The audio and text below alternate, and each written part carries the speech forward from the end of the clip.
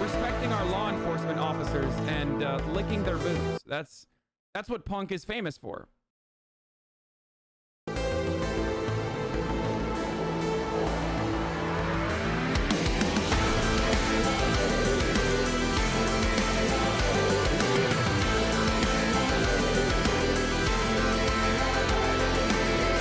Drawing near, an endless fear that takes you home. Feel it getting closer, revealing such an evil soul. I can't surrender at the turning point of destiny. Right now it's do or die. My life is on the line and I will not flee. My power, whoa, it's clear to me. My spirit glows and I will face this demon war with burning energy. The day of fate has finally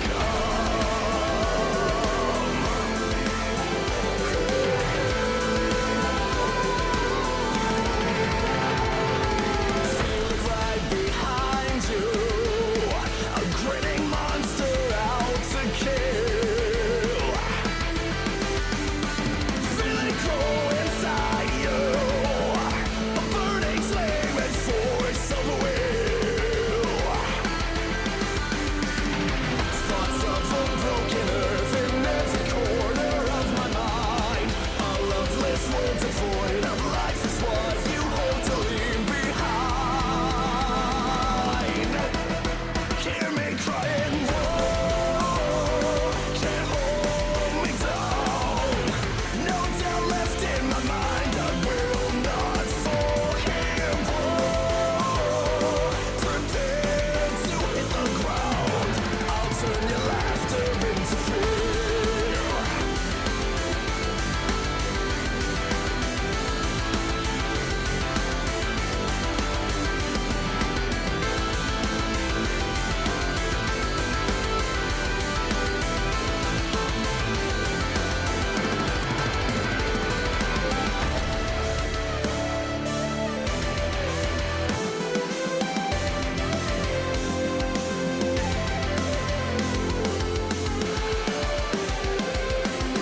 Though you might turn the tide, I'll hold the line forevermore. This flame inside of me burns brighter than it ever has before. Let's get going. Whoa, it's clear to me.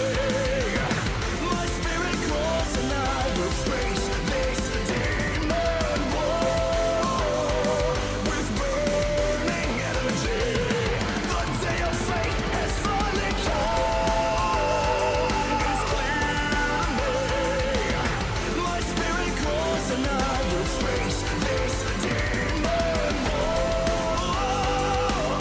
with burning energy. The day of fate has finally come.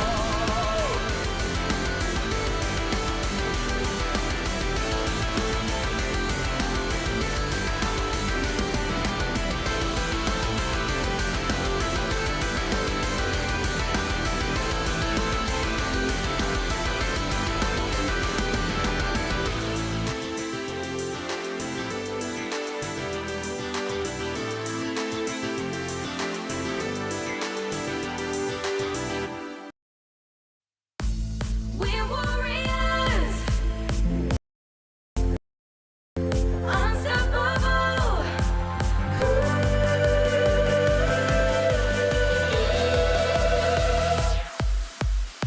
We feel the evil coming and shadows all around. Danger surrounds us but won't bring us down. We're on the edge of greatness, turning darkness to light. We're right beside you, ready to fight. We must be strong, and we must be brave. We gotta fight every bit of strength that we have and never let it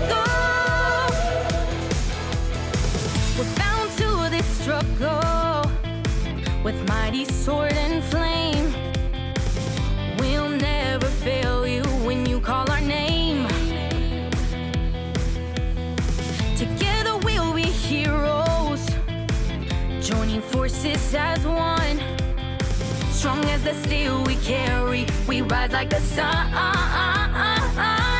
We must be strong. We must be strong. And we must be brave. We must be brave. We gotta fight every bit of strength that we have and never let it go. We must be strong.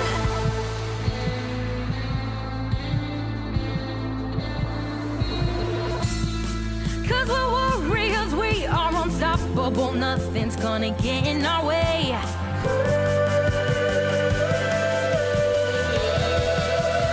We're gonna win in the end. We must be strong. And we must be brave. We must be brave. We gotta fight every bit of strength that we have and never let it go. We must be strong. We must be strong. And we must be brave. We must be brave. We gotta reach inside, stand together and fight, never let it go. We must be strong.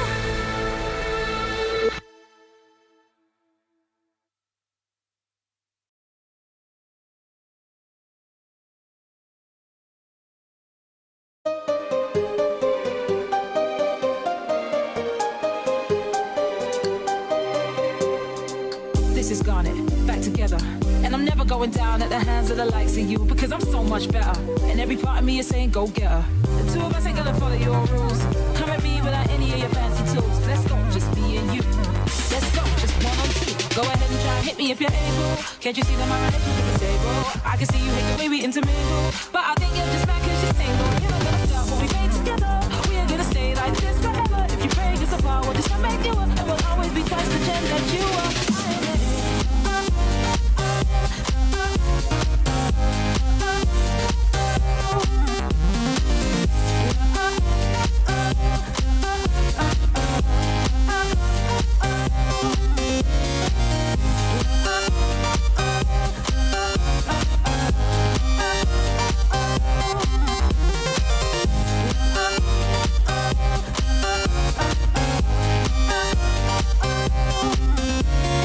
This is who we are, this is who I am.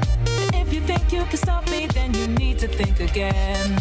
Because I am a feeling, and I will never end. And I won't let you hurt my planet, and I won't let you hurt my friends. Go ahead and try and hit me if you're able. Can't you see that my relationship is stable? I can sing down the something you're afraid of, 'cause you think that you see what I'm made of. I am even more than the two of them. Everything they care about is what I am. I am their fury, I am their patience, I am a conversation. I am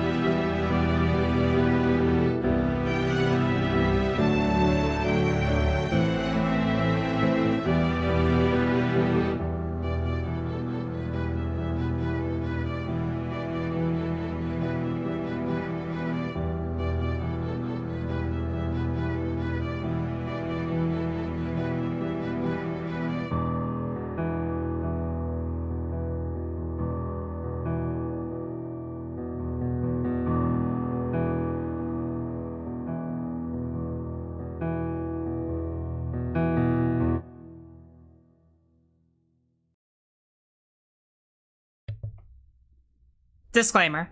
I am a law student, and the legal information provided is not legal advice. For that, please hire an attorney.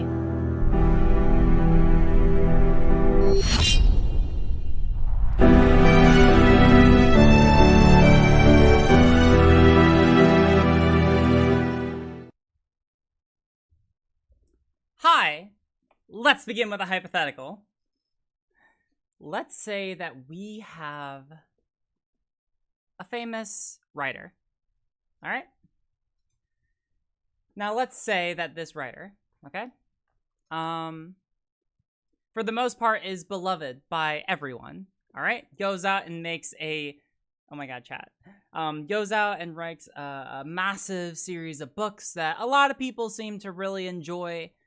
She is pretty widely known by, like, everyone basically in the world.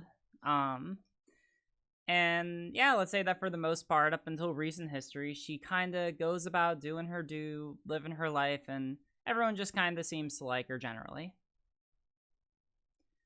Now, let's say that a couple months ago, all right, from whenever the hypothetical is taking place, a couple months prior, this writer starts tweeting out some questionable things, right? Calling out, talking about concerns about women's rights and men invading women's spaces and just worried about our girls. And a lot of other things that are generally kind of interpreted by a large number of people to be pretty yikesy, right? Especially, like, pretty signaling of transphobia, all right? Especially since a lot of these same concerns have basically been used as, like, misleading dog whistles against trans people for the longest time. So a lot of people point out, hey, author, these are really bad. You're spreading misinformation and the same kind of, like, rhetoric that's been used against trans people for a long time. Now, let's say that after people try to signal to this author, hey, this is bad, it's spreading misinformation, it's transphobic, please stop. Let's say that the author doesn't. Let's say that the author says, no, I love trans people. I care so much about trans people. I want the best for trans people. I just think that what we're teaching our children is a new form of gender ideology to convert our young children against their own sexuality. I just think that this gender ideology is being pushed on the children. I just think that men are trying to appropriate this to invade women's spaces. I just think that our rights are being infringed on. And let's say that people, again, point out, this is all crazy. Not only are these claims completely baseless, not only is there no evidence to support that this is a problem that's actually happening, but you're literally just fear-mongering against trans people. And so after that, instead of apologizing, instead of coming out and being like, oh, I'm sorry, I was wrong. I realize now that people point out to me how this was wrong, that I was wrong. I apologize. Let's say that instead of doing that, the author goes out and writes an entire book about, quote, a man in a dress going around and using that disguise, again, heavy quotations, to murder cis women.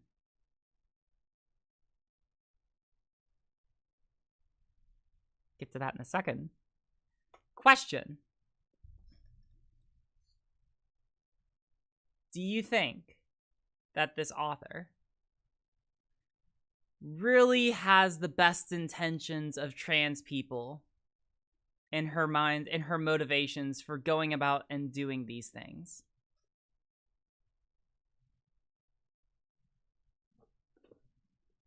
Hey everyone. Lumi, holy shit. Thank you for that rate of 208 people. Hello there, fam, friends, friendos, friend compatriots. How are you? How are you all doing? It's great to be here. I am so excited today. I'm so excited. Because really, I think that this is a conversation I've wanted to have for a while. This is a conversation I've wanted to have for a long, long goddamn while, right? Because I think that, like, honestly, like, all right, so, like, the hypothetical is obviously J.K. Rowling, right? Like, it's obviously J.K. Rowling, but that's not where the conversation is going, actually. Surprising enough, what we are talking about is the nature of good faith, all right? And being able to inductively reason, almost to an absolute certainty, a couple key things about what someone believes and what someone's intentions are, okay? So with that, let's go ahead into our first topic.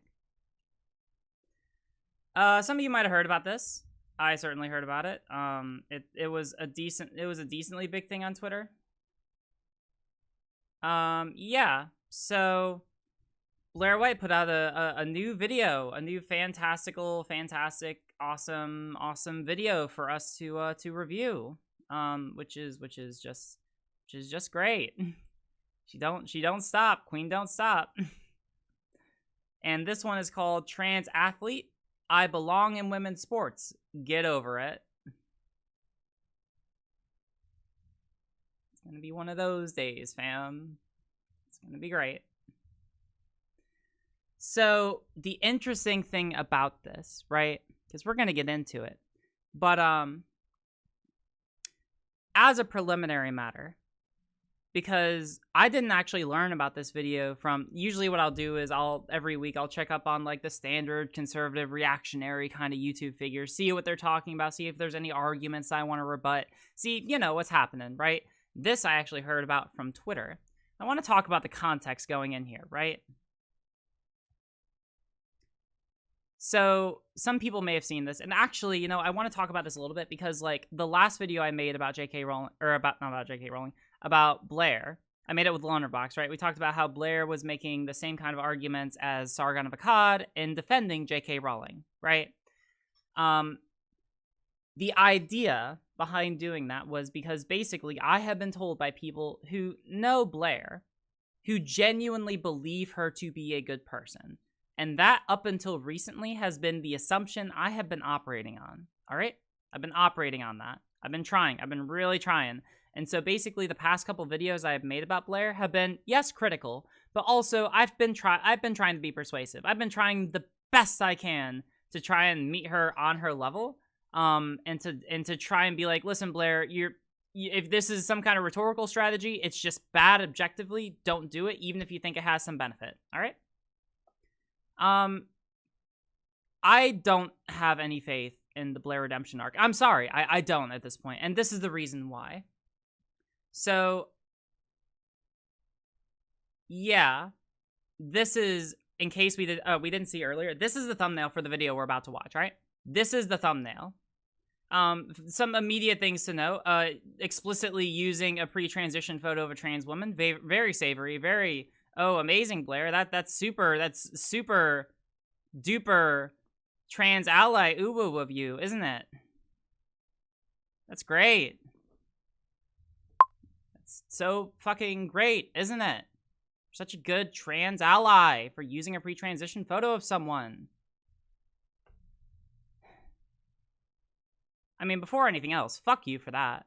And then secondly,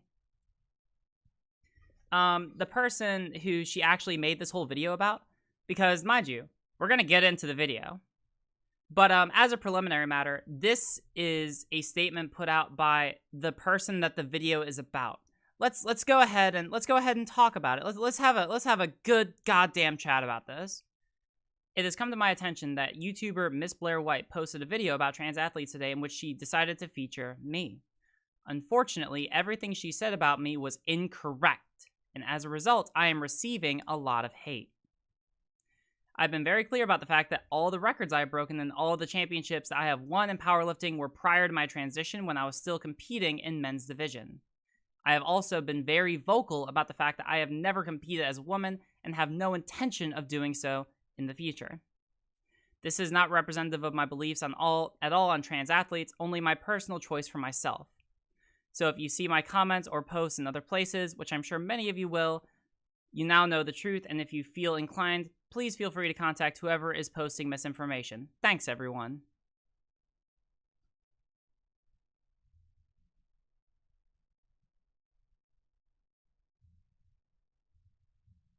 Yep.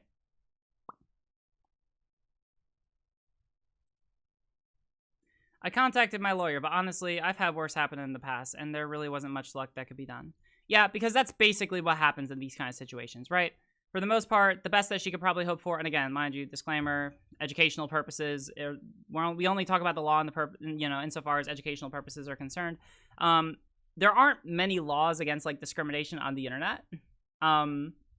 I learned recently by talking to a couple of my friends in the ACLU, which is wonderful to learn about. The best you could usually go for is probably like a tort action, which is something like a libel or slander, right? But yeah, that can be really hard to prove, especially because you always have to prove monetary damages. And how do you measure the monetary damages of being slandered by someone in a YouTube video? It's always fucking hard, right?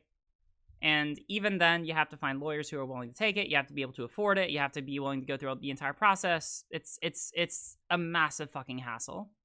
All right. So yeah, that's the context that we have going into this, fam. So mind you, we're gonna make the trans sports arguments, I'm sure. But yeah, just like, not only is, I mean, I'm basically sure that whatever she says about trans athletes is probably going to be fucking wrong. I'm sorry. My hopes are not high at this point. But the fact of the matter is, we already know going in that she just blatantly lied. And this is going to be important, but for something that I want to talk about later on. So without further ado, why don't we just fucking get into it? Some of the big name lifters and a lot more people that supported me than I expected, especially some of the big name lifters and people that were very well respected in the sport. Being the first licensed professional male boxer who happens to be trans, I never wanted to be the first. I just wanted to box. So usually she uses her introductions as a way to kind of like grab the attention of the audience. I mean, literally, like, that all seemed just fine. Yeah, like, I guess if you cringe at trans people in sports, you might have found that cringy. Again, we're going to get into how this plays into her mindset, because, like, I think that we can learn a lot about her mindset from this and, like, the greater context that we're operating in. But let's keep going. Let's keep going. Let's just have a grand old time. Hey guys, welcome back to my channel. So today's video topic is a little bit touchy, although I'm not quite sure why I'm warning you about that. Have I ever done a single video on a subject that isn't touchy?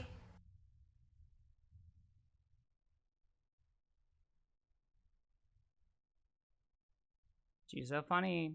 She's so funny, fam. She's so funny. It'd be so easy to fix the sound. The sound is fixed. Yeah, it's loud. All right. I adjusted it. I don't think I ever have. Y'all don't come here for candle reviews. I'm sure there's someone out there who does it and does it very well, but bitch, that's not me. I'm turning up the speed. Let's talk. So we've talked about trans sports before, trans people in sports, but there are some recent developments. Recently, Idaho moved toward banning the inclusion of male to female trans people in girls' sports in college and high school. And on a federal level, there is the Protection of Women and Girls in Sports Act, which was just introduced, has not passed yet, but GOP senators seek to ban transgender girls from female sports. Yeah, this is terrible. All right? There's no argument made here yet, but especially if we're talking about like high schoolers, or if we're talking about like let's be clear, most high schoolers who are trans, especially those who have been on HRT since before their puberty or have been on hormone blockers, there's literally no reason to exclude them. There's literally none. There's no reason to.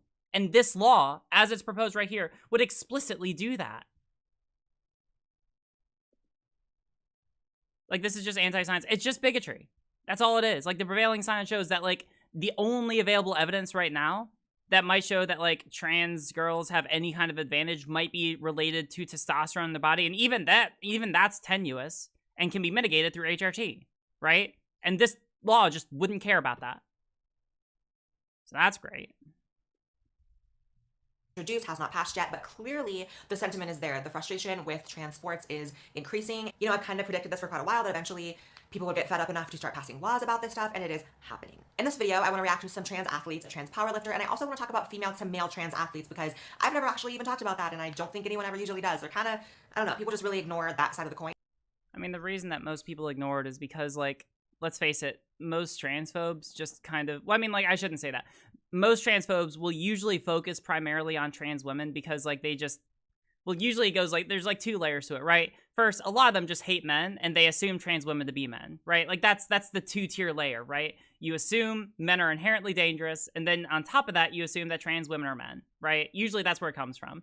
And then conversely, a lot of transphobes will focus differently on trans men, by virtue, like, by the same logic that they don't assume trans women to be women, they also don't assume trans women or trans men to be men, but rather that they are lost lesbian sisters, right? It's the whole Abigail Schreier book in a nutshell, right? So I mean, like, yeah, like in the confines of sports, like, most people don't focus on trans guys because, like, the same trans folks who turn that very critical eye on the trans women in sports, usually will look at trans men and be like, oh, you wanna compete in guys in big boy sports? Oh, you wanna compete in big boy sports? Oh, I mean, if you want to try, yeah, you're more than welcome to. Big girl. I mean, big boy. You're more than welcome to. Yeah, that's, let's be clear. Like, they're usually like they usually basically just look at, like, trans guys as like, oh, well, there's no way you could have any advantage. So hey, try your best, go nuts. And that's what they do, right? That's the reason why they aren't talked about as much. Like, that's the reason. And I think really to say anything otherwise is kind of just, like, ignoring the fact that most people who criticize trans women in sports are just kind of, like, extreme bigots, right? Also, just as a side note, most of these same people, like, I'm just gonna fucking say it, most of these people don't actually care about women's sports. Like, none of these people actually fucking watch or care at all about women's sports for the most part. It's just that they fucking hate trans people, right? Like, dear God, I remember when I was in high school, like, no one fucking, like, the vast majority of people just didn't fucking, I shouldn't say that, because, like, a lot of people did not seem to care about women's sports as much as they should. And I feel like those same people who probably didn't care about women's sports, like, before or in the first place, now all of a sudden, oh, now it's the most concerning thing in the world. Now it's the most pressing thing in the world because trans women want to be able to do them. Like, it is very hypocritical, right? Like, it is. Non-binary people are a threat to everyone. Oh, that's a whole nother can of worms, right? But yeah, that's kind of the point. Like, most of these people just hate trans people. Like, that's the bottom line. When it comes to the whole, like, sports issue, so we're gonna talk about that and all of the bands and what my personal feelings on the bands are. So let's get started with Janae Marie Kroc. She's a trans powerlifter, and so again, I don't know how old this photo is, but this is the person who we just read about, who, mind you, said that everything in Blaire's video is incorrect, and as a result, she's receiving a lot of hate. So let's take everything that she says from here on out with a pretty hefty grain of salt. Like, basically the whole salt shaker. Let's go ahead and take this with a grain of salt going forward. here's her story. I had was being like the most intense, the craziest. So I was like the alpha of the alphas. And so I was like the last person in the world that anyone suspected. And that's what made it, I think, even more shocking and made it more difficult for me to come out. A lot more people that supported me than I expected, especially some of the big name lifters and people that were very well respected in the sport. And that was really nice to see. But the, the fan base, there were a lot of people that were very upset about it. Okay, so disclaimer, I have no hate. Disclaimer, because apparently that was somehow like cringy or something. Like, Blaire, I hate to say it, but I think that I think you actually just hate trans people, which is ironic. Actually, no, I think it makes perfect sense because you are trans. I don't know. There probably is some internalized hatred. We'll talk more about that later. But I mean, like, shit, dude, girl. Sorry. I mean, like, I'm saying dude, like, generally colloquially, but, like, girl. Like, why? What the reaction? She's another trans woman. Fucking treat her like one. Hatred in my heart for Janae. I think Janae seems like a really nice person and obviously is an amazing athlete. I mean, trans aside, anything else that's a part of the story aside, you cannot deny that is some amazing bodybuilding. Like, that's crazy. Like, who looks like that? Like, no one looks like that. And I'm not trying to make fun of her appearance. I know people will just run to that because people like to just say I'm a big old meanie rather than addressing any of my points, but I'm really not making fun of her appearance. I mean, oh, well then, all right, let's hear the points. Yeah, let's go ahead and hear the points that you completely lied about. Yeah, let's hear the points that you completely lied about. I think that obviously her appearance is outlandish, and I think that even she would admit that, because how could she not? But that's not the point. Why are you commenting on her appearance then? Why? Why are you doing this? If you're gonna say that you're not gonna comment on it, then don't comment on it. Just don't.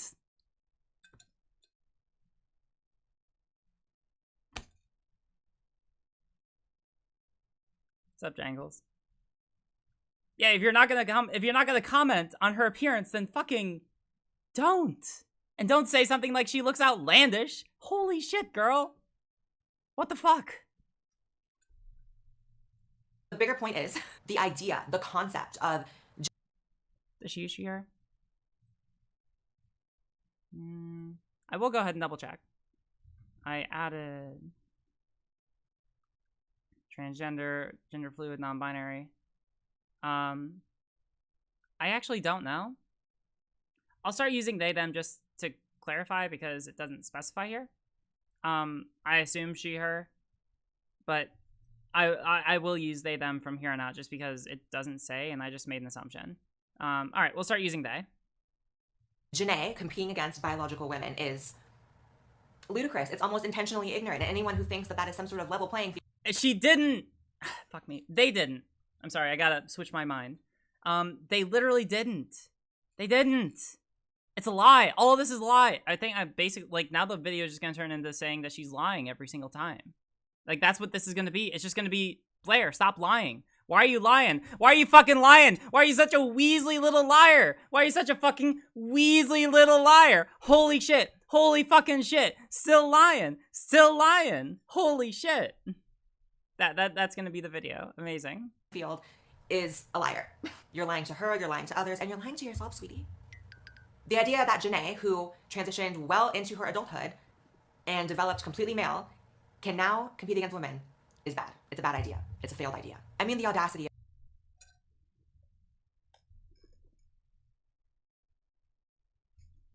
Okay, hold on. This, I think, is the perfect point. Okay, this kind of moment is exactly what I want to talk about, okay? Y'all remember the hypothetical? Y'all remember the hypothetical from earlier? All right? I want to talk about, I'm going to make full screen for this because we don't need her right here. We don't need Blaire right now. I want to talk about the nature of determining whether or not someone is acting in good faith. All right? I want to talk about the nature of whether or not someone is acting in good faith. And what I mean by that is when you have someone, for example, who says, oh, I care about trans people, let's put their actions under scrutiny and see if that's actually the motivation for their actions. Okay? Let's put that under scrutiny. Because here's the thing. If we're taking this back to the J.K. Rowling example, all right, let's go back to J.K. Rowling, all right? Now, the argument that I hear all the time, in fact, this is basically the argument I heard from Buck when I was having my debate with him, is that, oh, J.K. probably means very well, but she just has a very bad way of phrasing it. She's just expressing her fears. She's just expressing her concerns, her personal concerns, and we should help her because she's just scared and cares about trans people, and she wants to do her best. We should just be there to help her. And here's the thing about that, all right? Because on one hand, I agree, I can't read her mind. None of us can read her mind. None of us can know with infallible certainty whether or not someone is, like, what someone's motivations are, right? We can never know that with 100%.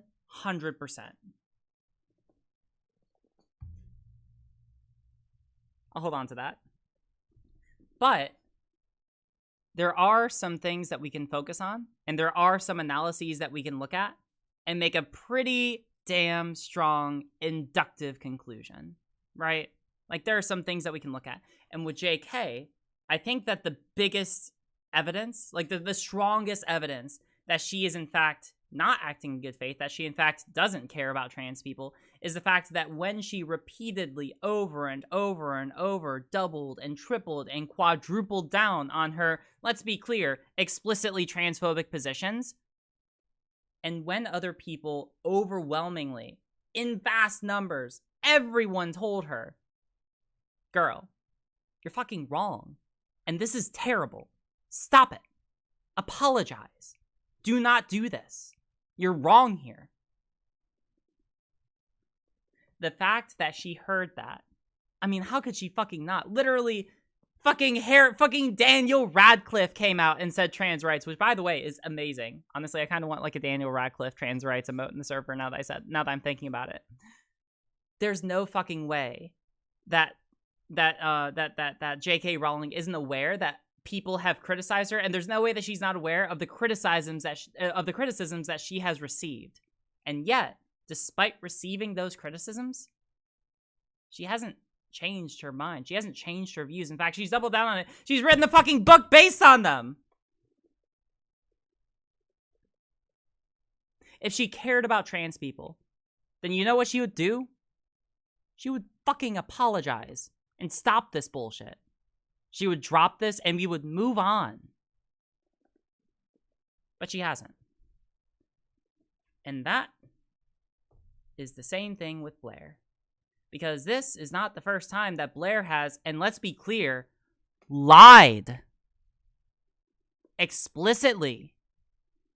And mind you, I haven't been keeping track of Blaire's record. I haven't been keeping track of all of the times that Blaire's lied. But people who have been watching me can remember back when she covered what Trump has done to the trans community, she was explicitly 100,000% wrong when she said that Trump didn't actually take away our federal healthcare rights. Because he did. I literally went to someone on the board of directors for the LGBT Bar Association and got his professional legal opinion on it. She's lied before, and she's been overwhelmingly criticized for having lied before. Everyone, like, she knows the criticisms that have been levied against her time and time and time again. Has she ever, like, apologized? Has she ever stopped doing this?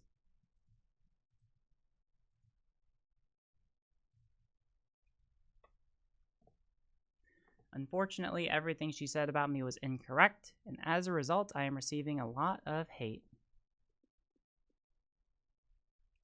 Janae's pronouns are she, her. She clarified an Instagram reply. Okay, cool. Just making sure. Thank you.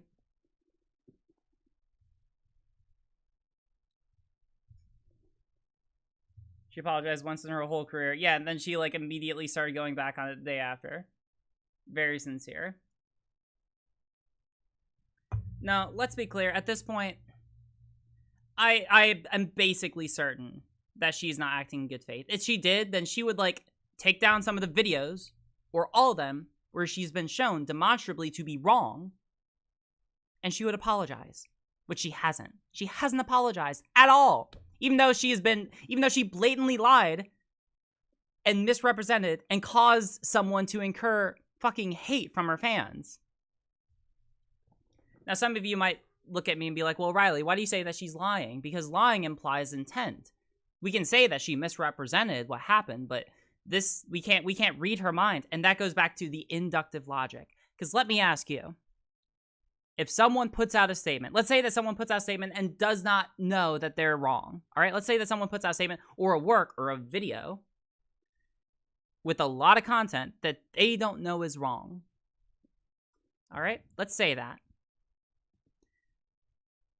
Is there really a difference between them intentionally putting out that video knowing that's wrong, or putting it out not knowing it's wrong but finding out later and not taking it down?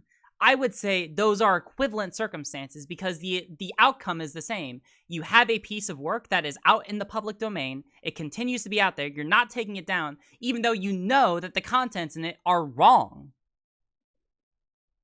There is no way she doesn't know that this is wrong. There's no way she doesn't know that this is completely a misrepresentation. And in that case, I hold her just as morally culpable. I hold her just as morally culpable as if she had lied. To me, it makes no difference. It's either she put it out intentionally, knowing that it was wrong, just to get views, or she didn't know, and she keeps it out even though she knows that it's wrong. So inductively, we can know with basic certainty, even though we can't read her mind, we can know with basic certainty that she's just a bad faith actor. She's just a grifter. She's just a liar. And not only that,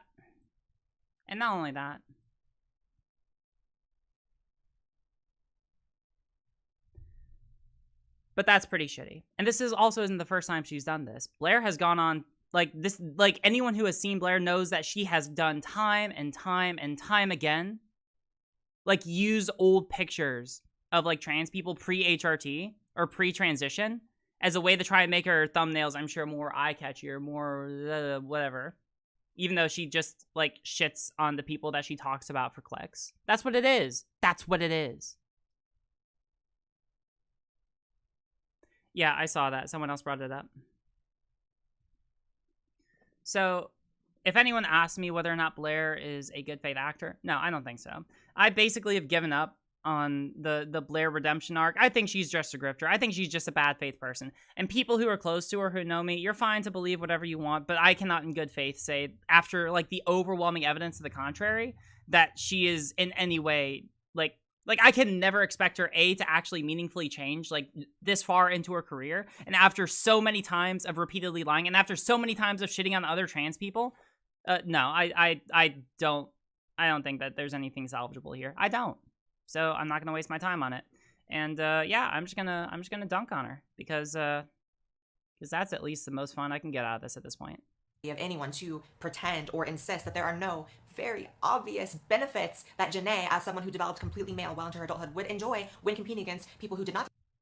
And again, this is a lie. Janae never competed against women or in women's sports. Developed male is insanity. And something we don't often see is that Janae actually went back post-transition and competed against men just because, I guess, like it was kind of like she's gone back and forth competing with men and women. This is a lie. Based on I don't know what. I mean, that's just. Just speed this up because it's all gonna be lies. Okay, pun intended. I'm a fucking tranny, so I can make that pun. Anyways. Wait, what? Hold on. No pun intended. Against men, just because, I guess, like it was kind of like she's gone back and forth competing with men and women based on I don't know what. I mean, that's just a dick move. No pun intended. Okay, pun intended. I'm a fucking tranny, so I can make that pun.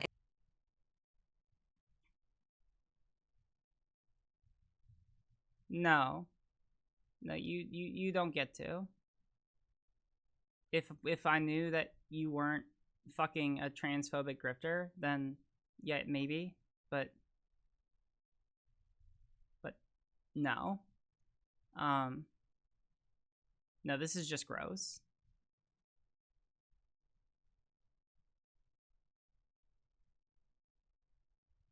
Anyways, a very important point that I see almost no one ever making online, and these are conversations that you guys know I follow very closely online in the discourse. I never see anyone making the point that like the age at which someone transitions matters a lot when it comes to should they be on a certain team when they're playing sports. I mean, if a male to female trans person transitions at 12 or 13 and never ever experiences even a drop of male puberty and never develops male, like you have a much better argument for why that person is cleared to go on the girls' team. But when you have someone who is in their 30s or 40s and transitions and gets to keep all of the muscle mass. We're going to get into this argument, but again, this doesn't apply to this situation. The person that we're talking about never competed in women's sports. Again, we'll get to the argument. I have an argument to make, but like for right now, this is irrelevant because it doesn't apply to the person that we were talking about to begin with. It doesn't. And the bone density and the height and the hand size and just all of that. What I can't. Let's just list off some facts, rapid fire style here. Biologically speaking, male athletes average 4 to 12% body mass. Females average 12 to 23, so double. Males have longer limbs and more bone density, thicker bones, and this is important to note because the hormones, no matter. Oh, hold on. Do you have any sources? Oh no. Oh, you don't have any sources. Oh. Well, that's neat. Okay, let's go ahead and let's make the fucking argument. Again, it's a complicated one, but let's go ahead and do it. All right? Boop. Okay. So, let's talk about this, all right? I'm screaming. This is my sport and my field. She is so wrong. Hey, Jangles, hop into the call right now. Let's fucking talk about this. Please, get the fuck in here. Get into the waiting room, all right? Get into the waiting room. I'm gonna bring you on if you want to talk about this, all right? I would fucking love to double team this, all right? But until you get on, I'm gonna start going over some studies that I have, all right? But yeah, Jangles, get the fuck in here. We're gonna tag team the shit out of this, all right? All right. Anyway, so let's begin with some hard facts, all right? Basically, I'm gonna summarize first. because I don't know how long Jangles will take to get in here. Give me 5. Okay, fine. Then we'll go over the studies that I have, and then you can come on and talk about what you have. All right.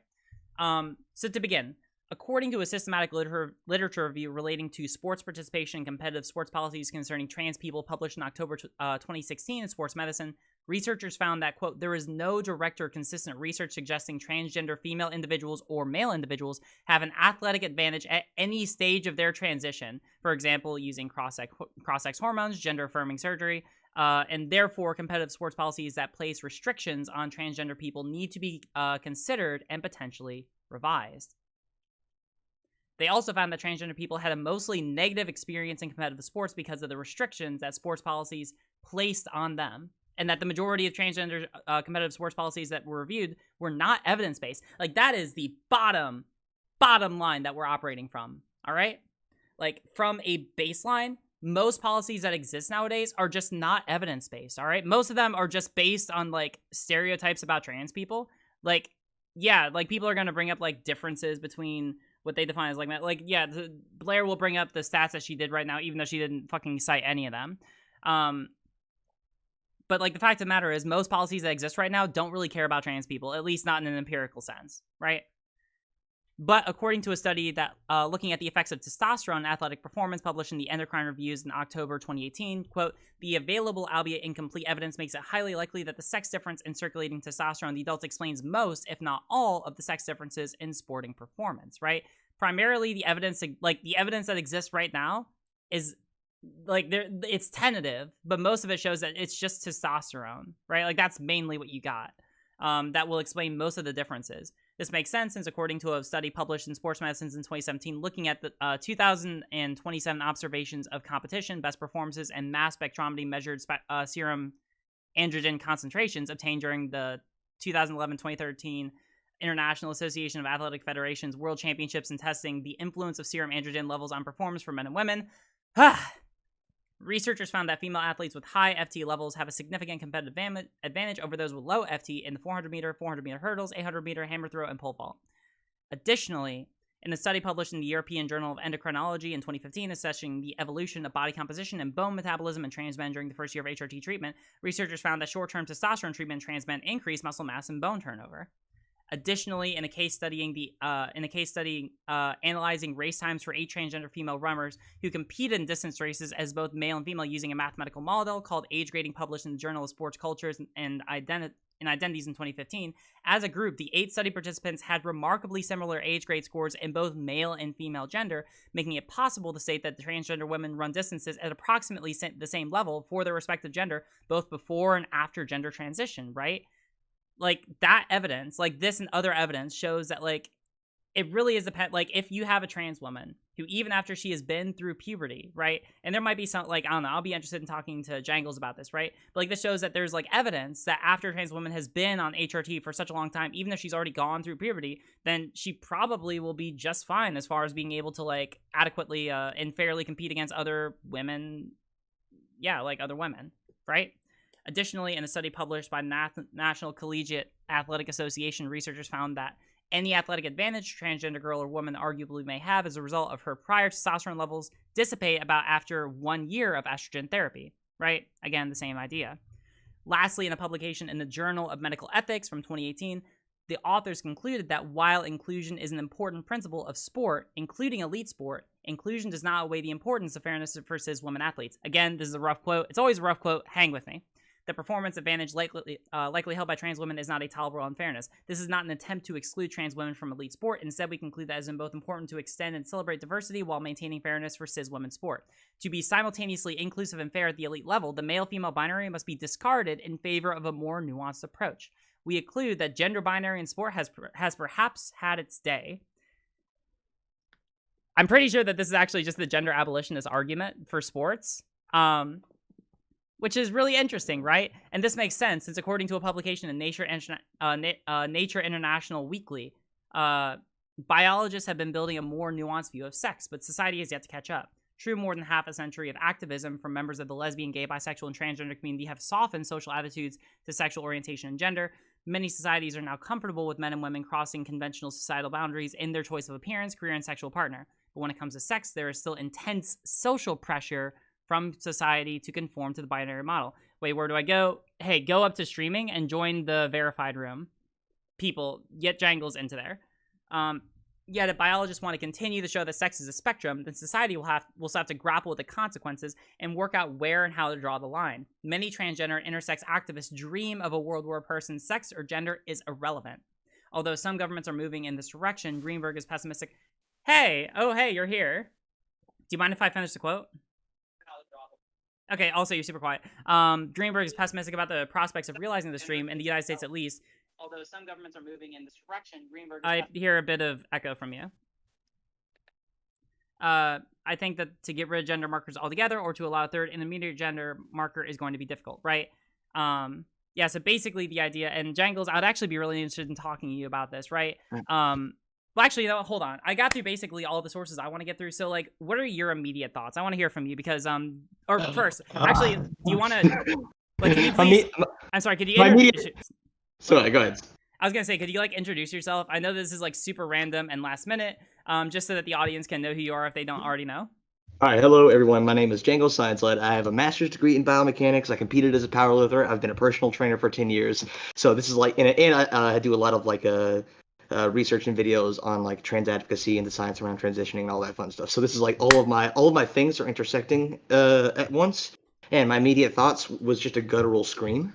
Oh my god! All right. So let me get your, because I basically went through everything I want to talk about as far as like sources I got. Because mind you, like I can only do research. It's not like I have a background in this. I can only go off of what the sources I collect. So I want to hear like your opinion as being someone who's like studied this area. Like, what are your immediate thoughts? Okay, so when I intentionally, when I was doing my master's degree and I was in my advanced exercise physiology class, I intentionally wanted my presentation to be on sex differences in sport. So I could like look at all, like, what does all the research say? What does the preponderance of evidence say about, why there are sex differences in sport and like how that, affects everything from like hemoglobin to muscle mass to bone density, all that fun stuff. And basically what they found is like hormones are the number one thing, like everything. They are like the...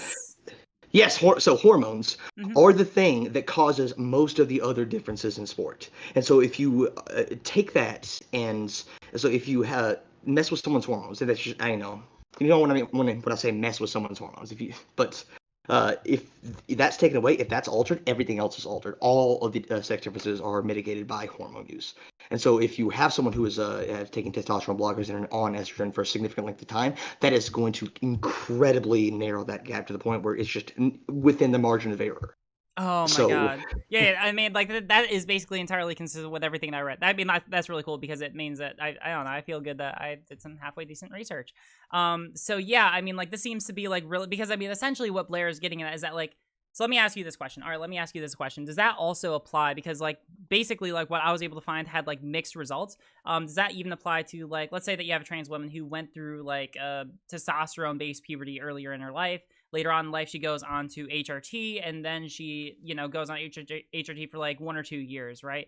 Would that still mitigate most of the differences between them being able to compete with other women in sports? There are so many other factors that need to be considered before, like, we can make a positive determination there. Okay. So, for example, if this person was an athlete and they developed a significantly, like, a lot of muscle mass, like they were a football player, they lifted a ton, and they did that for 10 years, and then they went on HRT. There is some evidence to say that, muscle memory and recruiting muscles and recruiting motor units and things like that can be carried over into the point where you'll make more use, even with the hormones, you can just make use of your muscle mass better than someone who never had those neurological patterns embedded into their system. Sure. Does that make sense at all? I'm sorry, this is short notice. Yeah. No, you're completely fine. All right, so then let's change that. So let's say that we're talking about someone who like was not like a college football player, like a college like power lifter. Like someone who didn't like completely bulk up and then decide to come out as a trans woman. Are they gonna usually have any kind of like major statistical advantage against other women in sports? Probably not. Especially not when you get to the point where you're actually competing, because then the differences are going to be so minute and small and like within the margin of error, because the determining factor is training. That is the most important factor, not how much of a hormone you have. It's how much have you trained, and have you trained efficiently, and did you have your genetics outside of your chromosomes.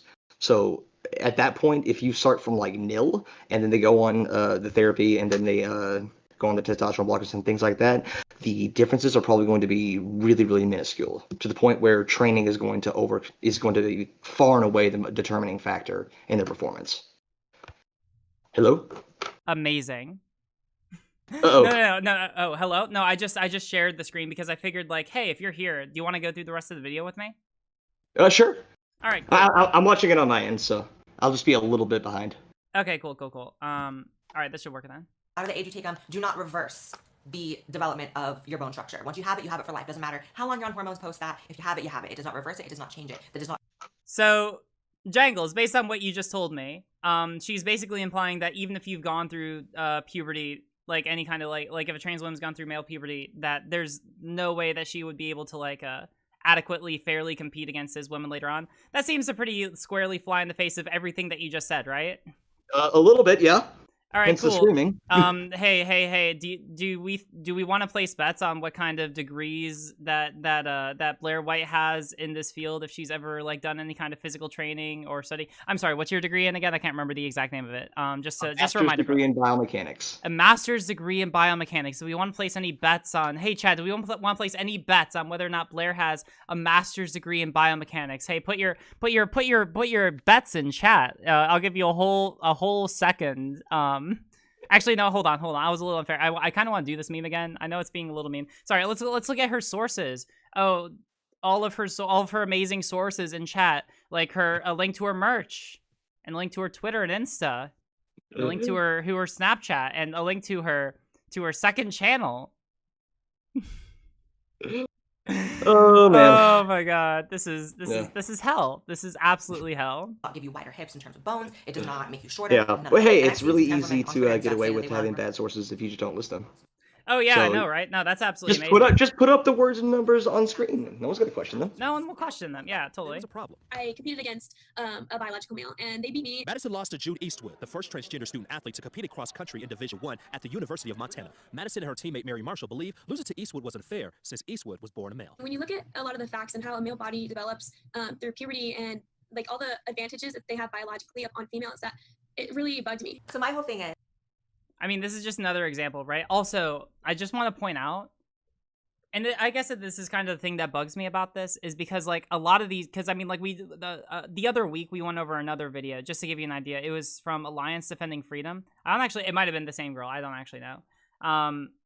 But like Alliance Defending Freedom had the story of this high school girl who said effectively that she was entitled to win a race, except that she was happened to be beaten by two trans women, also in track, right? Yeah. The problem with this is that there's kind of like this assumption that people are entitled to win competitions, right? And I feel like that just kind of is contradictory with the nature of sports. Like, no one is fucking entitled. Like, let's be clear. If she didn't fucking win, all right, or I should put it this way: if she didn't compete against like that trans woman, either the person that we're talking about here or like the person in the Alliance Defending Freedom video, right? Like, she still could have very well lost, right? Like, there's no reason that she was entitled. Like, she wasn't entitled to win. No one's entitled to win, and it's kind of funny to me because like usually conservatives are the ones making the argument that like trans or that the left are the ones giving out too many first place trophies. Oh, we're giving out too many first place trophies. Oh, we're giving out just consolidation trophies to fucking everyone who deserves it. Yet they're the ones who are crying that they don't get a first place trophy when they feel they deserve it. It's so fucking ironic to me. And isn't it great that when we have to like point to these like really, really tiny instances of like these trans women winning like a nothing powerlifting competition from like a no-name powerlifting federation, like that no one cares about whatsoever. They said a world record in this federation with like 100 people in it, or like there's one high school the trans women win. Like I remember like, so this is an actual true fact. All right, I'm not joking whatsoever. I have trained a world record powerlifter. This is a true statement. Okay? Really? Holy shit. It sounds really impressive, doesn't it? Oh god. All right. Yeah. I've trained a world record powerlifter because he competed at a very small federation, so a competition from a very small federation, and he was literally the only person in his age, weight, and class to ever have competed. And so technically, he holds the world record, or at least did back when I trained him. So, now that seems a whole lot less impressive. Oh my god, that's amazing. No, but I talked about this a little bit earlier in stream, right? Like, let's be real. Most of these people, like most people who are talking about this, like didn't fucking care about these sports beforehand, right? They just care now because, and let's be real about it, because they just hate trans people, right? Like that's the reason most of these people care, right? Because like no one was like getting all up in a bunch about like, oh, did you all hear about like who won the women's basketball? And mind you, like I don't think that this is something, I'm not saying that this is a good thing in society, and I think that we should like celebrate women's sports more, right? But like the fact of the matter is like when we're talking about people who are like especially more conservative, they just don't fucking care, right? Like they don't. They only care right now because like trans women are trying to like actually be able to like, I don't know, like be able to like have normal things in society, and they are just like, oh, trans women wanna do normal things, and so well, that's unfair to the women who I definitely care about now and have always cared about as strongly as I do right now. Oh, absolutely. And fairness in sports is incredibly important. Like we all care about fairness in sports, which is why you would think that they would look up like the sport that they're talking about, powerlifting. You would think you would look up the federation that Croc competed in, the UPA. I put this in chat a few times, but just in case it needs to be said again, the UPA, the main division, is not drug tested. So you can be a woman taking steroids and you are not cheating in that division. Are you serious? I'm serious. The UPA does have a drug-tested division, but if you actually go to their website and look at their rule book, when it's at the very bottom, like page 25 of their rule book, because I checked to make sure I wasn't lying to you. They said if you fail out of the drug-tested division, they'll make you compete in the regular division because the regular division doesn't drug test. That is amazing. You can take steroids. You can take steroids in the sport, and it is not cheating. That's how Croc ended up with like a 2,500 total or something like that. Amazing. So, I think that there's probably, I don't know, like I skimmed through the video. The rest of it seems like it's just talking about like trans guy athletes. And I mean, like, I don't know what she has to say about them. I'm not really concerned because I think at this point, like she's already, like the main point I wanted to get at, right? Like, do I care specifically about what she has to say about like trans guys? No, at the end of the day, like that's not the main thing behind this video, right? Like we all know that she's wrong. We know that she's full of shit. That's not like the main thing here, right? Like the main thing I want to like. I think it's incredibly fair to say that she knows that Janae is Janae, right? Yeah. Janae or anything. Okay. Make sure I'm pronouncing it right. Blaire knows that Janae doesn't compete because a lot of the footage, if I'm not mistaken, I think the footage that she got was from this documentary made about Janae and her transitioning. And so in that documentary, if I recall correctly, I'm pretty sure it was very explicitly stated that she is not going to compete. That's my understanding as well.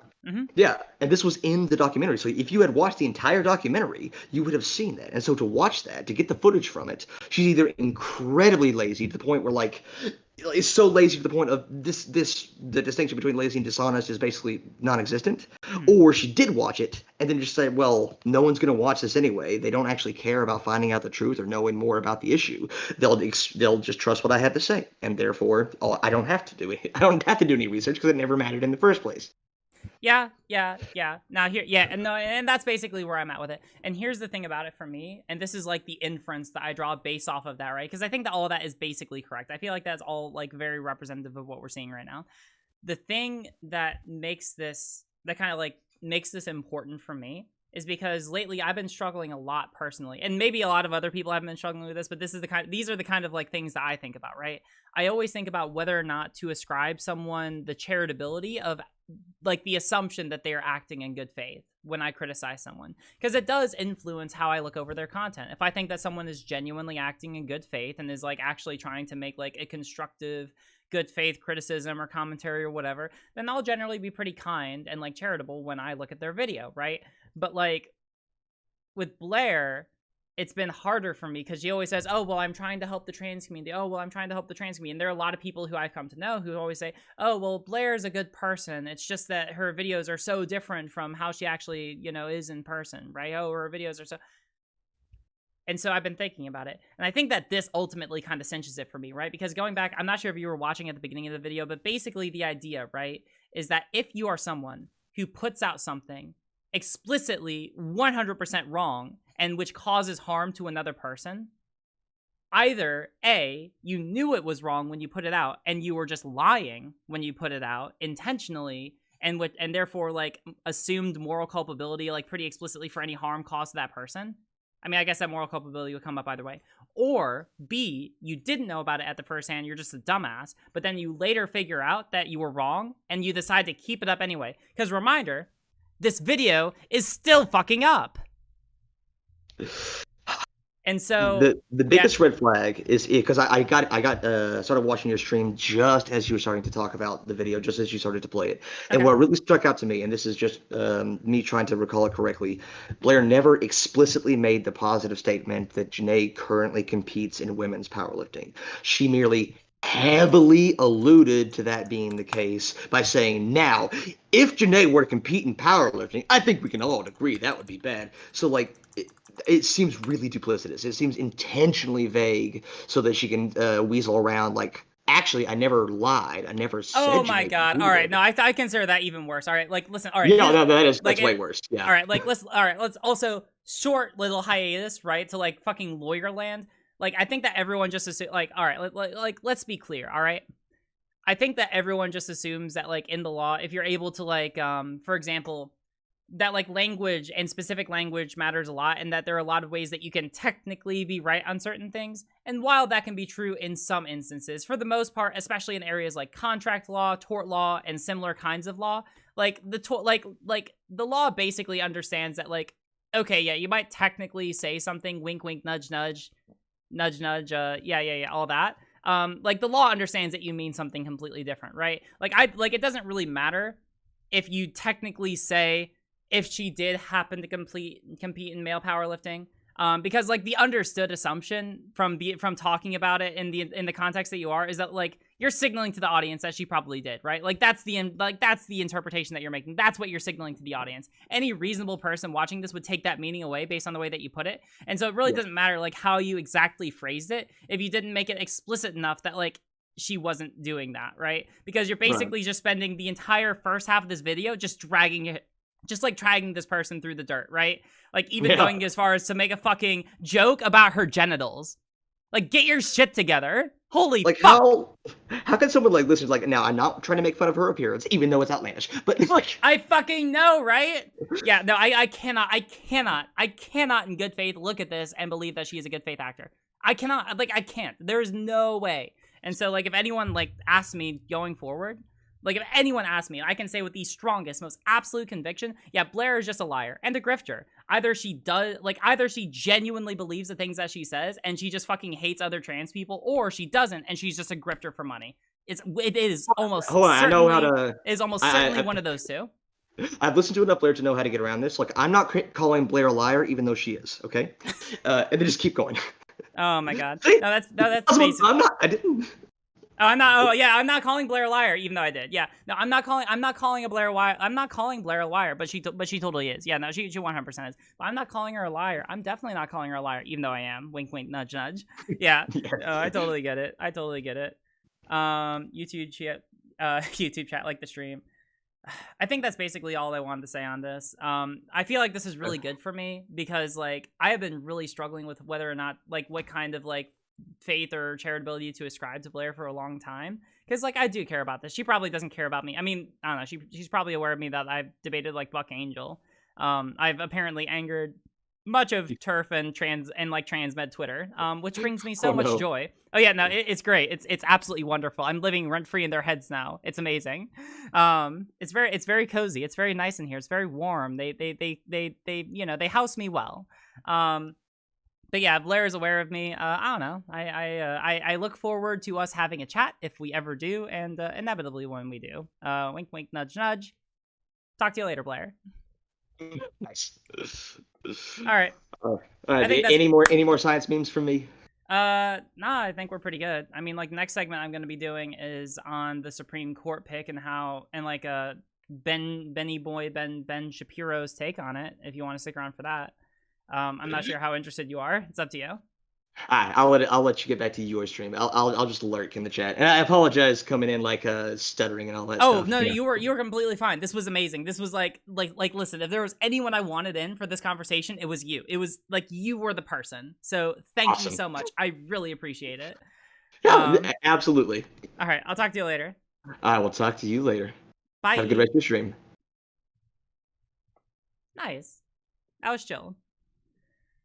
Okay, also, hold on. Oh, yeah, everyone go subscribe to Jangles. That was really good. Yeah, hold on. Hey, Ninetails, Thanks. I really fucking appreciate that. Thank you.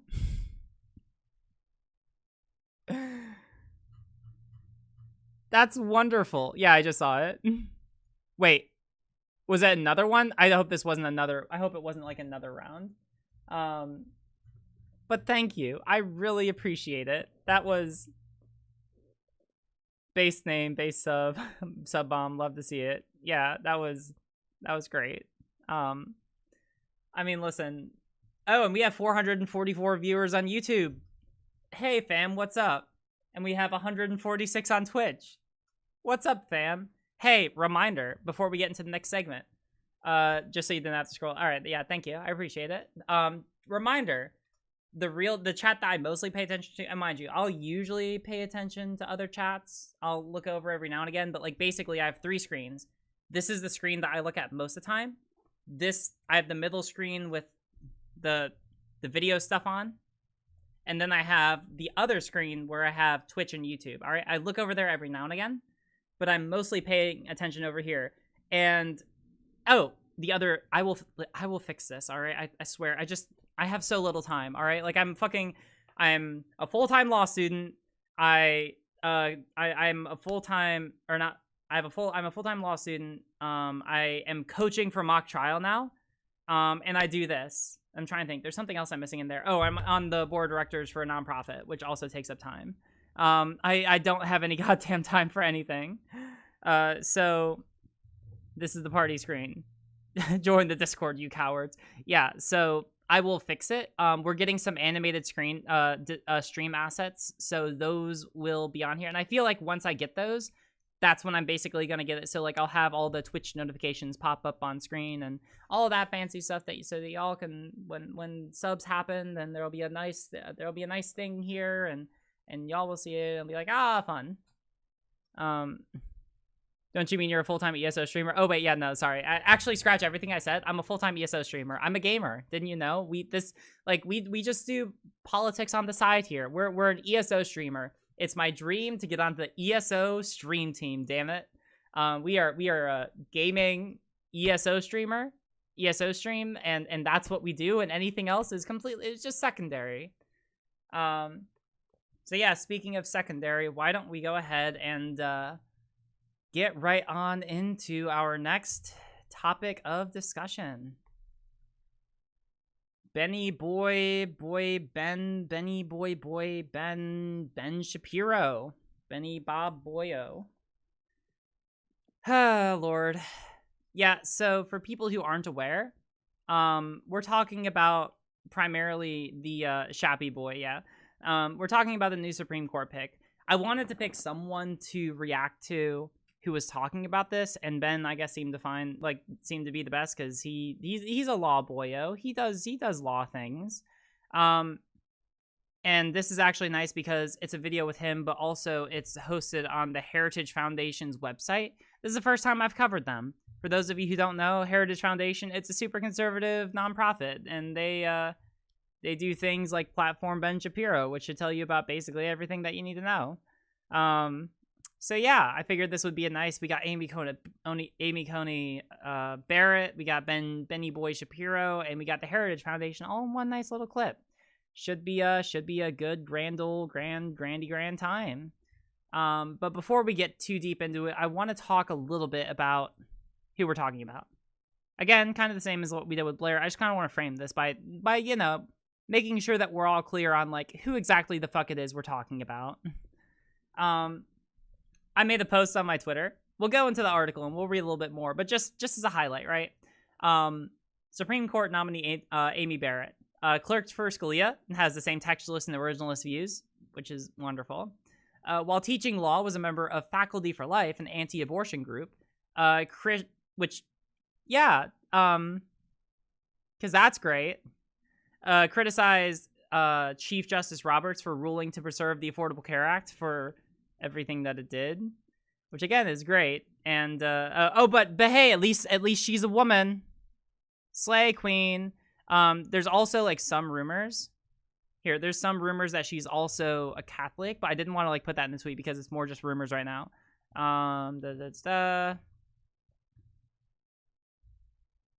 I want to find exactly, because it's like this person is fucking crazy, right?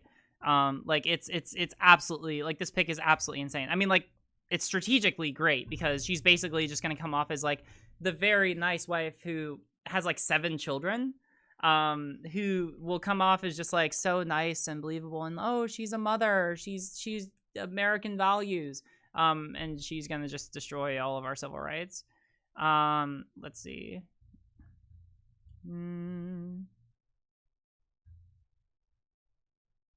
She's a textualist. 7th Circuit.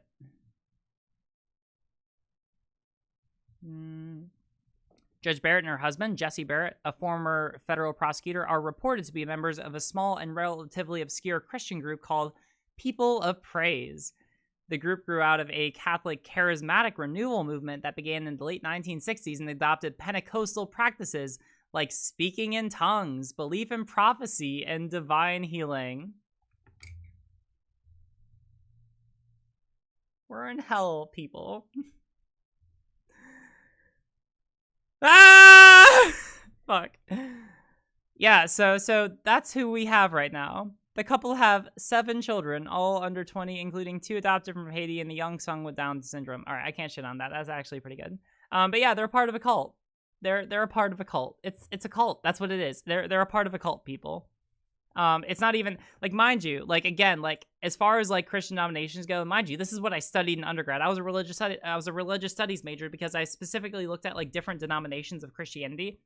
Pentecostals are like the people in backwoods, like, Baptist country in the South that basically, if you ran into them and you were black or gay or otherwise LGBT, you probably were going to get murdered, right? Like, that's who we're talking about. Predominantly, that's who we're talking about. They're the people who, like, will, like, when we say, like, speaking in tongues, it's literally, like, it looks like they're having a seizure in the middle of a church, right? Like, there's, like, it's just absolute gibberish. It's absolute nonsense. And they pretend like it's God speaking down God's divine knowledge into their brains, I guess. But usually it's just used by, like, charismatic leaders as a way to be able to foster, like, very cult-like personalities. So that's great. I need some tea.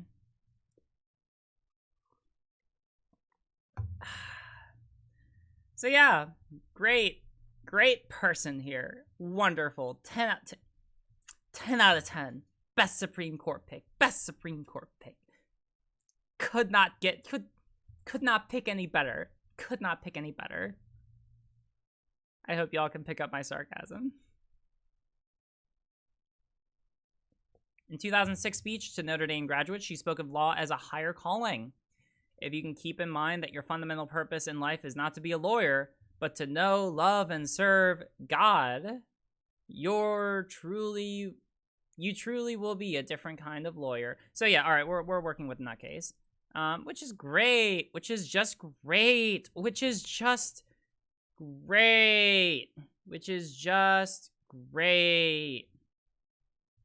I don't know much about this, but interesting context. But yeah, again, don't give me like a paragraph and at me. All right, if you do, I will ban you. But I mean, it seems interesting. It's not related necessarily. Quote from another article. As Barrett spoke with her 7 children, she showed how challenging it would be for Democrats to vilify her as a frightening figure who would join the court's conservative majority in rolling back abortion rights and stripping Americans of their healthcare protections. All right, so that's what we're talking about, right? So basically what we're talking about is someone who's absolutely fucking off her mind, will try her best to take away abortion rights, try the best to take away healthcare rights, and basically will do so with a smile, and everyone's going to be like, oh, well, at least she's a super kind woman mother, slay queen, another woman in the Supreme Court, yes. And that's who we're working with. So, with that context, what does Benny Boy Ben Shapiro and Amy Swearer, I don't know how to pronounce her name. Let's see what they have to say. We are joined on the line by Amy Swearer. She's a legal fellow at the Meese Center for Legal and Judicial Studies at the Heritage Foundation. She's here to talk about President Trump's... So in case you didn't catch that, it's a legal a legal fellow at the Heritage Foundation, which is already as established. I mean, like the kind of people who would promote Ben Shapiro, if that doesn't signal it to you, I mean, like it's a super fucking conservative, far-right group, right? Like that's what they are. So legal, like we're talking about like 2 super fucking conservative people. two super fucking conservative people, right?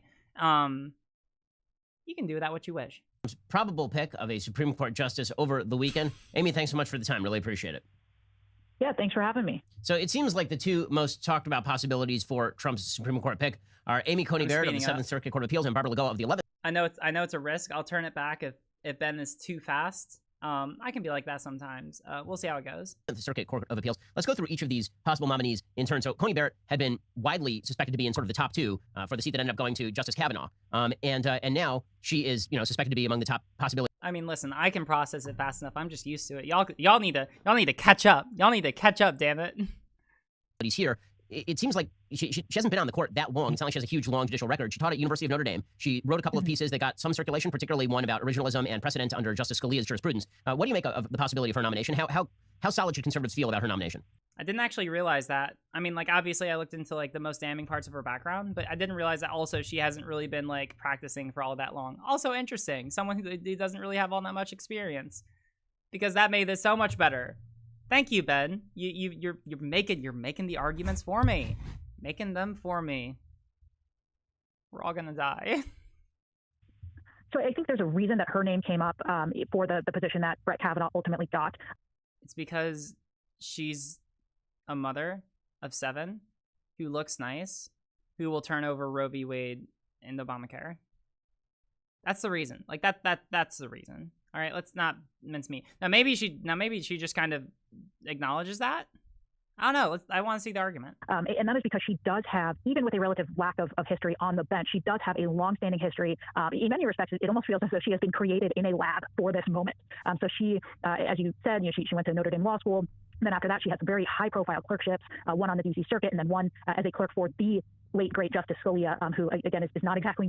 Oh, yeah. I mean, we talked about this earlier. Yeah, clerk for Justice Scalia, because, Scalia was the greatest, was the greatest justice on the court, right? Mind you, there's actually a really good book, sort of about Scalia. It's called Storming the Court. I actually read it for... it was right before I started law school. It talks about, like, a case that Scalia heard. And basically, like, the TLDR is that, like, Scalia... there's a pretty wide theory that, like, Scalia... and the big reason why people will criticize him is that, like, usually he will point to originalism as, like, his core tenet of interpretive method, right? The reason being that he said... Well, I mean, like, the way that most people who are proponents of originalism will frame it will usually say something to the effect of, oh, well, we want to make sure that the intention of the founders are maintained, whatever they wrote down and whatever it meant at the time, or was understood by the common person at the time, some variation of interpretation there, variation in theory there. That's what we should try to implement nowadays to the best of our ability, even if it means so far as going back and pulling out a dictionary that existed back in like the late 1700s to see what a specific word meant back then. I'm not lying. People will actually do this. Like I'm not shitting you when I say that. Like that's actually happened for a lot of Supreme Court cases. And that's basically the idea. It's just like some kind of vague appeal to authority as like the founders as these all-knowing, all-omnipotent people who definitely accounted for every single nuance that would evolve throughout history. We should definitely just completely adhere to it unchangingly. Or I guess otherwise try to get an amendment passed because, we're definitely able to pass a constitutional amendment with the way that the Supreme Court is nowadays, right? That's also kind of like another fundamental tenet of originalism is that like, okay, well, if you don't like the way that the Constitution is, just change it, forehead. Just pass an amendment, forehead. You should be able to just go and convince everyone else that we need an amendment because everyone will definitely agree with you. There's not some people who already benefit from the status quo who want to keep the things the way that they are, forehead. So just go change it, forehead. Yeah. So, I mean, like, to me, like, if we're criticizing, like, the best faith interpretation of originalism, that's probably it, is that, like, there's this fundamental understanding that if we don't like the way that the Constitution is or it was understood to be, we could pass an amendment to change it or pass laws otherwise to meet the needs that we need to. That, I guess that would be, like, their response to, like, more, like, progressive or, like, activist interpretations of the Constitution, right? To push, like, progressive causes, right? Originalists would say, don't try to make the Constitution do what it wasn't originally intended to do, pass laws to do what you want to do, right? But the problem is, like, they never, like, the founders never predicted that we would have as much polarization as we do today, to the point where we basically can't even pass a bill, let alone a fucking constitutional amendment.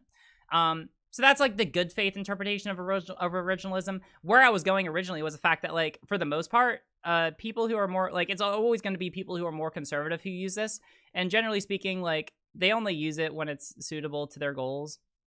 Like in the book that I read, Storming the Court, like, it was pretty clear that, like, Justice Scalia, in the case that I think that they were talking about, like, Haitian refugees, in the case that they were talking about, like, it was a pretty clear plain language interpretation of the law that was being discussed that would have led to the finding, like, that would have led to a ruling that the plaintiffs wanted. And Scalia just didn't go with it because it was the more progressive option. Just didn't.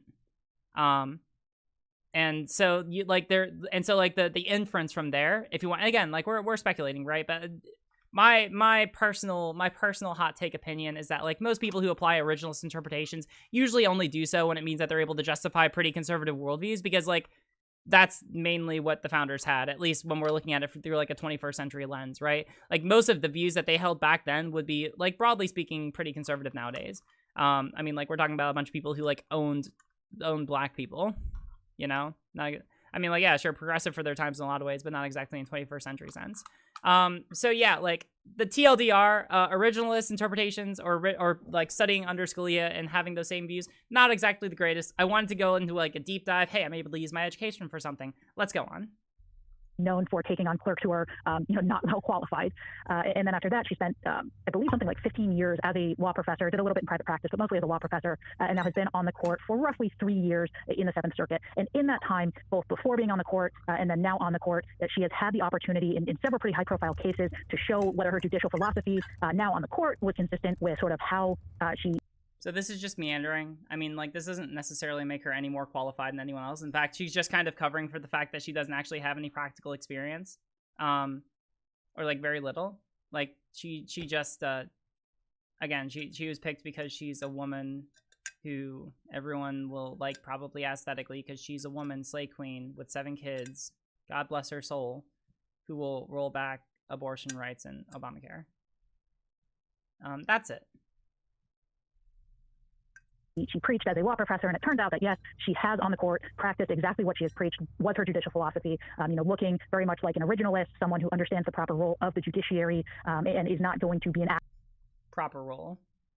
Again, like, originalism is just a theory, right? Like, it's not like there's an objectively correct way to interpret the Constitution, right? Like, different interpretations are going to have different weights ascribed to them. When you hear someone say that there's a correct way to interpret something, it's kind of oxymoronic, because, like, interpretation is literally, like, by virtue of its by virtue of the word itself, like, subjective, right? Like, an interpretation is purely based on, like, what you are able to understand from a writing or from whatever it is you're interpreting, based on, like, whatever context you are bringing to it, right? To say, like, objectively interpret something or correctly interpret something is just kind of, like, inherently oxymoronic. Which isn't necessarily surprising for someone who's clerking at the Heritage Foundation, but, what do you do? Activist who imposes, regardless of what some of the pushback has been, she's a handmaid's tale, she'll impose Catholicism on the court. That is in no way, shape, or form what we have actually seen from her. So, Amy, one of the things that's been difficult for conservatives is that the way the judicial process works right now is the more of a black box you are judicially, the more of a chance you have of getting through the Senate. This is one of the reasons I objected to John Roberts when he was nominated for Chief Justice, was because I didn't see anything in his record that made me think that he was going to stand up tall when the pressure was on, which is... He's literally arguing against... Wait, hold on. The more of a black box you are. He's literally arguing against, like, partisanship. He's literally saying, oh, yeah, no, we want people who are partisan because they'll stand up for the important issues, right? Because they'll definitely vote the way that we want them to when we put them in. Mind you, and I'm going to say something here, and maybe I'll get some pushback on it, and maybe I won't, but this is kind of like, I don't know, I do genuinely think, like, this is my genuine opinion, all right? The judiciary was originally intended, if we want to be, like, super originalist with the Constitution, the judiciary was intended to be a nonpartisan as nonpartisan as possible, right? Like, that's what it was meant to do, right? It was intended to be nonpartisan. That's the reason why we originally had lifetime, or we still do, have lifetime appointments, right? Because we weren't worried about putting someone partisan into there to, like, throw off the proportion of the court for, like, the rest of their lives, right? We had a basic assumption that when we appointed the Supreme Court justice, that they weren't going to go in and argue for a partisan side, that they were going to use their expertise and apply their expertise to just come to the best legal decisions possible. That was the assumption that we found. That was an assumption that was baked into the Constitution. So we're doing real originalism, right? And actually, I think that this is actually like pointing, like, oh my God, hold on. Well, I didn't actually realize this until I started making this argument, or until I was like halfway through this argument. Literally, they are simultaneously like advocating for originalism to the extent that it helps them, because they know that in like most ways it will be able to advocate like more like conservative interpretations of the Constitution. But they're also blatantly ignoring the most originalist interpretation of the Constitution possible, which is that you're not supposed to have partisan people in the Supreme Court. You're not. It's explicitly against what the Founding Fathers wanted in the Supreme Court. It's explicitly against what they wanted. That's why we have lifetime appointments. Because we weren't worried about them being partisan, because they weren't supposed to be partisan. They are explicitly going against originalism when it benefits them. And that's the reason why I don't think that any actual originalist, I don't think that any actual originalist acts in good faith. Or I think it's very hard to find them, right? Because this is like a chief example where they literally just use an appeal to originalism as like an appeal to conservative authority, but then when it happens to cut against them, they just ignore it. They just ignore it. Ben, you went to Harvard!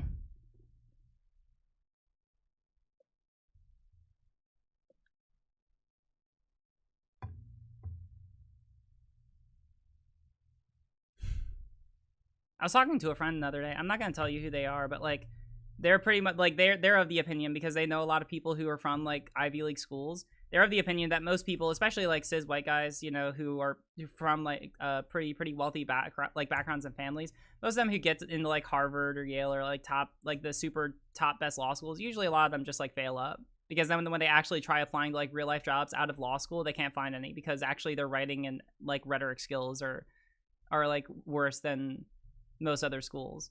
Like usually where you want to aim for, like some of the best schools to hire out of are like NYU, Georgetown is pretty good. Like usually like the best law school you want to ignore, because you're just paying for the name of degree when you go there, right? And it's kind of showing right now. I think Ben likes to throw around his Ivy League education, even though it seems like he's just kind of ignoring actual originalist interpretation of the Constitution here. I don't know, just my thought. Is part of the job. There's a lot of pressure as a Supreme Court justice. We've seen Republicans hit on only about 50% of other nominations. It's too early to really tell with either Gorsuch or with Kavanaugh, although Gorsuch was good until he wasn't in that Civil Rights Act case, and Kavanaugh really...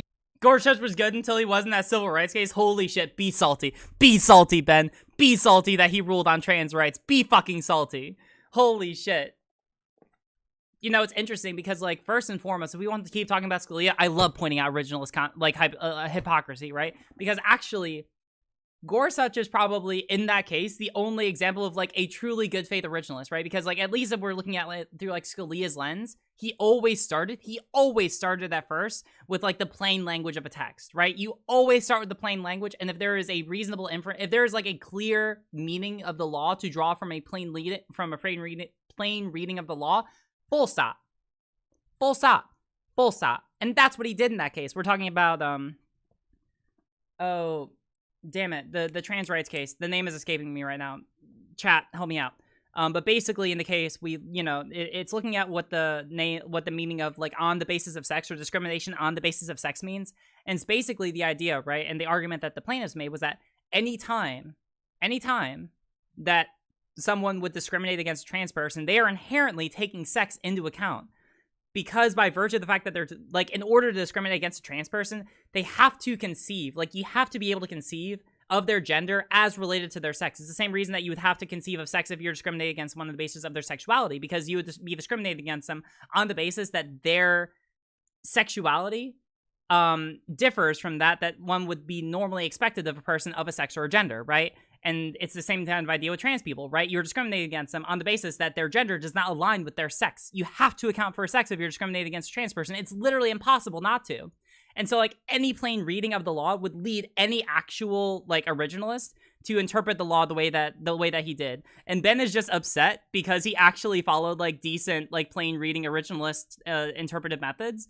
And didn't rule on partisan lines. Like, that's why he's fucking upset. Again, it's just kind of like showing his hypocrisy, but you know, it's just kind of interesting, Ben. It's just kind of interesting how on one hand you really like originalism, except when you don't, when it goes against your action and when it goes against your partisan values. What the fuck? We don't let women vote. Why are we letting them into court? Me and a true originalist. True. Damn, this is fun. I'm having a good time, fam. Has been fine so far, but he hasn't really been put to a serious test. So what is the guarantee? Have you seen any difficult cases that she's taken on where she's received any sort of public blowback? Well, if you mean public blowback from the right, not so much, as there has been public blowback from the left, especially in a Second Amendment case where she issued a phenomenal dissent in that case that relied heavily, and I would say properly, on the text, history, and tradition of the Second Amendment, very much an originalist, textualist understanding. In the left. Again, I love how they're like, oh, she's such a good originalist. Oh, she's such a good textualist in the ways where it benefits them, right? Like, again, like, this is the problem I see with originalism is that they apply that interpretation so inconsistently and only to the way that that benefits them. That's the issue with it. Oh yeah, Bostic v. Clayton County. Thank you. Appreciate it. Yeah, Bostic v. Clayton County says trans rights. Gorsuch says trans rights. Amazing. But yeah, that's the thing about it is that like they care about, and like when they say they care about originalist interpretations of the Constitution, they mean that they care that their opinions are platformed, or that their partisan opinions are supported by the Constitution, or like the way that Constitution was originally written, right? Because if the founders didn't support what they wanted to do, well, we just ignore that. That's oh shush. We don't talk about that part out loud. Hey Mo, what's happening? Came out and essentially said, oh, look at her dissent. She would give AR-15s to the Boston bombers while they're still in prison, which is not at all what happened in that case. But, it was a phenomenal dissent that I think really stands out. And then on the other side, she has had some criticism. There was a particular case out of Chicago dealing with sidewalk counselors outside of abortion clinics. But I think the important thing there is that this actually shows that she understands her proper role as a judge. So she essentially upheld that statute, but she did so saying, look, I'm an appellate court judge. There is a case directly on point. My job is to apply that case. And that doesn't necessarily say what she would do when she gets to the Supreme Court. And I think, on that issue of abortion, wait. I have to apply that case. Hold on. She did so, I need to listen again. This is about pro-life. Sidewalk counselors outside of abortion clinics. I think the important thing there is that this actually shows that she understands her proper role as a judge. So she okay, so on sidewalk counselors outside of abortion clinics. Essentially upheld that statute, but she did so saying, what was the statute about? I think the important thing there is that this actually shows that she understands her proper role as AR-15s to the Boston bombers while they're still in prison, which is not at all what happened in that case. But it was a phenomenal dissent that I think really stands out. And then on the other side, she has had some criticism. There was a particular case out of Chicago dealing with sidewalk counselors outside of abortion clinics. I think the important thing there is that this actually shows that she understands her proper role as a judge. So she essentially upheld that statute, but she did so saying, look, I'm an appellate court judge. There is a case directly on point. My job is to apply that case. And that doesn't necessarily say what she... If someone can give me a source or a link to that, I would really like to see it. But they don't say what she said about it. She just said that she dissented on the case. She didn't actually say what the outcome of the case was. Would do when she gets to the Supreme Court. And I think, on that issue of abortion, there have been a plethora of other both cases and then her... Also, let's be clear. This is just signaling. Like they aren't saying it explicitly, but like based on her history, like we can reasonably like deduce that like she's basically saying she will overturn abortion when she gets to the Supreme Court. That's what she's saying right now. Like she's literally just saying, oh, well, has she, like the question from Ben is, hey, has she stood up for like conservative values? She's saying, well, I mean, we know that based on the way that she is, that if she were to get to the Supreme Court, she would overturn Roe v. Wade. Like that's what this interaction is. Like that's what it is. Like let's be clear about it. Her own legal writings that indicate, should she have the chance to look at that precedent may not be safe. But, again, she's an appellate court judge. Her job in that moment was not to impose her personal opinion on it. It was to uphold the Supreme Court precedent. So, I think that was a little bit of unfair criticism in that moment. But I think, again, you've seen far more criticism of her from the left for completely invalid reasons that would actually make conservative.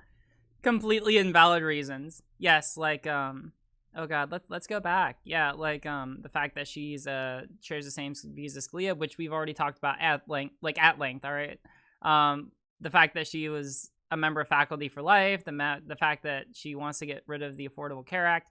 I mean, like I guess that all these reasons are reasons that they're gonna be like again, like these are all reasons that conservatives would fucking love her, right?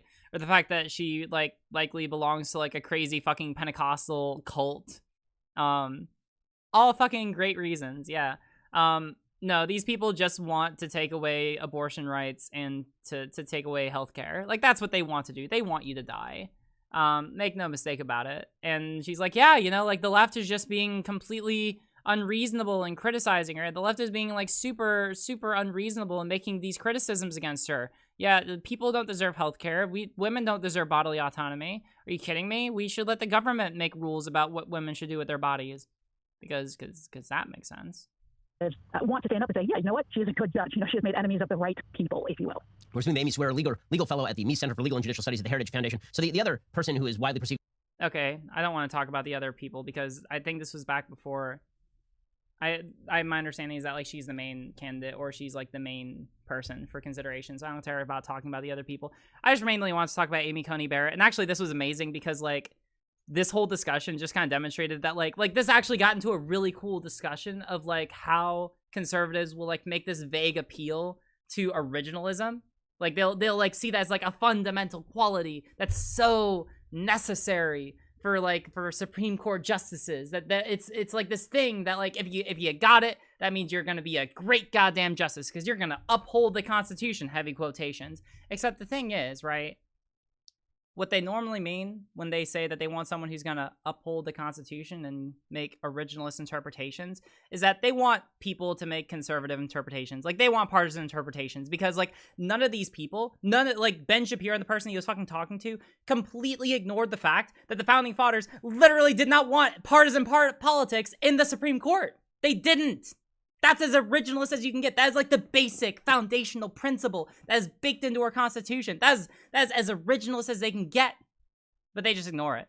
They're like, oh no, we really want someone with partisan politics because they'll stand up for what they believe. They don't care about the Constitution. They don't. They say that they do. They say that they do. But only to the extent that it supports their personal positions, right? Like, let's be clear about that, all right? Like, don't make any mistake about it. When anyone tells you that they support, that they, you know, like believe in the Constitution, it's about as much as when people say that they believe in the Bible, right? Like, it's not that they believe in the Bible. They believe in the few passages that actually support their worldview, all right? If people did, then holy shit. I mean, like, I could have like a whole conversation about the Bible, right? And I'm Christian, right? But the point here is, it's just really interesting how these people can use this kind of language to try and basically virtue signal, oh, all I want is for the Constitution to be upheld. I just want American values to be upheld. I just really care about America. But they don't. They don't. They care about pushing their own partisan worldview. And in this case, their worldview is take away abortion rights and take away healthcare. At least with this person. And probably other pretty shitty stuff. I don't know. Bostic is probably like also on the chopping block, to be pretty frank. Not as likely. I think that abortion is probably much more likely, and Obamacare is a lot more likely. But if she's on the Supreme Court, fucking anything is possible. Yeah, I don't know. We're in hell. Yeah.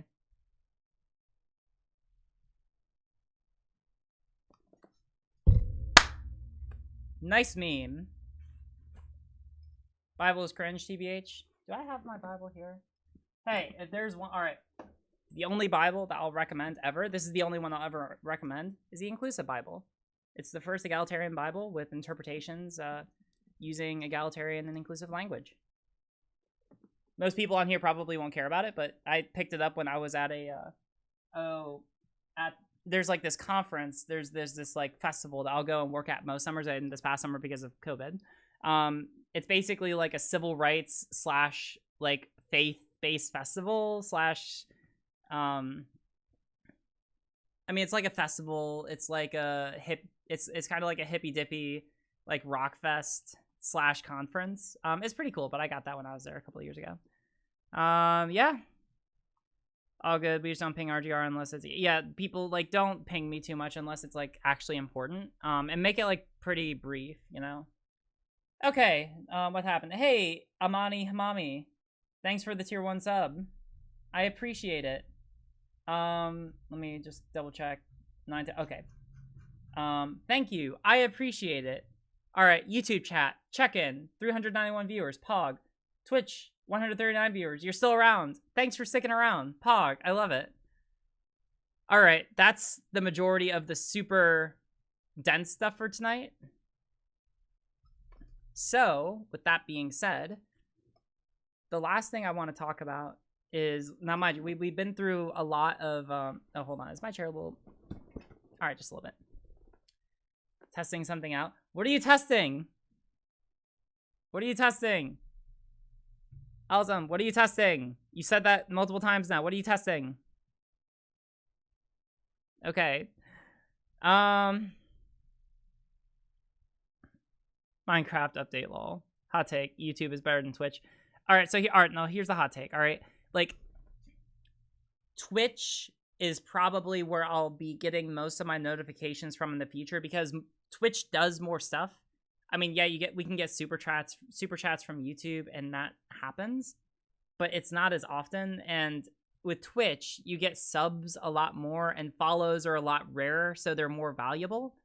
And you can also do stuff like with bits and all of that, like all of that good stuff, right? So I'll probably make it so I get most of my notifications from there because I just get more of them and they're more important, they're more weighty. Then as far as like which is a better platform to watch on, again, it's probably Twitch. I mean, YouTube is easier because like most people know how to use YouTube, right? It's pretty accessible. Twitch is nice because it has a slightly lower latency. So like there's a quicker response time between if you want to type in chat if you want to type in chat and like how quickly it'll come up on screen or how quickly you can hear me say something or see something on the screen, then respond to it, right? Like it just makes it a lot more responsive. Whereas with YouTube, there's like a bit more of a delay, right? Those are the main differences. But otherwise, yeah, like they both have pros and cons. I stream to both, right? Okay, so listen, the last major subject, and hey, people who want to, after this last segment, and it'll be pretty short, join the Discord. We're doing viewer call-ins. Not too many, because I have plans for tonight, and then I have to work after, because what is my life? But yeah, we're gonna do viewer call-ins, because I hit 10K, and I was going to do a viewer call-in stream for that. And I did some yesterday, and so this won't be as long, but I'm going to do viewer call-ins today. Content creators will get priority. I know that there are some content creators who really want to come on, so if you are a content creator and you want to come on and talk to me about something specific, then go ahead and join the verified room. You should be able to. And otherwise, follow the instructions for the call-in request chat, and yeah, start hopping in there. We're going to go first come, first serve, all right? All right. But yeah, so join the Discord if you want to come on stream. And and then otherwise, if you're just watching on YouTube or Twitch, what the fuck are you doing? Get into the Discord. What the fuck are you doing, motherfucker? Get the fuck in here. All right, I see you. Get the fuck into the Discord. All right, I see you. Get the fuck in here. All right. So, the last subject that we're gonna talk about tonight, and this is great news. All right, like we've been talking about like serious stuff, and then normally I spend a lot of my streams on Saturdays like taking on heavy hitting subjects and really just getting into the nitty gritty, getting my hands dirty, right? This is something which I think is absolutely amazing. I don't know if you've heard, but there's a new kid in town, and their name is the Gravel Institute. Now, we're going to watch this because I think this is the coolest thing ever. But I also just want to talk about it because this is literally why I went to law school. This right here. But before I say too much on my end, for those of you who have not seen it, let's just enjoy this. This is their trailer. How to Defeat PragerU. Introducing the Gravel Institute.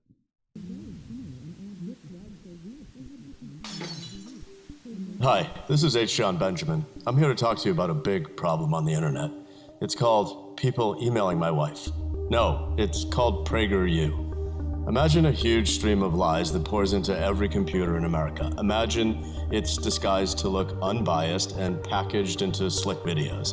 And imagine oil billionaires give them tens of millions each year to indoctrinate your friends, your family. Well, that's PragerU. And the thing is, it works. 1 out of every 3 Americans online has seen one of their videos, and 70% say that Prager's videos changed their minds. This stuff makes a difference, and every day it is pulling people toward the right. At the Gravel Institute, we're building something to beat them at their own game. Short, high-quality, easy-to-understand videos presenting leftist ideas and refuting right-wing lies. Stuff you can send to your friends, your mothers, your secret lovers, your mother's lovers, your known lovers. Oh, and we've got big name presenters from Bernie Sanders to Chelsea Manning. Yeah. Here are a few that we've lined up. Okay, so this won't be easy, and we're going against a Goliath, so we definitely need your help. We want this to be a collaborative organization guided by its members, where we're trying to do something big. So hey, let's do this.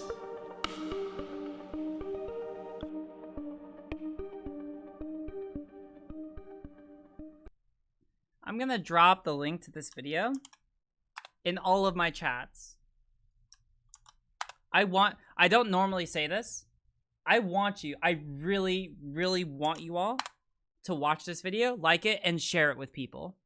I cannot emphasize enough how important this is.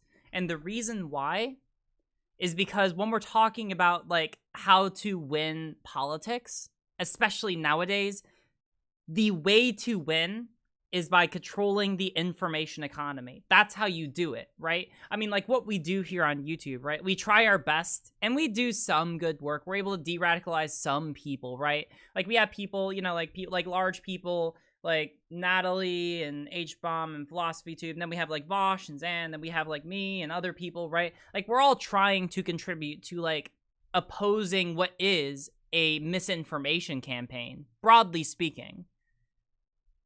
But it's also hard to not look at the situation straight in the face and say, we're fighting uphill, right? We're fighting against big money. Like, fucking Ben Shapiro, fucking Steven Crowder, fucking, like, every major conservative, like, YouTuber, pundit, whatever, they're all funded by big money, right?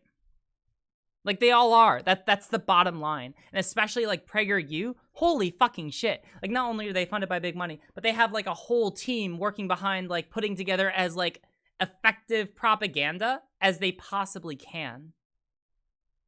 And that's the issue. Is that, like, yeah, we can go on PragerU and point out how they're wrong every single day of the week. Fuck, I've already done it myself.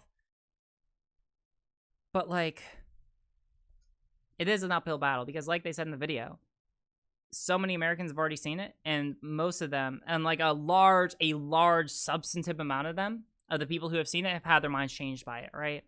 It's an uphill battle. And unless we're going to implement some law against having misinformation spread on things like the internet or television,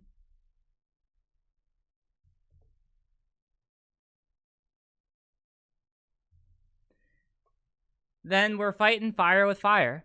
And honestly, I see this as great. Because, I mean, like, yeah, it's going to not have as much, like, big money backing it. But what it is able to accomplish is that we have a much stronger hold on this part of the internet, and like it functions like a nonprofit, right? And this is the reason I went to law school. Like right now, I'm literally studying nonprofit, or like I'm literally in nonprofit organizations as a class. I'm taking business associations. I was the program director for a nonprofit before I came to law school, and I'm on the board of directors for a nonprofit right now. I know this shit. This is how we fucking win. It's harder because we're basically counting on the goodwill and charity of the people. And mind you, like I have criticisms of nonprofits because basically we use them as ways to be able to account for like lacks of like a judicial or like government intervention, right? When the government like has a pretty overwhelming incentive to like step in and actually take care of a pretty compelling issue. But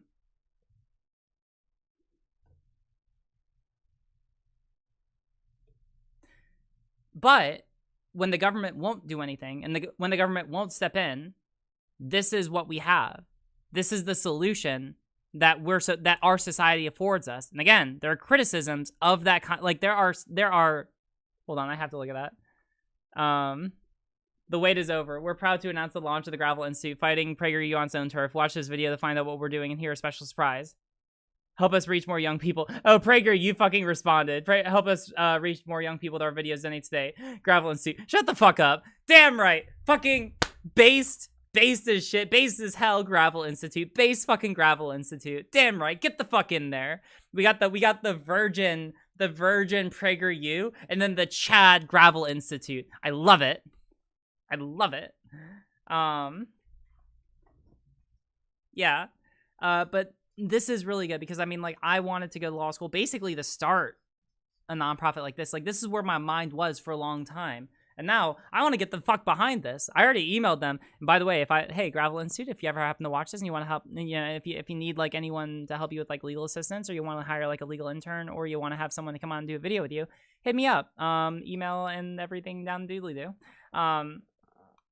But I cannot express to everyone enough like how important this is. And I guess that really all I wanted to do was just to make this video to basically say, go subscribe to them, go support them. I mean, like, if you want to support me, then that's all great. Honestly, supporting them is more important, all right? I will be fine.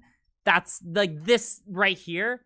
This is a cause we're supporting. That's all I'm going to do. That's the video, all right? And I'm really excited to see what they do. Such a lib take. I'll fight you on this, all right? Listen. All right. Fucking listen, all right? If we live in a society like what we do, all right, if we live in such a society where we are so limited in what we're able to do because of like the way that our government is currently, like our government and our society is currently constructed, then we need to be able to take advantage of the things that are most available to us, all right? If you have a problem with the fact that this is the best kind of solution that we have to misinformation right now, and like if you're just upset with that, then I'm sorry, but that's what the case is. This is literally the best way to be able to respond to misinformation right now on this platform. And if you have a problem with that, then fuck off, because I'm here to actually fucking win, all right? If you don't want to get behind actually fucking winning, then go off to your fucking corner of the internet where you can fucking jerk off to theory and fucking do whatever the fuck it is that people who want to be the most principled person on the pile of corpses at the end of the day want to do. I don't care. Get the fuck out of here. This was meant to be like something cool, but if you want to fucking... I want to fucking win, all right? That's what I want to do.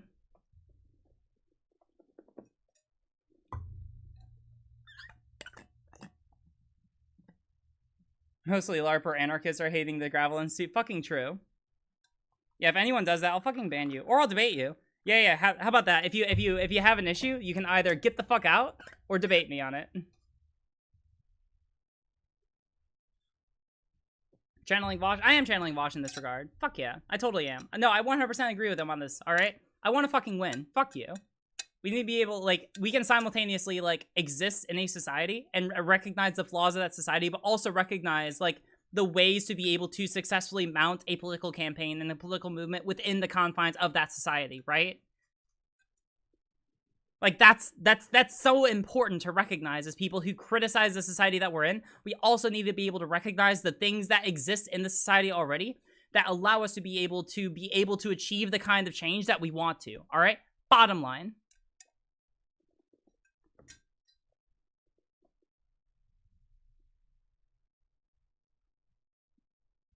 And if anyone has a problem with that, then get the fuck out. Anyway, with that, I think it's time for some viewer call-ins. I'm going to use the restroom real quick. So, let me see. Is there anyone? Oh, hey, my friend. Oh, hey, the mod BC is open. Hey, mods. I'm joining in 3, 2, 1. Hi, mods. Oh, hi. Hey, what's happening? Hey, I'm going to go use the restroom real quick. I'm going to go use the restroom. Can you entertain chat real quick? Hi. Sure. Awesome. I'll be right back. Don't violate TOS. Otherwise, go nuts. Okay. I need to mute the stream because I'm very confused. There we go. Yeah, we just violated TOS. Don't know how, really but we weird. did. How far behind is Twitch? Because like I was hearing Riley talking, and then all of a sudden she's in mods. What? Yeah. Yeah. So, what are we debating? What are we debating in here? Start dancing. Everyone, Riley's gone. Start dancing. The okay. stick bug. Everybody's stick bug. Oh god, did we just get stick bug? We got stick bug. I'm doing my nails. I guess it's a nail stream now. We just got stick bugged in this debate. God damn it. I'm destroying the people in this chat because everyone looks very nice tonight. I'm just wearing a white t-shirt. That's why I don't have my camera on. I mean, you've been on cam before with a white t-shirt on. I feel kind of Yeah, but we're like on the live stream where hundreds of people are watching us, and like I don't know, I'm shy. We're on the air. We're being judged from every corner. Fuck it, we're going live. Fuck it, just on doing my air. nails on the air. Don't give a shit. All right, everyone, start doing crab raves in chat. The stream is over, party. Imagine painting your nails instead of just sticking them on and then moving on with your life. Imagine having nails. Couldn't be me. Because I've literally never used fake nails, actually.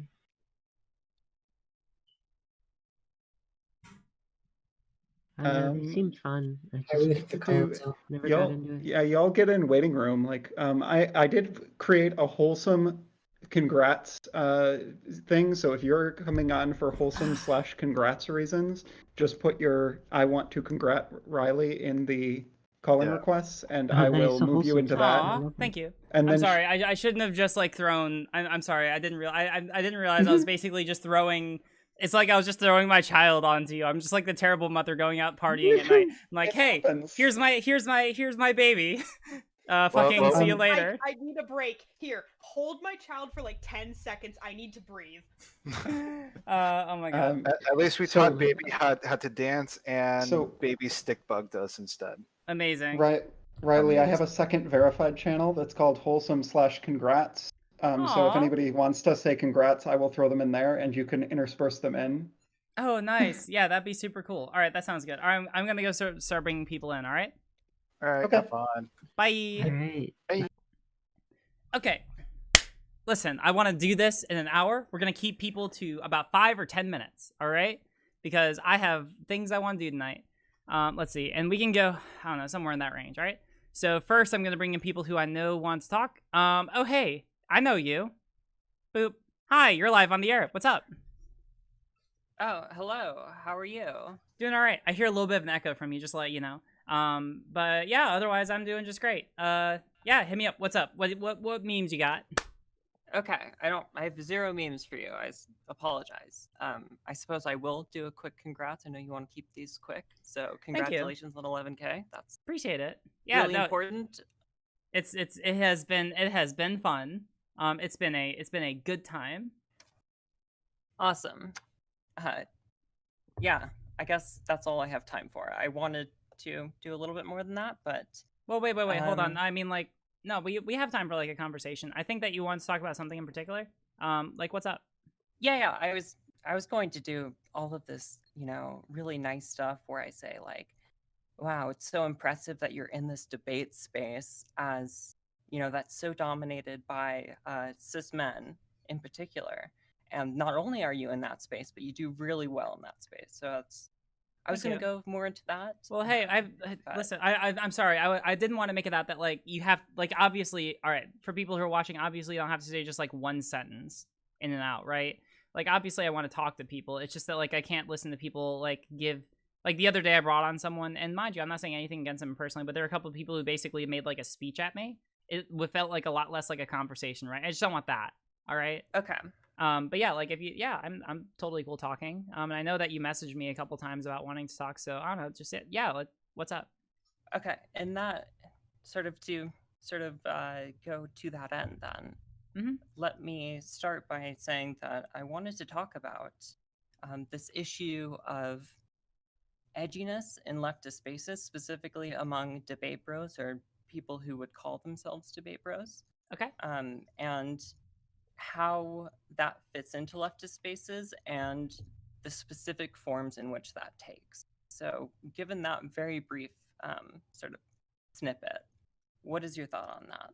I think it's a good rhetorical tactic, like different people need kind of like different kinds of rhetoric. I think that people can have like very sensitive, very like methodical, very like I don't know if you want to call it like more professional or more empathetical kind of approaches to different kind of situations, and those will be persuasive different kinds of people. I also think that just being kind of abrasive and kind of like recognizing that someone else isn't acting in good faith and just kind of, taking a giant steamy shit on them can also be effective, because it, shows a lot of people like, oh wow, I used to agree with that person and that person is an idiot.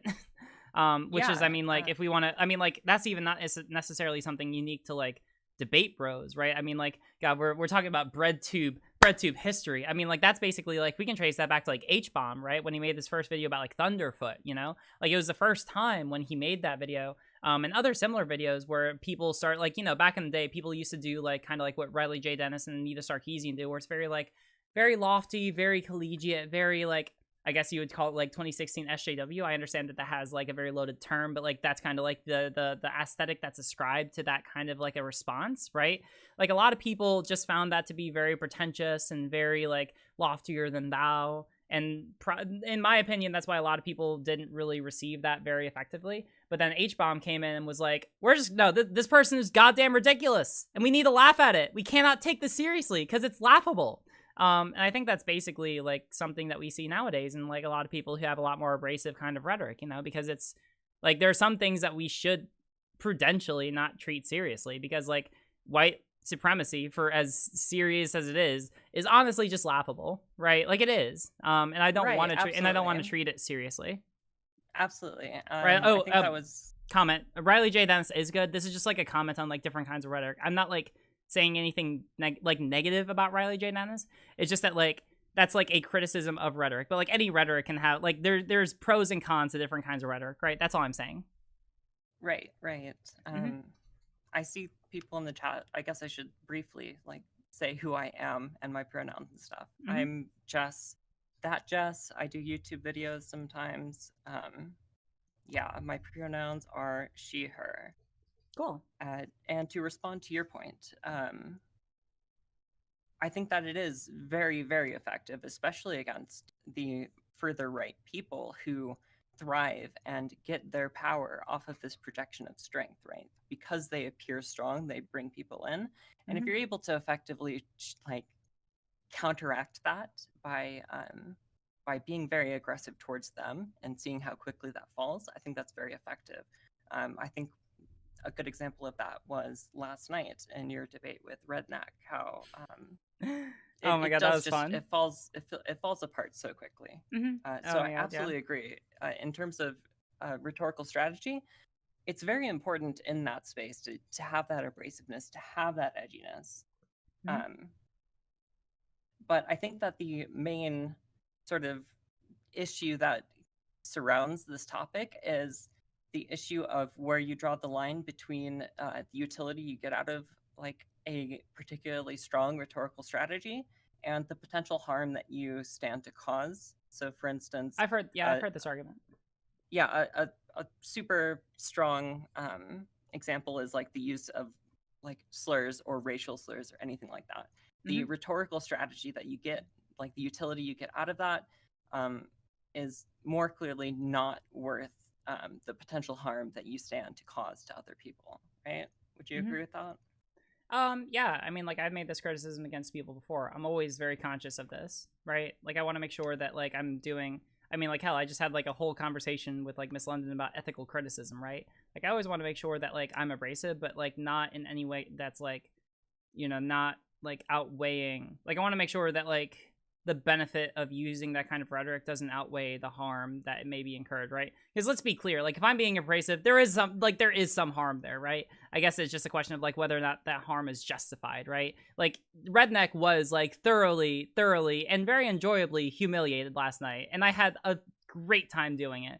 But I would also say that like in the way that I did, that like a lot of it was justified, right? I guess, but absolutely. But I see what you're saying, right? Like we don't want to. I guess in that sense, like it would be kind of like ad homing, right? Like you're just kind of like making a criticism out of what could be interpreted as like some intrinsic quality of the person, or you are like making a negative caricature out of like what is an intrinsic quality about some people, right? I've criticized people about doing this before, right? Like saying the hard line to draw is like obviously I see problems with like using the R slur as like a criticism. I know that Destiny and like even sometimes Wash and Zan do it, and I've overtly told them like I completely disagree with that, right? Like if anyone were like, if you ask me right now like what do I think of that, I think it's abhorrent, right? Now does that mean that I'm going to like say that they're not my friend for doing that? And mind you, they haven't done it in a fucking long time. As far as I'm aware, they haven't done it in a really, really long time. No, yeah, and I know, but I mean, like that's Sandra I know Hall that in particular has made a lot of steps to yeah, to sort of make his content more accessible to people who might be disabled or neurodivergent, which I think is awesome. But I think that, but like this is like that conversation, right? It's just like a question of like, or at least as I understand it, right? Because I mean, like that's how I understand it to have evolved up until now. And yeah, I don't know, like I always focus on attacking someone's ideas rather than their personhood. The weird gray area is when someone says something so outrageous that like, I don't know. Like the logical analysis is that they aren't a reasonable person. Like if someone actually unironically says that they support the Proud Boys' ability to be proud, like they are not a reasonable person. It's just like there's this question of like rhetorically how to manifest that, because like Destiny way of doing it, if we want to call it that, or like the super duper edgy way of doing it is by using something like the R slur. But like but obviously that is in and of itself problematic, and so I'm always like trying to consider like how can you impugn someone's intelligence if they've already like such past the preponderance where their intelligence is impugnable, and do so in an ethical manner, or is that even possible? Like this is something that I'm thinking about right now, because like when I talk to someone like Redneck, like dear God, it's like fucking banging. It makes me want to put my head through a wall. Like holy shit. Understandable. Yeah, I really wanted to watch that whole debate, but well, I mean, hey, it's gonna go up tomorrow. Hey, everyone, tune in. It's going up tomorrow morning. Yeah, so check that out for sure. It's a time. It is. It is a time. It is 3 hours of fun. It's 3 hours of something. Let me tell you that much. But yeah, so I don't know. Yeah, go ahead. So, particularly what I want to look at is drawing that line. Mm-hmm. And I think that it's important to differentiate abrasiveness that is sort of being mean towards someone that is sort of unrelated to any sort of minority identity, and language that targets social minorities, like slurs. Okay. I think that there's a very clear difference between these two things, and what I take offense with is people misusing language or slurs that target social minorities. I mean, yeah, in principle, I agree. Do you have any examples? Like, I mean, I don't like I mean, yeah, in principle, I agree with you. Is there like a specific example that you're thinking of?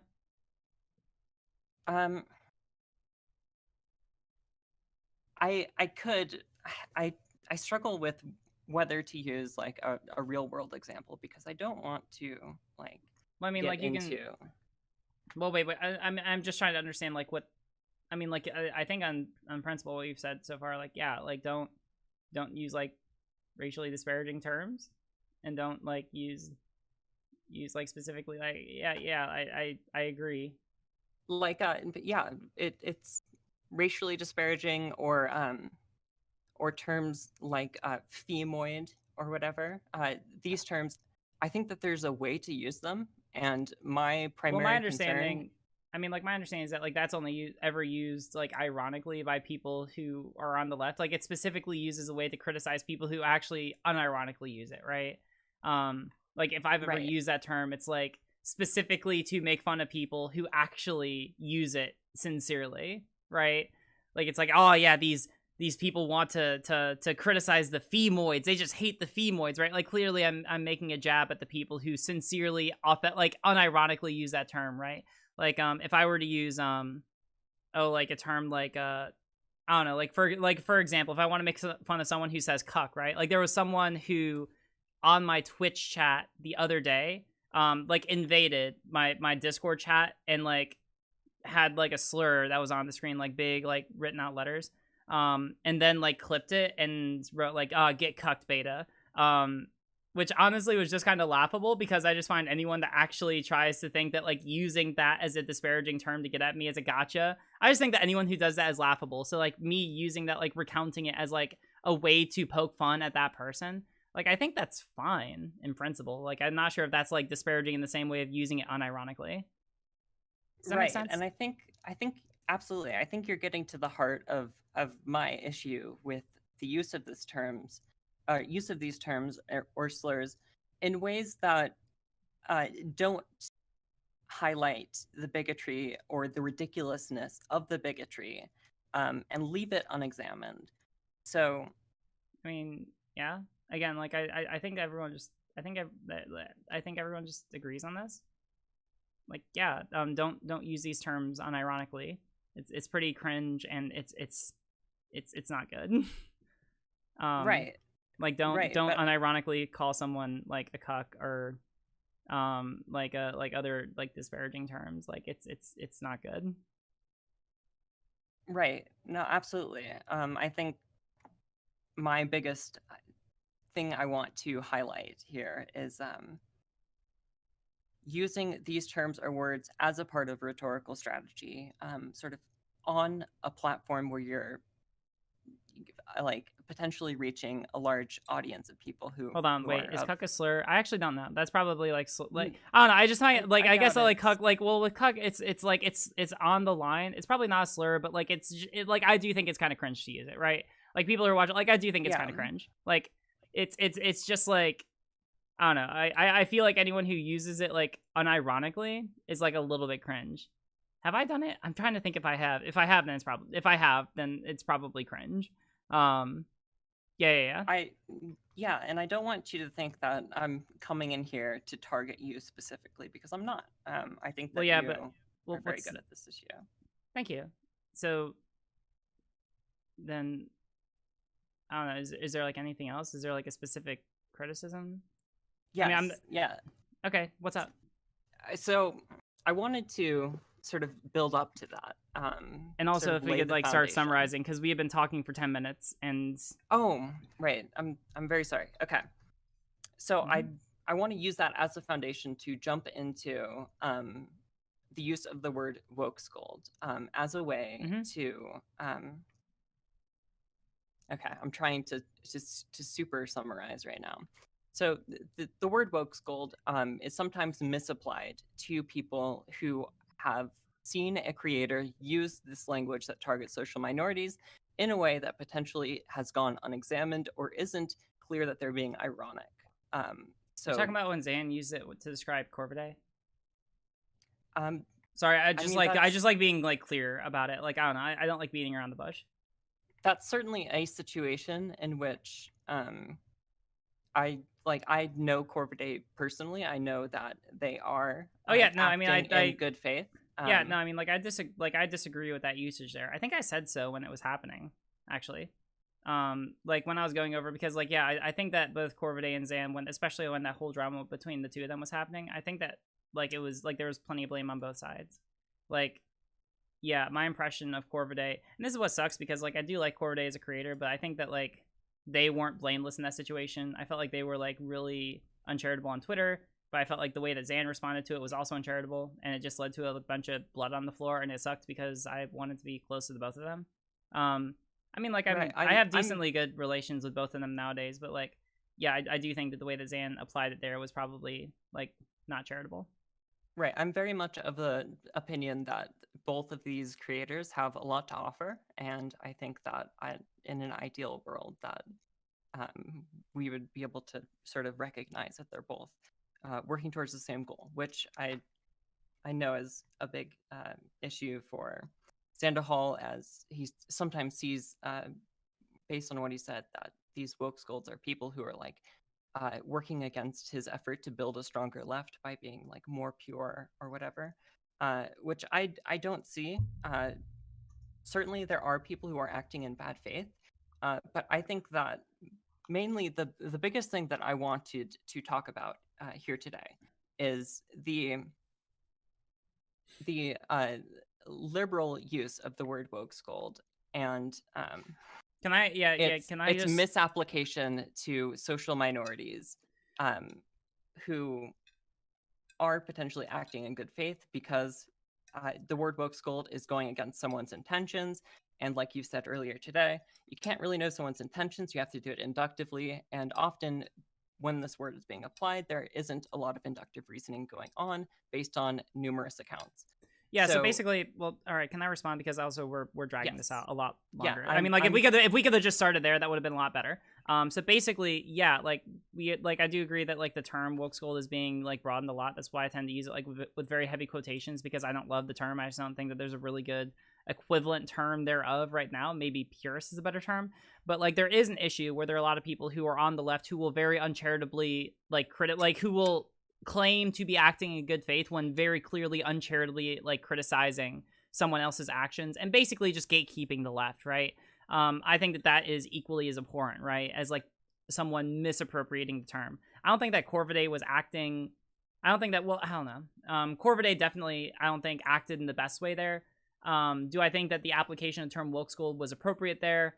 Probably not. But it's hard when you have a situation where there is someone who is being uncharitable to someone else who is, like, all in all, like a decent contribution to the left, right? And so like, while yes, there is this risk, and while there is like a valid criticism of using the term woke school in general, because it is like such a loaded term and it does carry like such a negative connotation, and it probably didn't capture, I think I can say by this, I don't think it captured the nature of the situation as well as it did. Like, again, purist is probably the better term for the situation until I can think of a better one. But like, I can see a lot of people who have mistreated me in the way that we would like, for example, Xander Hall would say that people have used, in the way that Xander Hall might define a woke scold, right? Like, for example, Essence of Thought was extremely uncharitable to me when I was first getting into the conversation with him and Zan, right? And I knew what it was like to be basically woke scolded, right? Corviday and Xander Hall both make the terrible mistake of not being perfect on all fronts, just inexcusable. I know, right? Just terrible, right? So that's why I try to, I mean, like, I don't love being the person who's like, I can see both sides, but like both sides aren't blameless, right? Now, going back to your point, do I think that like we shouldn't like liberally apply the term woke scold? No, because I mean, like, effectively it'll turn into the same thing as like SJWs in 2016. I think that there's a valid concern there that like if we keep applying it liberally, then it basically is just anyone who has like a dissenting opinion in the left, especially like minorities, because that's generally how it's used.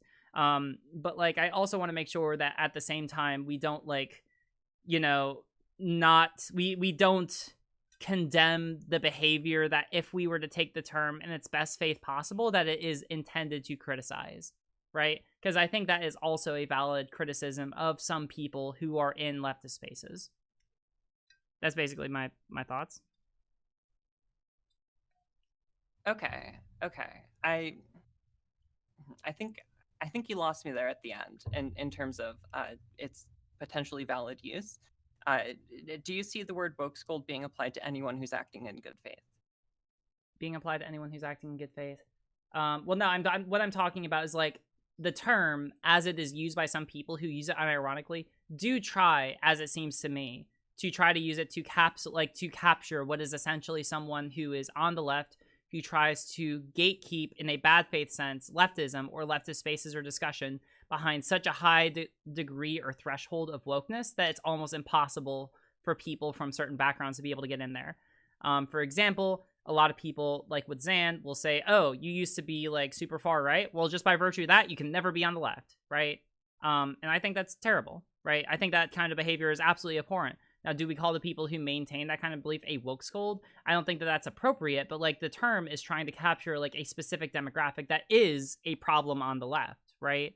And so what I want to make sure is that like I don't really care about keeping the term woke scold. I'm not married to the term. I don't care about it. But like if we're taking it in its best faith sense, like it is trying to capture what is like a real issue. Right, absolutely. And I think that the issue that I would highlight there is gatekeeping and not necessarily being too woke. I think that this term is very extremely loaded. It has originated on the alt-right, being applied. I understand. Yeah, I understand the origins of it. Progressive, right? So I think it's an incredibly loaded term. It most often targets social minorities, and that's something that social minorities do not need, especially when they are trying to make a good faith criticism. I think that just using the term purist or using the term like gatekeeper or anything like that is much better, because it's not a loaded term and it gets sort of more to the actions of the person instead of the character of the person, right? Yeah, no, I agree. Again, I don't love using the term because it is also, I guess, in that sense, like an ad hom. Like it is an ad hom. Right. So I just don't like using ad homs, right? I just use it, like the only times I've ever used it is to try to like talk about it in terms of like how the term is used, but not actually, like I don't like go around calling people woke scolds. I think that's not like good practice. In the same way that I wouldn't go around like criticizing, like it's not like I'm going around saying like trying to think like what's a similar kind of like, I don't know, just ad homing is bad. Don't do it. Right, absolutely. That's I guess that sums up my thing. I don't know. This is faster than I've ever talked in my life before. Thank you so much for hearing me out. Yep. All right. Thanks for coming on. Time. Have a great day. Thanks, you too. Bye. Okay, cool. That went on a lot longer. All right, people. I'm going to be streaming for 40 more minutes. Keep like, I swear to God, like this actually makes me a little bit. Hannah Reloaded. Thank you so much. That's a lot of people. Thank you. All right, I'm going to be streaming for like about 40 more minutes to an hour. If you're coming in and you want to make an argument, keep it quick, or else I'm gonna just boot people. All right, I want to keep this moving. Let's see. Hello, you're live on the air. Ooh. Hello. Hello there. Wait. Are you listening to me? Did I actually didn't silence myself this time? Okay. You didn't silence yourself. What do you got? I'm here to like. Well, I think you noticed that I was here before. Yes. Oh yeah. All right, you got about 10 or 15 seconds. What do you got? Oh, okay. Congratulations for 10K. Like, congratulations, and I hope I'm gonna be watching you forever. Okay. So Alright. I want to see your future because I think you have a big future ahead for Thank you. I really appreciate it. All right, thanks so much. I'll talk to you later, all right? Bye. Bye. Oh, hey. Hello there. Jangles, you're back. Hello there. Hello. Hello. How are you? I'm okay. I have to admit though that you've been bamboozled. I went into the wholesome chat, and actually, I had beef with you. Oh shit! All right, you know what? Fuck it. I wasn't ready for an ambush, but bring it on, baby. I'm ready. I'm ready for this shit. So you had the audacity to surpass me in subs, and it's just because you're good at what you do. You put out genuinely good content with lots of research in it. Where do you get off in all of this stuff, surpassing me in subs? Like, have you even tried to platform me? I'm sorry, Janae Rose. I'm really sorry that I haven't raised your surface enough for you to be adequately satisfied. I'm really sorry. Well, okay. Well, I'll tentatively accept your apology, but I did have a genuine question. Okay, yeah, hit me up. And also, like, and mind you, like, I don't know, like, obviously you're gonna keep growing. Mind you, can I ask you a question just because I'm curious about it? Because you haven't uploaded in like a second. Are you all good with like your life situation, or like what's happening with like what are you doing with like your uploads right now? I started a new job. Gotcha. Okay, yeah. Like So literally, I have been paying attention because like I've been looking. I know that you just set up like a new camera like recording room. The last time I checked. Yeah. So I mean, like, I'm super interested in seeing what you do. Like, I don't know, but yeah, I think like if you start a new job, that's totally understandable. Oh yeah, like, and I have like 30 or 40 studies for a new video. It's just like I've started writing the script like 3 or 4 times and then deleted it. Wow. You know how Holy it goes. crap. Yeah. All right, listen. I mean, like, knowing you, it's gonna come out, and you're gonna get like 10,000 subs, and I'm gonna be like, "Fuck." We'll see. But yeah, we'll see. Well, that goes into my questions because for the past couple months, I've been. I don't know if disheartened is the word, but I know you're a kindred spirit. You love your research. You love your empirical evidence. I also love all of those things. So I'm wondering what your opinion is on, especially since you were talking about like PragerU and how they do not need any actual studies or any actual empirical evidence to convince people of their point. So what do you think about like how important is real empirical scientific evidence? How important is that when trying to convince the layman of like your position?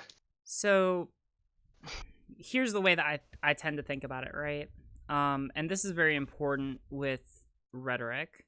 God, we're getting into like really deep kind of questions, right? It's okay. I don't want to take but I mean, like, I do think about this, right? Fundamentally, right? I do think that like most of the time, it's incredibly difficult for you to be able to change someone else's mind on like a substantive political issue, right? I think that the most effective way is when you have a really good relationship with someone and something happens to where you are so affected by a political issue that the person, by virtue of being associated with you, who may have not experienced that themselves, might feel an onus to adopt the same view on the issue as you because of that association with you, right? Like a lot of my family, mind you, a good example that I always tell is like with my brother, super secular, super studies, evidence, and he originally told me that he was going to vote for Trump, right? That was originally what he told me. I know, right? Rip. And I looked him square in the face, and I was like, okay, what about the fact that Trump literally took away my federal healthcare rights? And he was like, well, that doesn't matter all that much. And I went out to my car, and I cried for a couple hours, right? And eventually, it took him coming to his senses and being like, fuck, my sister literally just fucking lost her rights against discrimination under federal healthcare, or under federal law. To come out and realize, okay, I clearly fucked up, but it took my association with you to realize it, because otherwise this isn't something that affects me, right? And I think that's true for a lot of people, right? For me, I think that the issue is not so much changing someone's mind, but rather getting to people first. I think that like what we are seeing a lot in America, right? Especially like if we're looking at places similar to where I grew up. Most people, like I grew up in a small, like semi-conservative Midwestern town in Ohio. Oh, where, same. Yeah, where most people cared about like the lake, like Lake Erie and football. Like that's what most people cared about, you know? And people like national politics was a thing, but it mostly doesn't.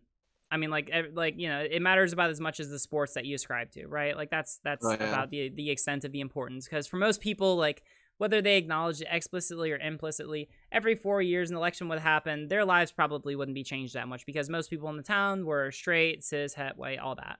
I think I said support this. What? I have research to support this. Yeah, exactly. And so like the thing is like and what I see a lot more nowadays is every time I go home, people are progressively ever so slightly more radicalized to one way or the other. Because a lot of these people, the reason why they weren't really exposed to politics as I was growing up was because they lived in a town where that wasn't really ever an issue. I grew up in a town where there wasn't really any black people, any poor people, any people of like various religious denominations. Yeah, politics is for people. Politics is for people who their lives are going to be inexorably shaped by a certain law. Yeah. And what's a little bit disheartening is that I grew up in a similar situation. I grew up in a very small coal mining town in eastern Kentucky. Okay. Very conservative. Everything you just said, but probably divvied up a little bit more. Mm-hmm. Because very conservative. So they were very, very heavily impacted by economic policies. They were very, very heavily impacted by politics. But as long as they were able to push, so it's called system justification theory, as long as they were able to push that blame onto some other group, some sort of external group, they didn't ever question the political system. And so they never thought that politics was like for them, quote unquote. Yeah. No, and I mean, and that makes sense, right? Because I mean, people are always going to act. I mean, I say this, it's not meant to come off as a cynical statement. People are going to act in their best self-interest, right? Oh yeah, no, that's not cynical at all. That's just an accurate description of reality. Yeah, people will act in their own self-interest, right? And so, the thing is, the danger of the fact that most people who come from these kinds of towns or cultures or whatever you want to call them, is that when you have someone who comes from a situation who doesn't know that racism is a thing, they might equate that to racism not being an issue. And I was gonna say, and then that gets into an issue when you have them. Maybe they also happen to listen to Fox News, and then Fox News talks about those darn protesters in Charlotte, or not in Charlottesville, in Portland, Oregon, talking about they're all the black people are rioting and talking about how they don't have enough stuff from the state, because that's definitely what black people want is for the state to do more stuff for them. They want more free stuffs, and that they don't get the free stuffs, they're gonna riot. Exactly. Because that's what BLM is all about, right? So were you aware that I went to, not MythCon, but organized by the same people? I went to the Better Discourse Conference in Milwaukee a month or so ago. That was where the wait, was that where the Milo Yiannopoulos thing happened? Yes, Milo versus Destiny. I was at that conference, and I was on a panel about racial equality, because as a white guy, I should be able to speak about racial equality, as you do. But when I was I had a debate review with a really awesome dude called Book Smarts, really smart guy who tore my Milo debate. Yeah, tore my Milo debate to shreds, but in a really nice way. And when I was on the debate stage, I changed my approach, and it was going to be less study or fact oriented and more rhetoric oriented. So I wanted to like really play up that I'm an American, and as an American, I value freedom and justice and equality, and I don't see it, and that's why I support BLM, because I'm an American. And it was this weird disconnect between like I really do like I had all the studies to say that systemic racism is real. I had so many studies. I had like 20 or 30 to say that systemic racism is real. It's a present threat. Historical racism has enormous effects, even if like there was no such thing as like current modern day discrimination. But I didn't think that would be effective because the audience I was speaking to already didn't believe in it, and so I had to like talk to a different thing. So like I don't know. It's Oh yeah, no, this I mean, goes like, away from the original question, and I apologize, but like I'm in an existential crisis where I really value evidence and empirical data and studies and things like that, but that doesn't seem to be the most effective way to communicate the truth and good ideas to people. And I just want to know, like, as someone who is objectively smarter than me. So hold on, no, don't get ahead of yourself, bud. I mean, I have like a slightly higher subscriber count that doesn't fucking count for shit. All right. No, I mean, we're talking about numbers. It's empirical data. Oh my fucking god, yeah. Oh, listen, if that's the case, then Blaire White's the fucking smartest person in the world. All right. Okay, That's a natural conclusion. That's a natural conclusion we have to arrive at. I'm not ready. I'm not ready to stand by that claim. Absolutely not. But to respond to the idea, right? I mean, it's just like you need different kinds of rhetoric for what you want to be able for what you're trying to do, right? I think that empirical data is very good when you are trying to show an audience that probably otherwise agrees with you why someone is wrong. When I went, so like the other day I went into a debate panel with Dylan Burns where I literally just tore into like some like outright Trump redneck? And yeah, redneck, yeah, among other people. I did that too. I did that 2 weeks ago. It was really fun, wasn't it? Oh my god, it was so fucking great. I loved it so fucking much. It was amazing. It was one of the best. Like it's getting back to the basics. I love it. But yeah, so I mean, like it was great though, because I mean, obviously I wasn't gonna convince him. Like I knew he wasn't acting in good faith. There was literally nothing I could fucking say rhetorically or otherwise to convince him against his position. Nothing I could say in the fucking world, because he's not a reasonable person. He literally supports the Proud Boys. There's nothing I could say in the entirety of any language to convince him.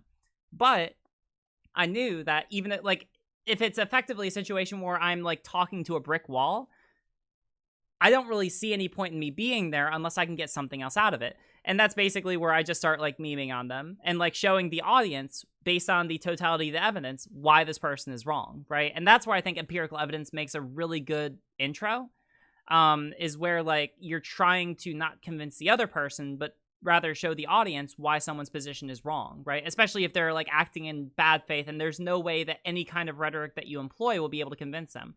Otherwise, if they are acting in good faith and there's like a chance that you can persuade them, then yeah, like the rhetoric that you use, I think becomes a lot more important, because then it's, you know, like then there's a chance that you can change their mind. I remember when I've talked to, like a really good example, I think, was when I talked to Calvin for the first time, when he came on my stream.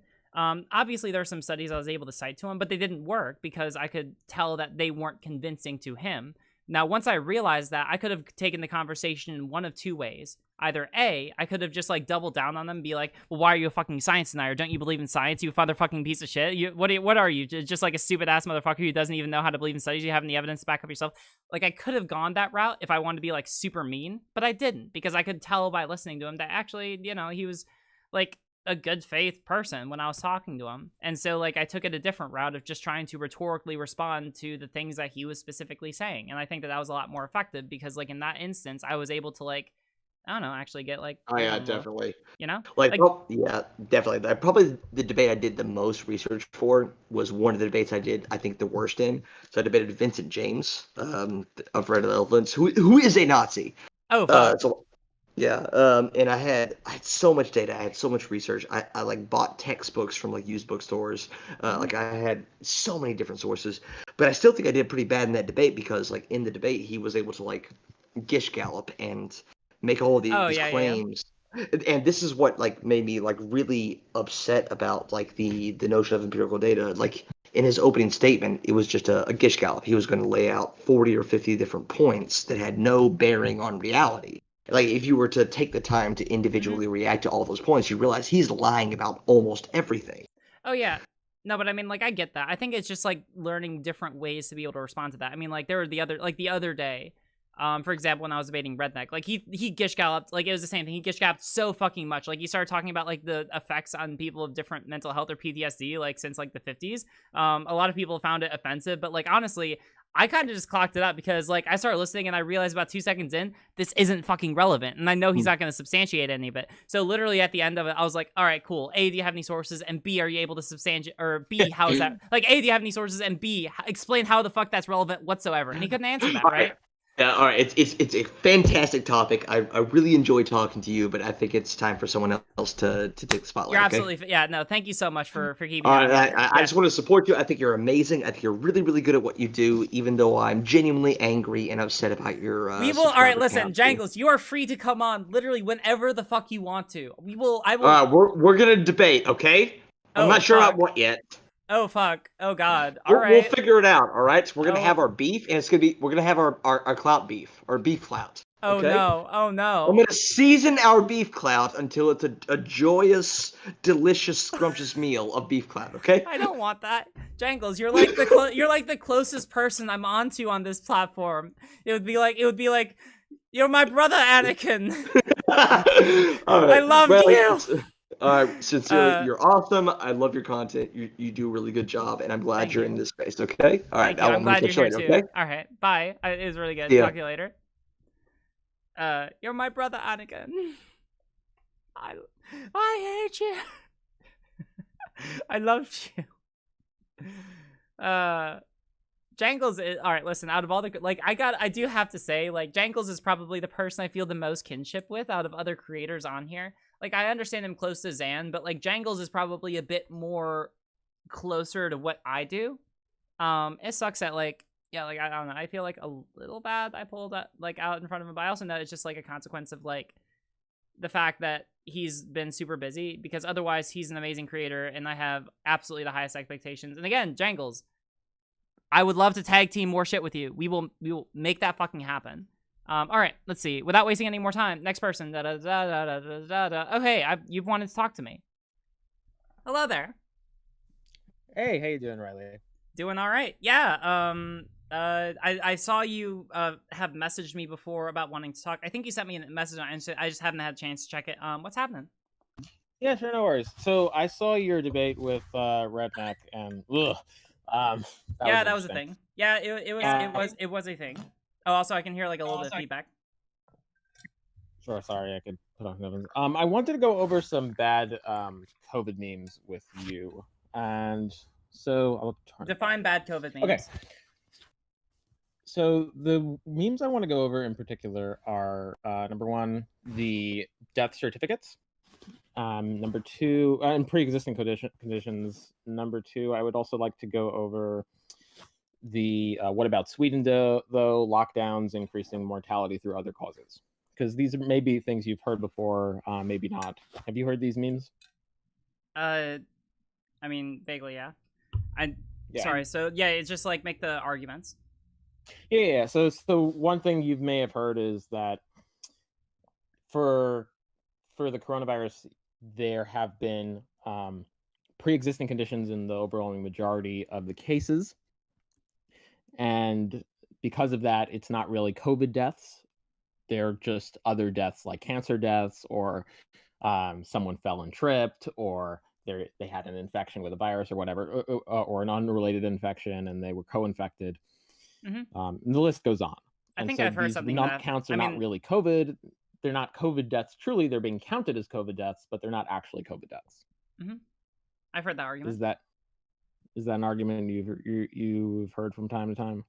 Yeah, I think I've heard that. I think that someone expressed that argument or something to the effect of it the other day. I mean, like, yeah, it's an argument that people have made that, like, now the evidence I've seen for that has been like strenuous at best. Like, people can the best evidence that people have been able to cite me has been like, there was one nurse who had like a video that she, again, like I don't exactly know what to call it, right? Like there was one nurse who had a video where she allegedly like got like some damning proof evidence from a hospital that they were like inflating or like intentionally causing people to get COVID, and like inflating the numbers or otherwise like cause people to like prematurely die or whatever. But like we went through the video on stream and they're just kind of rubbish. So like the evidence I've seen for it, like those kind of claims have been like speculative at best.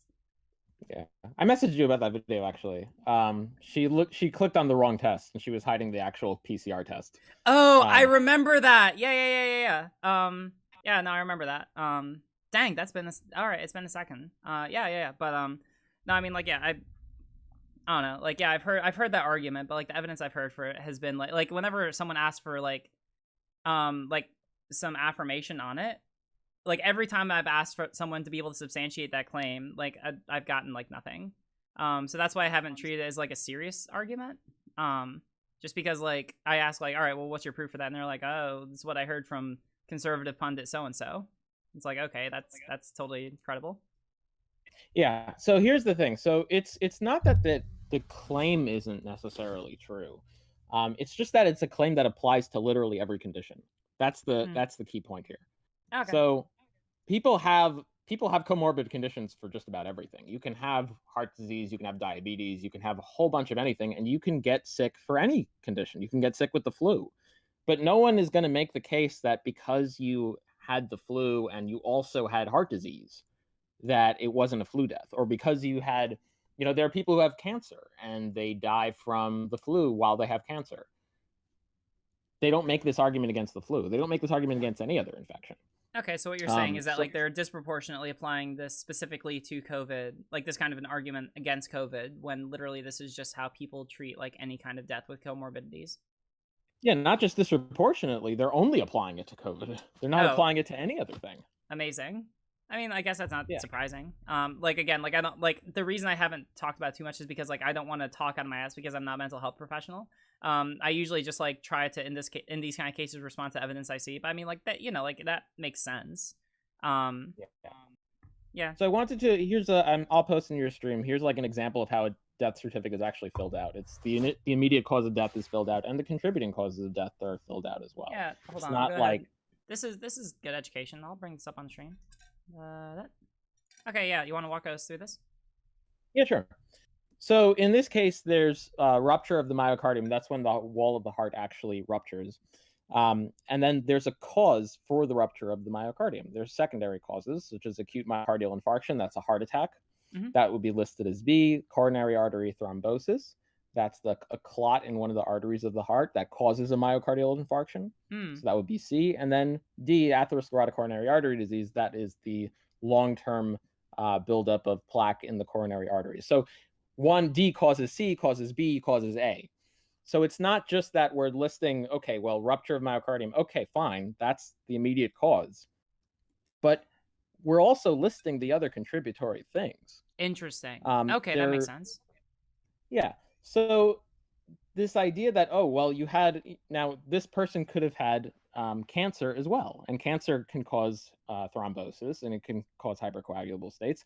But no one would say that this wasn't if your myocardium ruptures, no one would say that, well, because he had cancer, it's not a cardiac death.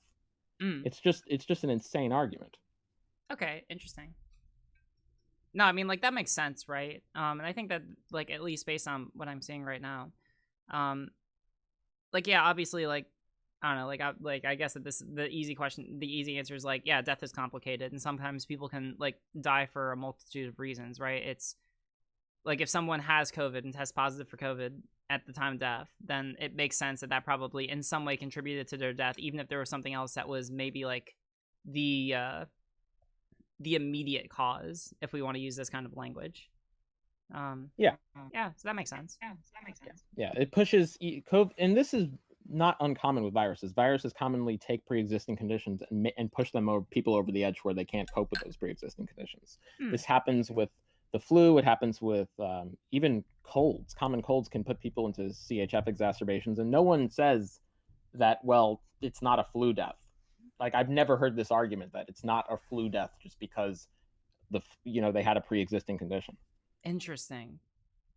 I mean, like, I guess that like, sorry, I can hear like a little bit of feedback. But I mean, like, it is really interesting. So, like, do you think, like, I don't want to, I don't know, maybe this is like a little bit to like, I don't want to be too quick to jump the gun. Unless, like, this sounds to me just like, oh yeah, they're just like, they're just like singularly like targeting this because they don't want COVID to make out, like, they don't want to make COVID out to be as bad of a thing as it is, and it's just for a purely political purpose that they're misrepresenting like the danger severity of it, or they're saying that it's being like overinflated when it's being reported on these kind of deaths, right? Like, is there any kind of, let me ask you this, is there any kind of a good faith reason why someone might make that criticism, or is it just that they just target this in particular because they don't want to acknowledge that COVID is as bad as it is?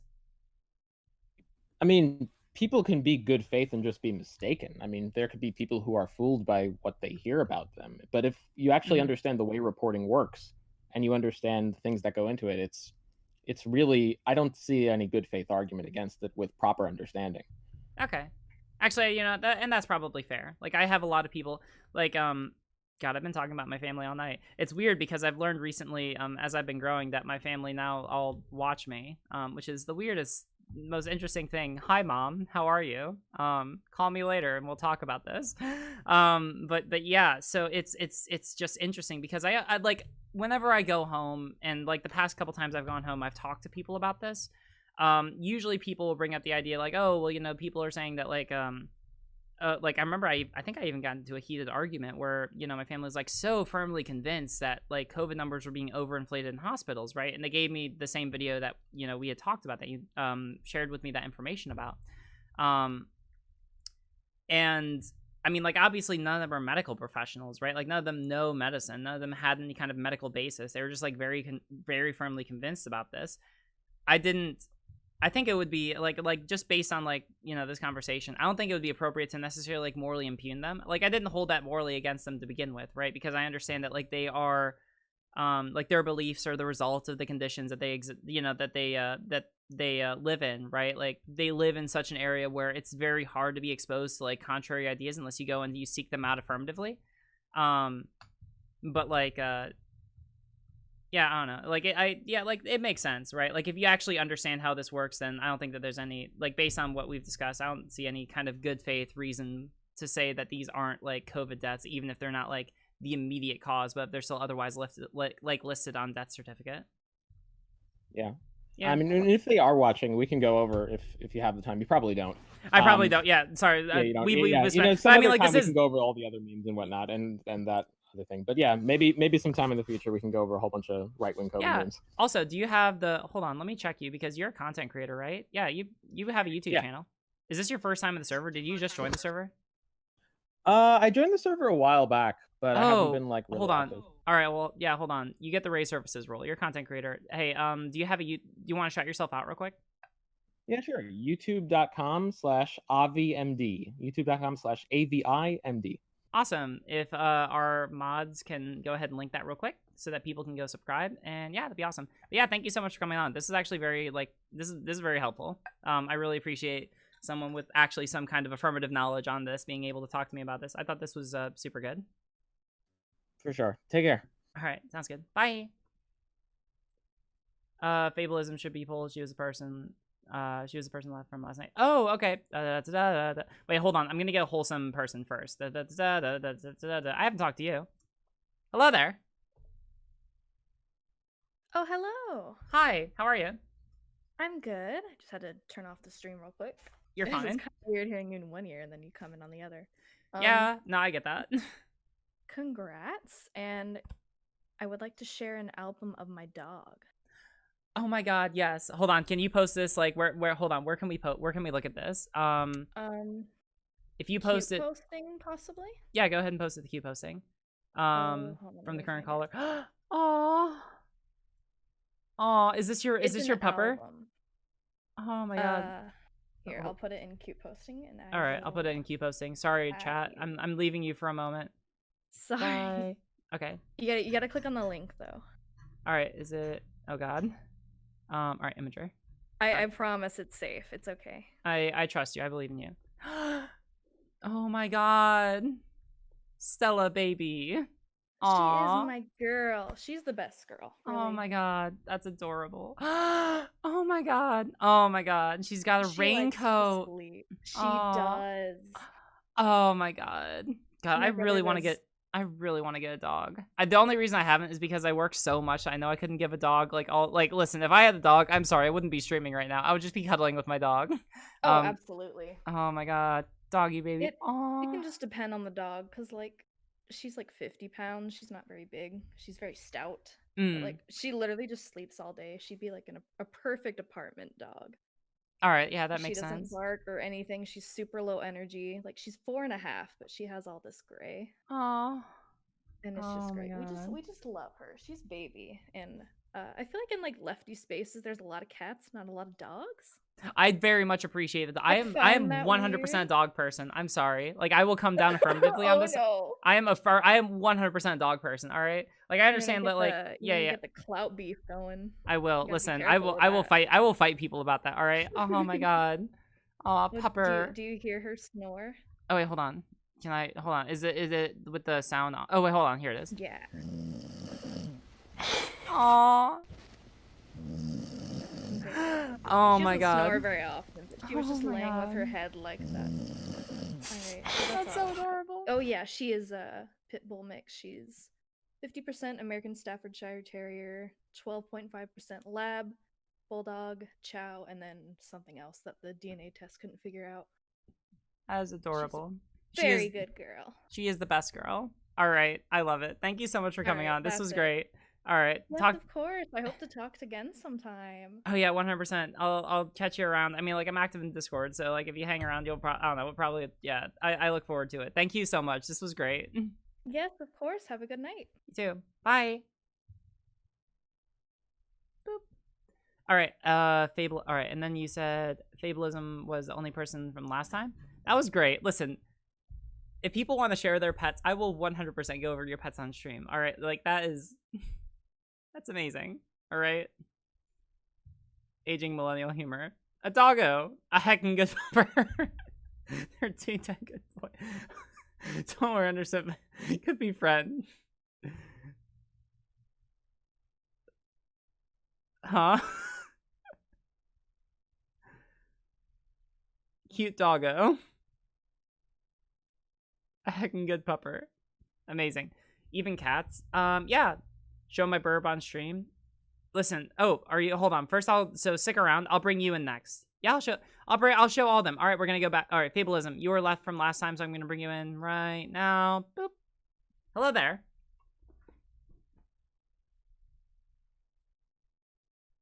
Hello. Hello. Hi. How are Hey. you? Oh, I think the stream's behind. Can you hear me? Yeah, I can hear you. Yeah, we're good. okay. Yeah, we're fine. I mean, like this, like if you're watching on YouTube, it lags a little bit. That's why I say, like, it's really weird. yeah, trust me. I mean, like, yeah.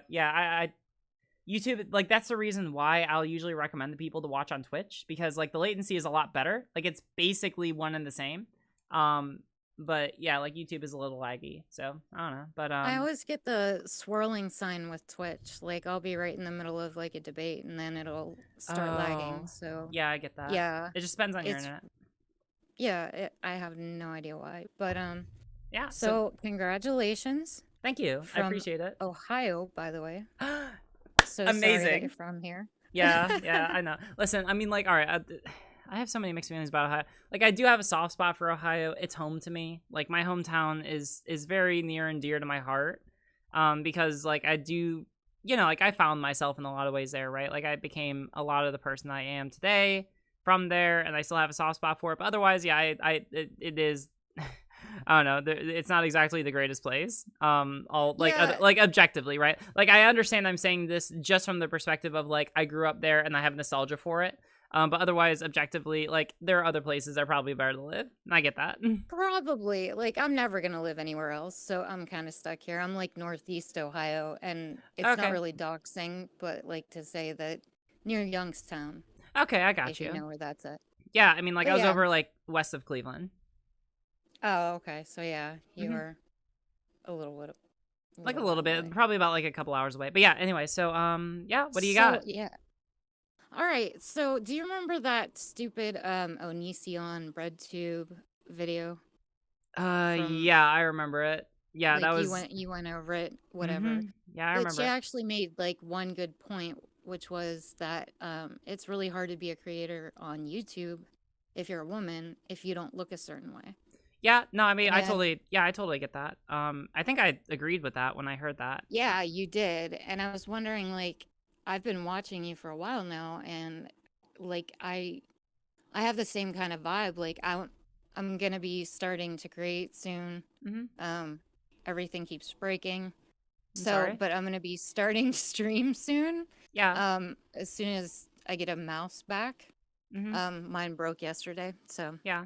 But yeah, but I'm 39, so I feel like I'm kind of edged out here. It's a weird place, and I'm definitely not, you know, super attractive or anything like that. And I mean, like, don't be so down on yourself. I don't know.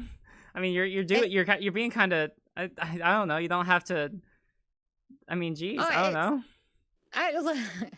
A lot of people think this way, but like I'm not getting down on myself. It's like more of like a realistic thing. Like I'm not depressed about it or anything like that. It's just like I look at people, and realistically, when I'm watching YouTube, I'm queer, so I'm like looking at people's attractiveness level too.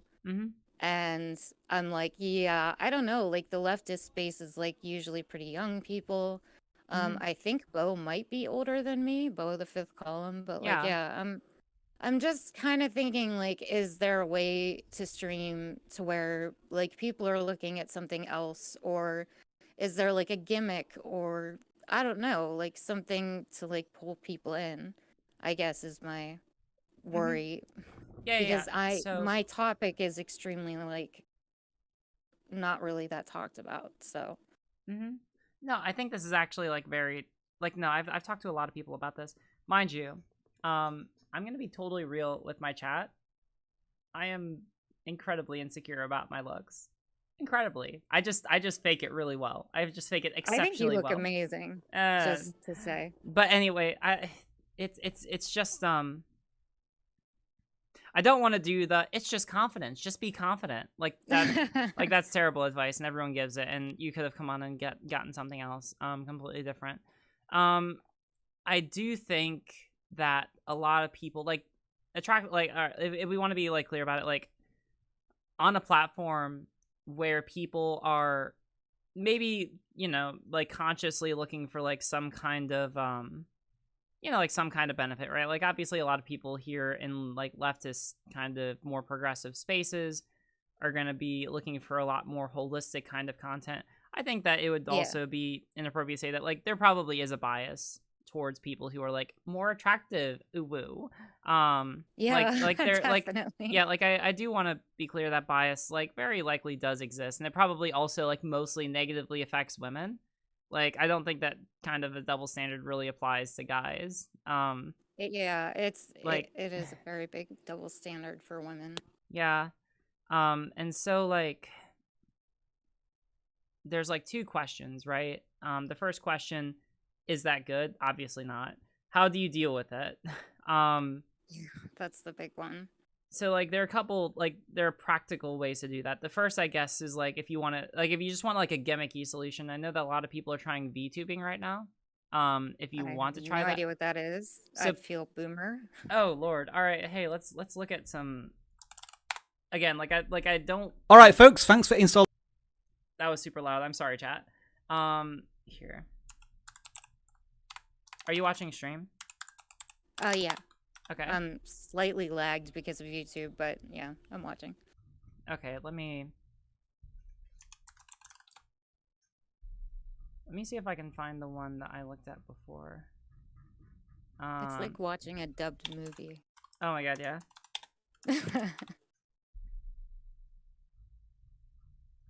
I can't find the one that I used to look at.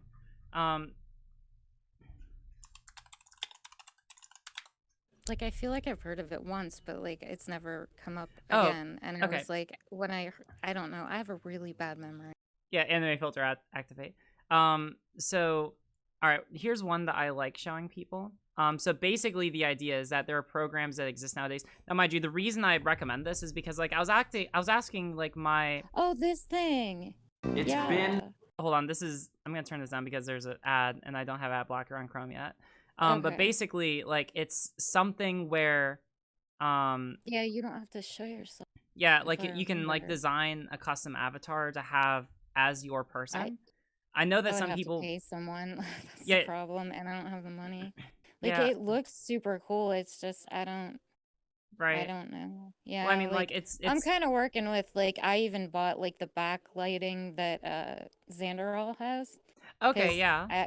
I asked his girlfriend Lonnie what she was using in her bedroom, and she told me, and I was like, okay, well, maybe that can, like, pull some of the focus if, you Yeah. have kind of a cool background or whatever. Yeah. I mean, like, that can work, right? Like, again, like, I think that the way to look at this is just, like, by doing everything that you can to maximize, like, the quality of your content.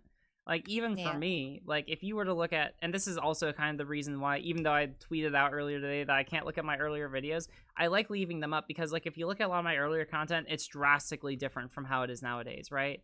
And that's because, like, I've always just tried to do what I can to, like, improve the quality of it, improve, like, the viewing experience of people on the stream, right? Like, I try to make it more entertaining. I try to make it more engaging. I try to make it look nicer. I try to do all these things. I just invested basically all of my money, and then I invested, like, all of my Patreon money, all my donation money into a fucking $1,500 camera. So I could get, like, a clear... That camera's amazing, by the way. That is thank you. super cool. Yeah. I'm gonna be using my phone. This is how, like, it's gonna be so super jacked and weird and just, but that's really all I have because I'm on disability. So, like, I don't get, like, the kind of money that people need to set up. So I actually bought the lights and stuff with the Trump bucks check that I got for COVID because it Oh, came wow. super late for disabled people. Oh, wow. But yeah, that's kind of the niche that my channel is going to go into is, like, what people think they know about certain topics, mainly disability and, like, neurodivergent stuff like that. I mean, that sounds awesome. I guess that, like... I mean, like, the thing is with, like, how you look and how you do your content, I think it's a part that plays into how successful someone is. But, like, ultimately, at the end of the day, like, what is going to make you more, like, a successful person as far as, like, making content on here is the totality of what you do, right? And how someone looks is, like, honestly, like, it's something that I don't want to say it doesn't matter. It probably does matter, but, like, it's not, like, the end all be all. It's pretty far from it, you know? Yeah. Like I obviously... think I'm putting too much pressure on that. Yeah, That and my age, it's just weird because, like, when I first started watching Zan, I was like, it seems like I wanted to bring him home and, like, feed him like he was my kid or something because he's so young compared to me, and, like, all of BreadTube is, so it's just kind of... Well, wait, how old is Sean Skull, out of curiosity? And also, like, Natalie is not... I don't know. I don't want to shit on Natalie, but I mean, like, she's over 30. Yeah, but I'm, like, 39. I mean, like... Yeah, but I mean, like, the fact of the... Like, it doesn't really matter. Like, all right, so here's the hot take. It doesn't really matter, like, what age you actually are as far as, like, being a content creator. It just matters, like, if you're able to relate to the audience, right? Oh, like, yeah. That's what matters, you know? I'm pretty much, like, in my head, I want to say I'm, like, 25, so... Yeah, and I mean, like, conversely, you know, I just did a stream the other day, like, the debate stream I did with a bunch of fucking, like, Trump supporters and, like, the Proud Boy supporter. Like, the other easily the smartest person on the panel aside from me was a high schooler, right? It's kind of like the inverse, right? Like, someone who's, like, so much younger than the average Oh, yeah, I viewer. saw that last night. Yeah. And, like, that's the kind he of was awesome. Oh, yeah, Polar is amazing. Like, listen, Polar, just like Jangles, is one of those people who I will always tell people to go subscribe to or go follow or whatever. Like, they're amazing. I will always recommend them. But yeah, he was great. He was Yeah. really great. So were you, by the way. That was a really fun time. Thank you. No, it was certainly something. But I think that, like, that's... just to tell Jake Unity, I did talk to Vosh. So yes, I am the person that sounded like I had schizophrenia with Vosh. Oh, I don't actually know what happened with that. I called in for a critique of him calling Nazis mentally ill But he was really nice to me because I could barely speak. I was so nervous. Yeah, and Like I mean, like, it was there was a lot more people, and I didn't realize I have a fear of public speaking, like speeches and stuff, and I Yeah. kind of didn't realize that would like carry over to Vosh. And Alright. plus, I was worried that like when I critiqued him, if he'd like go Vosh or like go nice Vosh. But I think because I was so nervous, he went like super nice to me. Yeah. It was actually pretty cool. So, and like you've been really cool. And I'm sorry I've taken up so much of your time. You're all good, Like, but I hope that was, I don't know, like again, like I don't know, it's something that might, but it is probably something that, like, it's something that might affect you, but at the end of the day, like, it's not the end all be all. There are plenty of people who look all sorts of different ways who are able to become like very successful creators. It's just a matter of like the content that you put out, right? And how much of that, like at the end of the day, like, it's a part of it, but it's not like the determining factor, right? Like it's kind of like a totality of the circumstances side of the thing. You know, you're able to control a lot. Like, you're literally able to control like basically everything that you put onto a screen. It's just kind of a matter of what you do with it, you know? yeah, I'm just gonna have to practice speaking, I think, because I'm not used to it. But like, I do want to stream. Yeah. Well, hey, the best way because to practice is just to start, you know? Like, I am so much better now than I used to be, just by virtue of doing it, right? Like, yeah, practicing Yeah, is important. I've noticed everybody changed because when I start watching people, I go back and I start at the beginning and just watch all of their stuff all the way through until the Oh yeah, and it's. I mean, it's so, trust me. yeah. I am so, like, I just looked earlier today. I'm like, oh my god, I'm so much like of a different person. Now mind you, I like who I am. I'm very happy, but yeah, like, people totally change. But yeah, I mean, you're doing great. So, I mean, like, I can't wait to see what you do, like, Thank going you. forward, because you are really enjoyable to watch. And you have the no drama thing, and that's kind of where I want to come from. And Mhm. I wasn't sure that that was even possible until I started watching you. So, Thank it's you. really nice to see. I appreciate it. I definitely try to stay away from drama. Sometimes it finds its way to me, but I try to be the person who ends the drama or tries to mediate it to the best of my ability. It's just because you're trying to mediate, like with the Buck Angel thing. Like, I Yeah. feel like a lot of that was just because you didn't go hard, and that's not the approach that would have worked. The thing is, all right, So- here's the thing that frustrates me about it is that there like the turfs on one hand tell me that apparently I went in and ambushed and destroyed Buck Angel with know, facts I and saw logic, that. and then there's some people who are like, oh, you went too easy on him. You should have Yeah, I saw. And I'm just like, god damn it. You can't win. Like, you Yeah. can't. And the thing is you were somewhere in the middle of both of those. Yeah, I tried to Both of those yeah. criticisms. Like, you weren't too hard and you weren't too soft. Like, you brought the facts and stuff. You just didn't ambush him. My And porridge you was just couldn't. right. Yeah. And I Uh. actually really enjoyed that. And it's nice to see that Calvin's coming along too. It seems like he's really doing good. Like, you guys kind of helped him out a lot. Yeah, So, I'm definitely really looking forward cool. to it. Yeah, thanks. Anyway, I should move on. Do you have any Oh, final thoughts? yeah. Sorry. No, you're all good. You're all good. Well, hey, thank you so much for coming on. I appreciate it. It's a good chat. Thank you for the advice. Yeah, no problem. I'll talk to you later, all right? Okay. Bye. Bye. Shoop. All right, Wholesome. Oh, hey, I know you. Hello, Manic. What's up?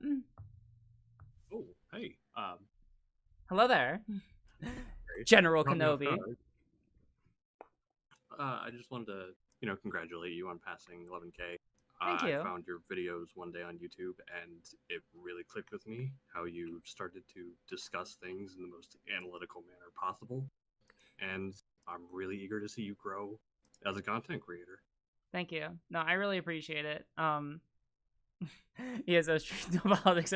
I'm sorry, I just reacted to something. But yeah, no, I really appreciate it, and yeah, I don't know, like, it's weird for me to think about the effect. I don't know, like, fundamentally, I do this because I enjoy it, because like it's weird to think that this is becoming progressively a larger part of my life when like I am a full-time student and I have like a bunch of other a bunch of other things I'm dedicated and I do aside from this, which might surprise some people since I seem to be online all the time. It's probably an issue. I should look into that. But I'm glad that people have found. I'm glad that you've been able to find use in it, and I hope that I don't know. I just want to keep doing similar things, and I just want to like contribute to the conversation in a way that's meaningful, right? Like that's really all I want to do is just to help others and help the conversation move along. So I appreciate the compliment. Yeah, absolutely. All right. Well, hey, thanks for coming on. I'll see you around, all right? Yeah. Bye. Bye. That was awesome. All right, I'm gonna do another wholesome. Hello there. Hello. You're the live. You're the doing the live. Oh, hey. Hey, how's it Sorry going? I'm late. Hey, you're completely fine. How's it hanging? Hi, stream. Hey, chat. Chat, say hi. I want to say congratulations for 10K. You did very great. Thank you. I appreciate it. Also, where did the random again? Like, what are you all doing? Why this? Like, I was literally planning on this weekend being the 10K stream, and then a random 1,000 of you motherfuckers just came out of nowhere. Where did you come from? But yeah, thank you. I appreciate it. It's been a wild ride. Listen, this is the party train that don't like listen. Apparently, like, this is the place to be. In fucking LeftTube or like YouTube or whatever right now. So so yeah, I don't know. Thanks for being along for the ride and all that. Yeah. Well, I just want to say that you did great, and I can't wait to support you for the rest. Well, while I'm here, actually. Mm-hmm. So. Thank you. I really appreciate it. Thanks so much for coming on. You too. Thank you. Bye. Bye. Boop. Nice. Dab. Bird dab. I'm gonna do one more wholesome. Hello there. Oop, is that me? Yep. I mean, no, it's not. It's definitely not you. You're definitely not live talking to me right now. Oop, that happened real quick. Okay, well, first of all, congratulations. Thank you. I appreciate it. And second of all, I had a question. I can try doing it really quick. I don't know what you want to do with that though. I mean, like, well, I mean, you know, we did. Yeah. We can do a question real quick. What's up? Here, I'll pose the question. You can decide if you have time to answer it. It's a little in depth, but essentially, like, we all conservative family, all that. Like, I'm trying to convince them essentially that trans people deserve rights, etc. Yes. So the main argument, we always come back to the bathroom argument, of course. And someone something that my sister posed to me, mind you, she's younger than me, she's underage too, so she's young and everything. But she essentially posed something that I think is kind of relevant, but also completely irrelevant, and I want to see how you would take it on. Essentially that by opening up interpretations of who can go into what bathrooms kind of thing based on gender presentation, obviously. And I'm saying this from her argument, by the way. I just want to make sure. Yeah, I understand. Okay, so by opening up that interpretation, do we allow for she goes in being we allow for people to take advantage of that, obviously, which, mind you, obviously there's the empirical evidence that just doesn't happen. Yeah. Really. So, but to kind of address the argument, essentially, I did pose it to her being I don't understand why that's relevant to this when she doesn't necessarily make the argument that it is trans people that are taking advantage of that. Yeah. Obviously, and being sexual predators is the word we'll use. I think I get the idea, right? So we don't she's basically saying, if we expand the definition of what it means to be a woman and allow people with expanded, allow people using and maybe taking advantage of this expanded definition to be able to go in women's spaces, then they might harm women in some way, right? Is that basically the argument? Yeah, so my question then is how would you tackle making the argument that trans people shouldn't have to answer or even wait for an answer to sexual predators in order to sexual predators in general, not trans people being sexual predators, just sexual predators. They shouldn't have to answer that question or find a solution for that for them to have basic liberties and being able to use the restroom, Yeah, I think that the easiest one is to say that basically we already have. So there's this assumption, right, that if we were to allow if we were to expand the definition of what it means to be a woman to the point where people who are going to use that to go into the bathroom to sexually harass women or otherwise commit harm against them, then that should be something that's prevented. But the problem is that we already have laws against rape and sexual harassment. Like those are already exist. And so if the idea is, oh, well, we shouldn't expand like laws and legal protections to allow people with an expanded idea of what it means to be a woman to be able to go into women's spaces such as restrooms, right? Then it would basically be like what they would be asking for in principle is to put a law in place of like is to implement a law to prevent other people from violating another law, right? Which is just kind of like a ridiculous idea, right? Like the idea that like someone who is going into the bathroom to either sexually harass or rape a woman, right?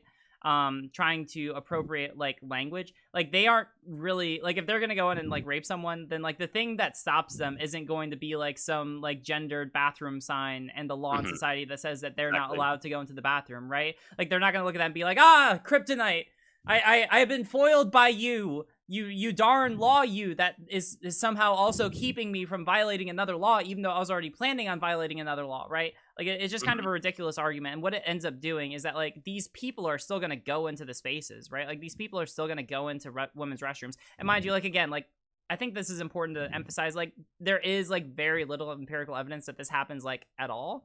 But like even if we're assuming, like even in the instances where it does happen, right? Like the people who are doing this don't really care about like the legal validity of being able to be in that space, right? Because they don't care about like the legal validity of the actions that they do because like rape is already illegal, you know? So it doesn't make sense to put like another legal barrier in front of them when they're already going to violate the law. Yeah, and I try to address that with like very specifically. We usually go over like the J.K. Rowling manifesto, and how she uses her like anecdotal evidence of being it. She never really like states like enough to like understand exactly the situation, but like she does allude and pretty like specifically I think states that she was assaulted in a restroom or a space essentially that she perceived as safe. And I tried to like attack that idea with my sister when talking with her, because obviously it didn't stop. She never like J.K. Rowling never said it was like a trans woman that did that.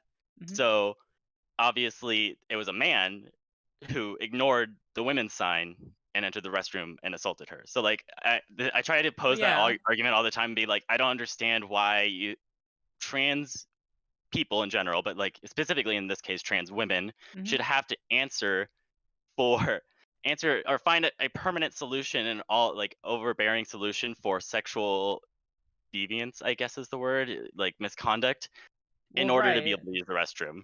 Well, right, but that's because I mean, like they don't, right? What we have as an issue here is where like you have someone relying on fundamentally what is anecdotal evidence. I mean, like it is anecdotal evidence, right? And trying to use that, like, and this is where, I mean, like this is where like the evidence that like this really isn't all that common comes into play, because basically, like if you look at this in isolation, what you have is someone who dressed as a woman who went into the bathroom and used that ability and use that instance to allegedly like sexually harass a woman, right? Like if we take it in isolation, that's what it is, right? The only like when we are thinking about like extrapolating it beyond that, that's where we run into logical fallacies, right? Because like the fact of the matter is we have someone who did violate the law, right? Like someone who explicitly like violated laws against like sexual harassment and rape, right? And like, yeah, that person is clearly terrible and should be punished. But by virtue of the fact that we know that this is not something commonly caused by like trans women and is something which is like rare to begin with, it makes no sense to extrapolate it anywhere beyond that, because like there's no evidence saying that we should, right? Like this is the reason why anecdotal evidence isn't reliable in the first place. This is the reason why studies are so important, because we're able to account for anecdotal evidence and be able to like produce statistical likelihoods that certain things will happen. So if you're running into, I'm sorry, I didn't mean to cut you off. No, I think that's basically it. Yeah, so if you're running into, like if you're in a discussion or debate with someone and you're running into the problem where they're not able to, I don't know, they're somehow perceiving that like opening up women's spaces, obviously the turf rhetoric, but like opening up women's spaces is endangering them, which obviously there's no evidence to. How do you address that by other than just being like, because I've kind of tried that with my sister. Yeah, being like, and I mean there's like literally nothing that proves that happens. Well, I mean this is hard because I mean like a lot of that kind of a feeling that you're articulating. I mean like a lot of it is like an irrational application of that to trans people, because I think that anyone who, I mean like at the end of the day, right? Like it doesn't have to do with trans people, right? Like it is like a statistically unreasonable, it's also like it's a minority fear. It's an unreasonable fear. It's like it's a fear that only really manifests in people who, like, I understand that people are like share that, like, have this concern and have it to some extent. But like in order to maintain it, right? Like you do have to believe that it's an issue in the first place, and it just really isn't, right? And so we're not talking about like fully rational people. Yeah.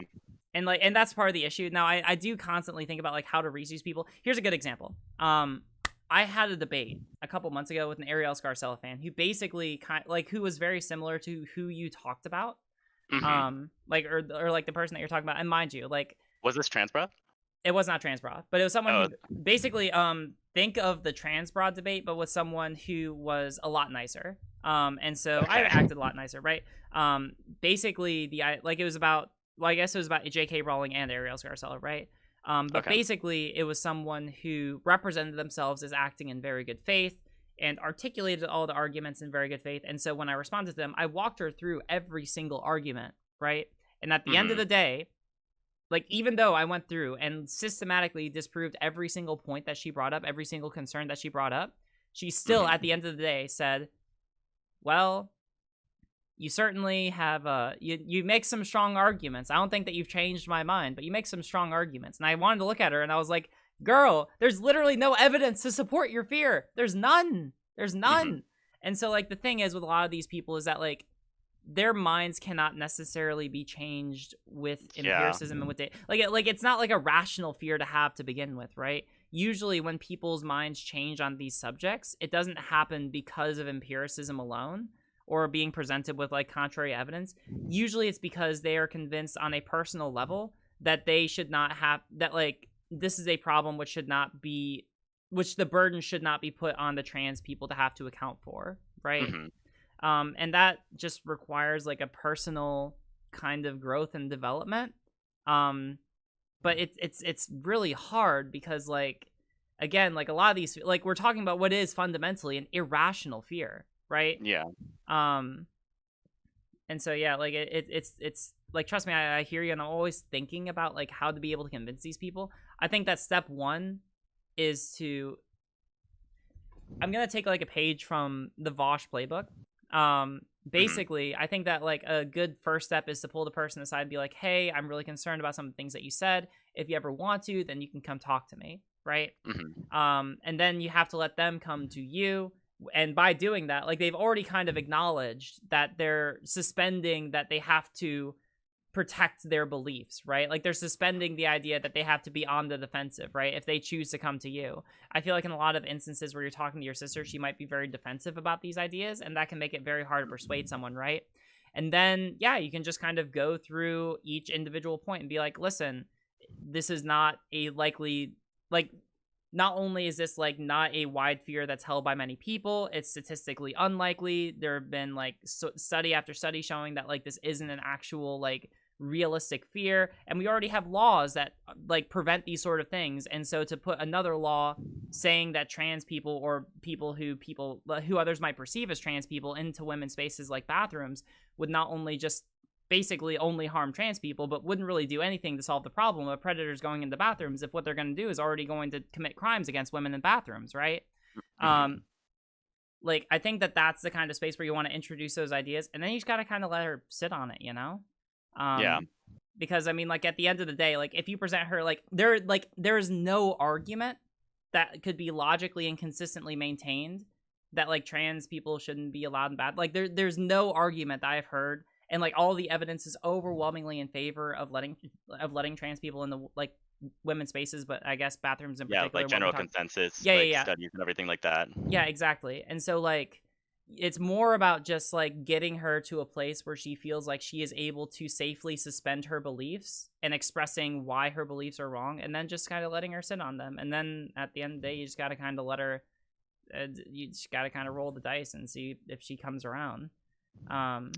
I don't know, like, maybe another example is, like, maybe, like, introduce her to some trans YouTubers, maybe, like, show her, you know, like, maybe you send her my videos, I don't know, but, like...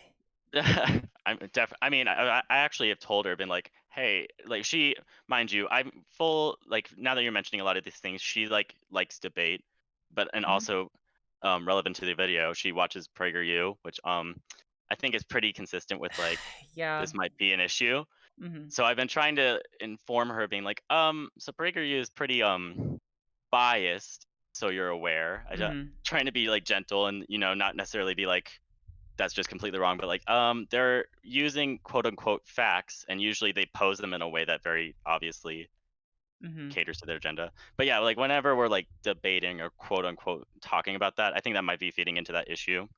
But yeah, like I mean, it's just, I mean, this is the problem. This is the problem with like a lot of people who are more conservative in America, right? Like again, I'll talk about my family before, because like my family, not on this subject but on related subjects, have been like more conservative.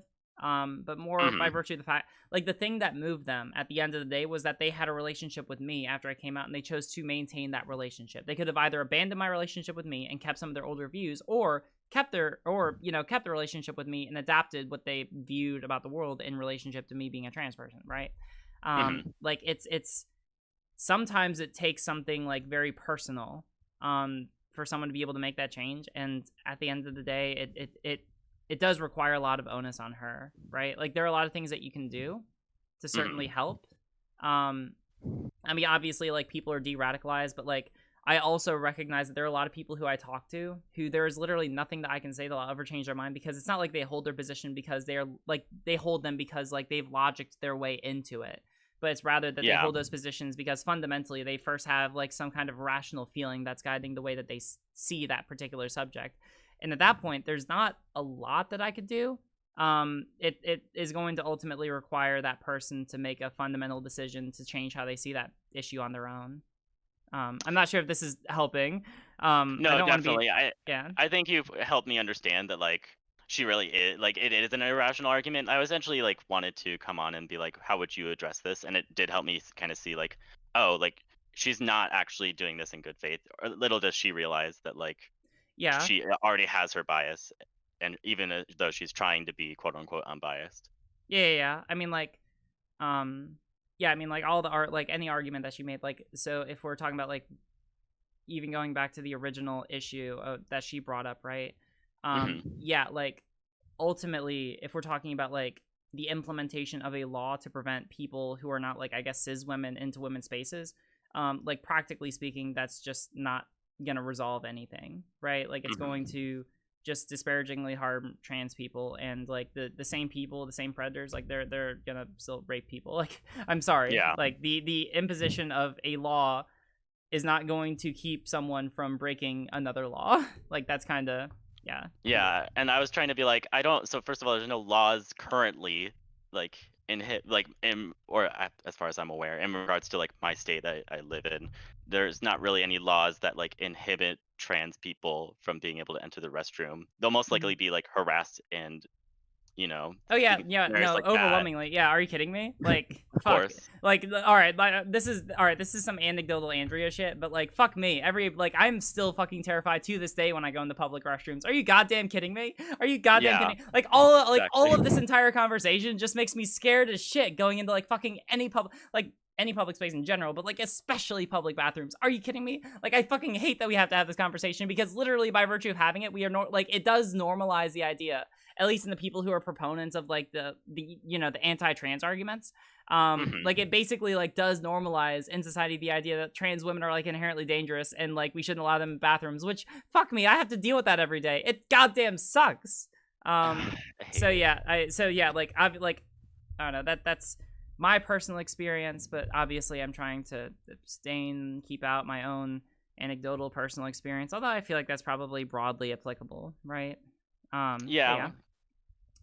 definitely. But just reusing the same old queer people are sexual predators arguments all the time. Oh yeah, no, it's the exact same, right? I mean, like we've been doing this, like we did this with gays for a while and lesbians and it's the same fucking argument all the time, right? That there's some intrinsic quality of various LGBT plus whatever person. Sexual deviance of some form. I mean, hell, they even used to make this about black people, right? Like it's basically like usually it's just like a term ascribed, like an idea ascribed to like minorities that people want to disparagingly treat, but Yeah, and I just I won't take up any more of your time. But thank you so much for answering my question. Yeah, no problem. It was a good chat. All right, talk to you later.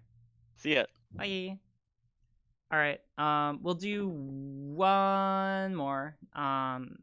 You have wanted to come on. Boop. Hello there.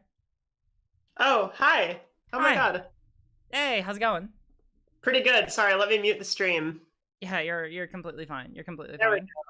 How are you? Oh my god, congratulations on 11K. That's like one more than 10K. It is one more than 10K. That's I don't know how that happened. The surprise 1000 just happened in 3 days. Amazing.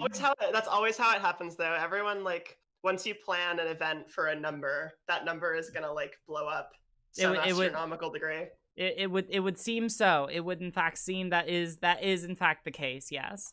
Yeah. No. Bert, thank you so much. I really appreciate it. How are you doing? I'm doing pretty good. I actually was really vibing with the stream earlier when you were talking about being like a full-time student who's still trying to stream and like kind of have this internet career. That's super like I've wanted to do this for such a long time, but ever since I've been in college, I've been like, when am I going to do that? But I mean, I've been like, I don't know, time management is something I think you like just learn as you go. So I mean, like, first things first. Yeah, time management is easily the most important skill that you need if you want to be able to do this. Because like most people who stream, especially as like I do stream, like I stream minimum 3 times a week. This week I streamed like 4 times, right? Like that is a fucking lot for all the shit that I do. No, you're like, I mean, because I the first streamer that I really got into was Vosh, and his whole thing is like, oh yeah, I don't leave the house. Wow. Like, yeah, that's so it's like, wow, you have like so much time, like. Oh yeah, no, I mean like trust, like I am living a busy life, and I don't know how I do it, but hey, we take life one day at a time, but yeah, so basically what advice I could give just based on like, you know, my experience so far, like yeah, definitely time management first, but also just like work up. I mean like way back when I used to just like as a baseline, I did it for fun, right? Like I still do this for fun. Like the reason that I can justify doing this is because like I don't like this is my break, right? Like when I'm not doing this, I'm working because this is the thing that I do for enjoyment because I genuinely fucking enjoy this. No, that's super like I always, if I'm not doing school stuff, even sometimes because I'm a music composition major, so sometimes people are like, oh, I want to see like what you're doing. So sometimes I'll like pop into Discord while I'm doing homework, but I do a lot of like thanks, Jess. I do a lot of like talking to people just in my spare time, and I feel like that's a sign that I should be trying to do something more because I really enjoy like social interaction. I don't know. Oh yeah, especially no, I totally, yeah. I got with COVID, like not being able to see my like friends or like have parties or whatever. It's like, oh my god. Oh yeah, no, Discord is easily. I mean, like yeah, streaming is fun, but like the Discord is single-handedly like floating me through the pandemic right now. Like it is. You've got like the best Discord for that too, because you've got like the support Discord, you know, the ESD, the emotional support Discord. It's very like. I thought we have the ESO. We have the ESO, the Elder Scrolls Online Discord, because I am an Elder Scrolls Online streamer first, and anything otherwise is completely secondary. Yeah, that's true. That's like how I'm a speedrunner, even though I can't get through a game in like a sitting. Yeah. You know, we all aspire to the goals that we set for ourselves. It doesn't mean that we always meet them perfectly. But the thing I came on to actually talk to you about before I got like distracted, like I do, was so you talk about like fascists a lot, right? I mean, like decently. It seems to be a variety of like fascists and TERFs nowadays. Is because I mean, like, yeah. Well, it's another topic that actually I also wanted to like speak about. Or, like, I feel like they're all in the same circles. Oh, they 100% are. Yeah, are you kidding me? Yeah, they 100% are. The Kiwi Farms Nazis and the TERFs are like bread and butter.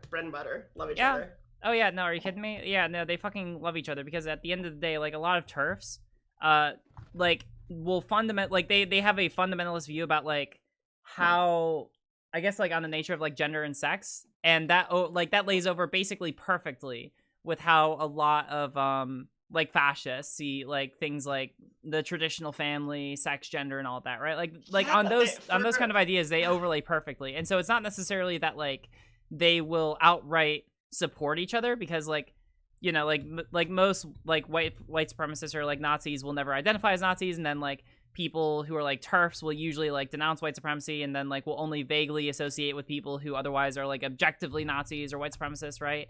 But like when you have people who basically make the same arguments on these particular issues, right? I mean, like hell, literally, I'm pretty sure. Well, I mean, the other day we talked about. I mean, like I'm not sure we wanted to find like Blaire White as TERF. But like she and Sargon of Akkad literally made the exact same kind of arguments, right? Sargon of Akkad, like, who's literally a white nationalist. Oh yeah, like... literally an out and about white nationalist. Yeah, 100%. So I mean, like there's a ton of a classical liberal. I used the wrong nomenclature. Heavy quotations, yeah. Yeah. Of course. No, I mean, like these people will make like a ton of the same kind of arguments, and so like even if they don't necessarily identify with each other, like they're like if they have to, they will collaborate and they'll see each other as allies. I almost think of it as like people who are vaguely like on the at least the right, like in today's culture war, right? They kind of are drawn to each other by like a sense of ideological incoherence. So a TERF can say like, I'm a feminist first, I believe in women's rights, but then to achieve women's rights and to take that from the maw of the horrifying transsexual monster, we have to ally ourselves with the Heritage Foundation and Richard Spencer and Sargon of Akkad and all these people. And yeah. It's like, I mean, it's the same reason that like it seems so incoherent and they'll accuse like, I remember for a while Graham Linehan was accusing people of being gamergaters who are currently like trans advocates. Mm-hmm. And then like you look at Kiwi Farms and it's all the same people. It's the gamergaters that are the TERFs now. It's like the same people who are being like, I want to protect you from the big scary trans people in your bathroom were the people that not 4 years ago were saying that women need to be barefoot in the kitchen.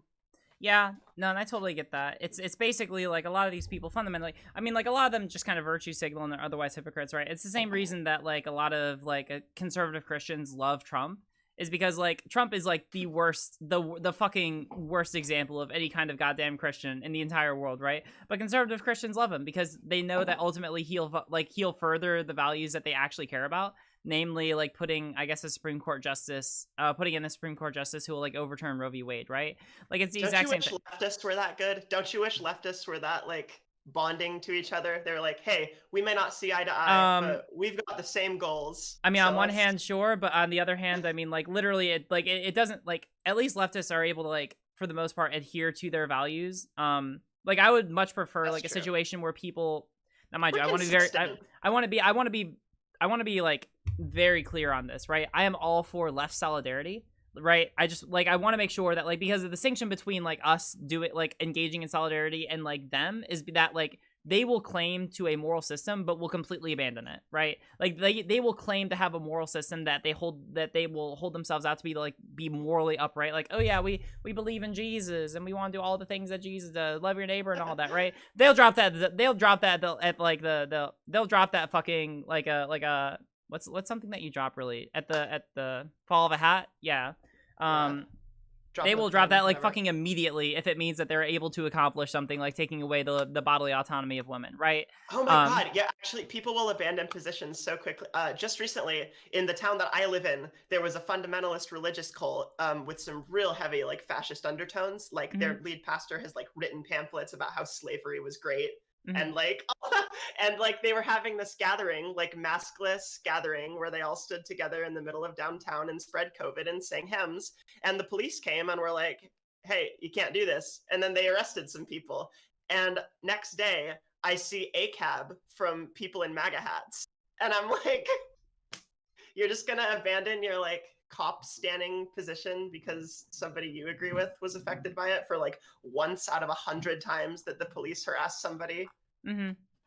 Yeah, no, I mean, that's pretty good. I mean, like another example, if we want to appropriate from earlier in the stream, right, is like how a lot of conservative like legal minds will, you know, always talk about like originalism as like this idea that we should aspire to when we're talking about like interpreting the Constitution, but like they only use it insofar as it benefits like their own personal partisan ideas, right? Like they love it for the ideas that like, oh yes, you know, people should be originalists because originalists definitely cared about abortion or something like that, right? And not in the fact that, you know, like the original meaning of the Constitution definitely had that the Supreme Court was intended to be like a completely nonpartisan institution, and that we should not be trying to interject partisan politics into it, right? Like most people, like it's just as a basic idea that like there are a lot of people who are more conservative, more right-leaning or whatever, like yeah, they're able to bond together super easily, but it's because like they claim to, like they'll virtue signal a lot of things that they say that they believe in, but like if they want to like ally with other people to accomplish like other short-term more important goals, and they'll drop their other like otherwise inconsistent morals at like immediately. Oh yeah, no, that's like the whole, I mean, that what you just said is like the whole TERF ethos. Yeah, like... yeah. Oh yeah, then that's the reason why a lot of like again, like they'll call themselves feminists. Oh yeah, we're definitely 100% like we really care about feminism. And then they'll fucking go and like ally with the political party United States that's like continuously been against women's rights throughout like the vast majority of like American history. Yeah, totally, 100%. Yeah. That's great feminism you got there. That's great. That's amazing feminism, advocating for the party that's literally trying to overturn Roe v. Wade right now. Yeah, that's great feminism. 10 out of 10. Do we want bathrooms populated with only XX chromosomes, or do we want like the right to our bodily autonomy? It's tough. It's hard. Yep. Yeah, that's basic. Yeah.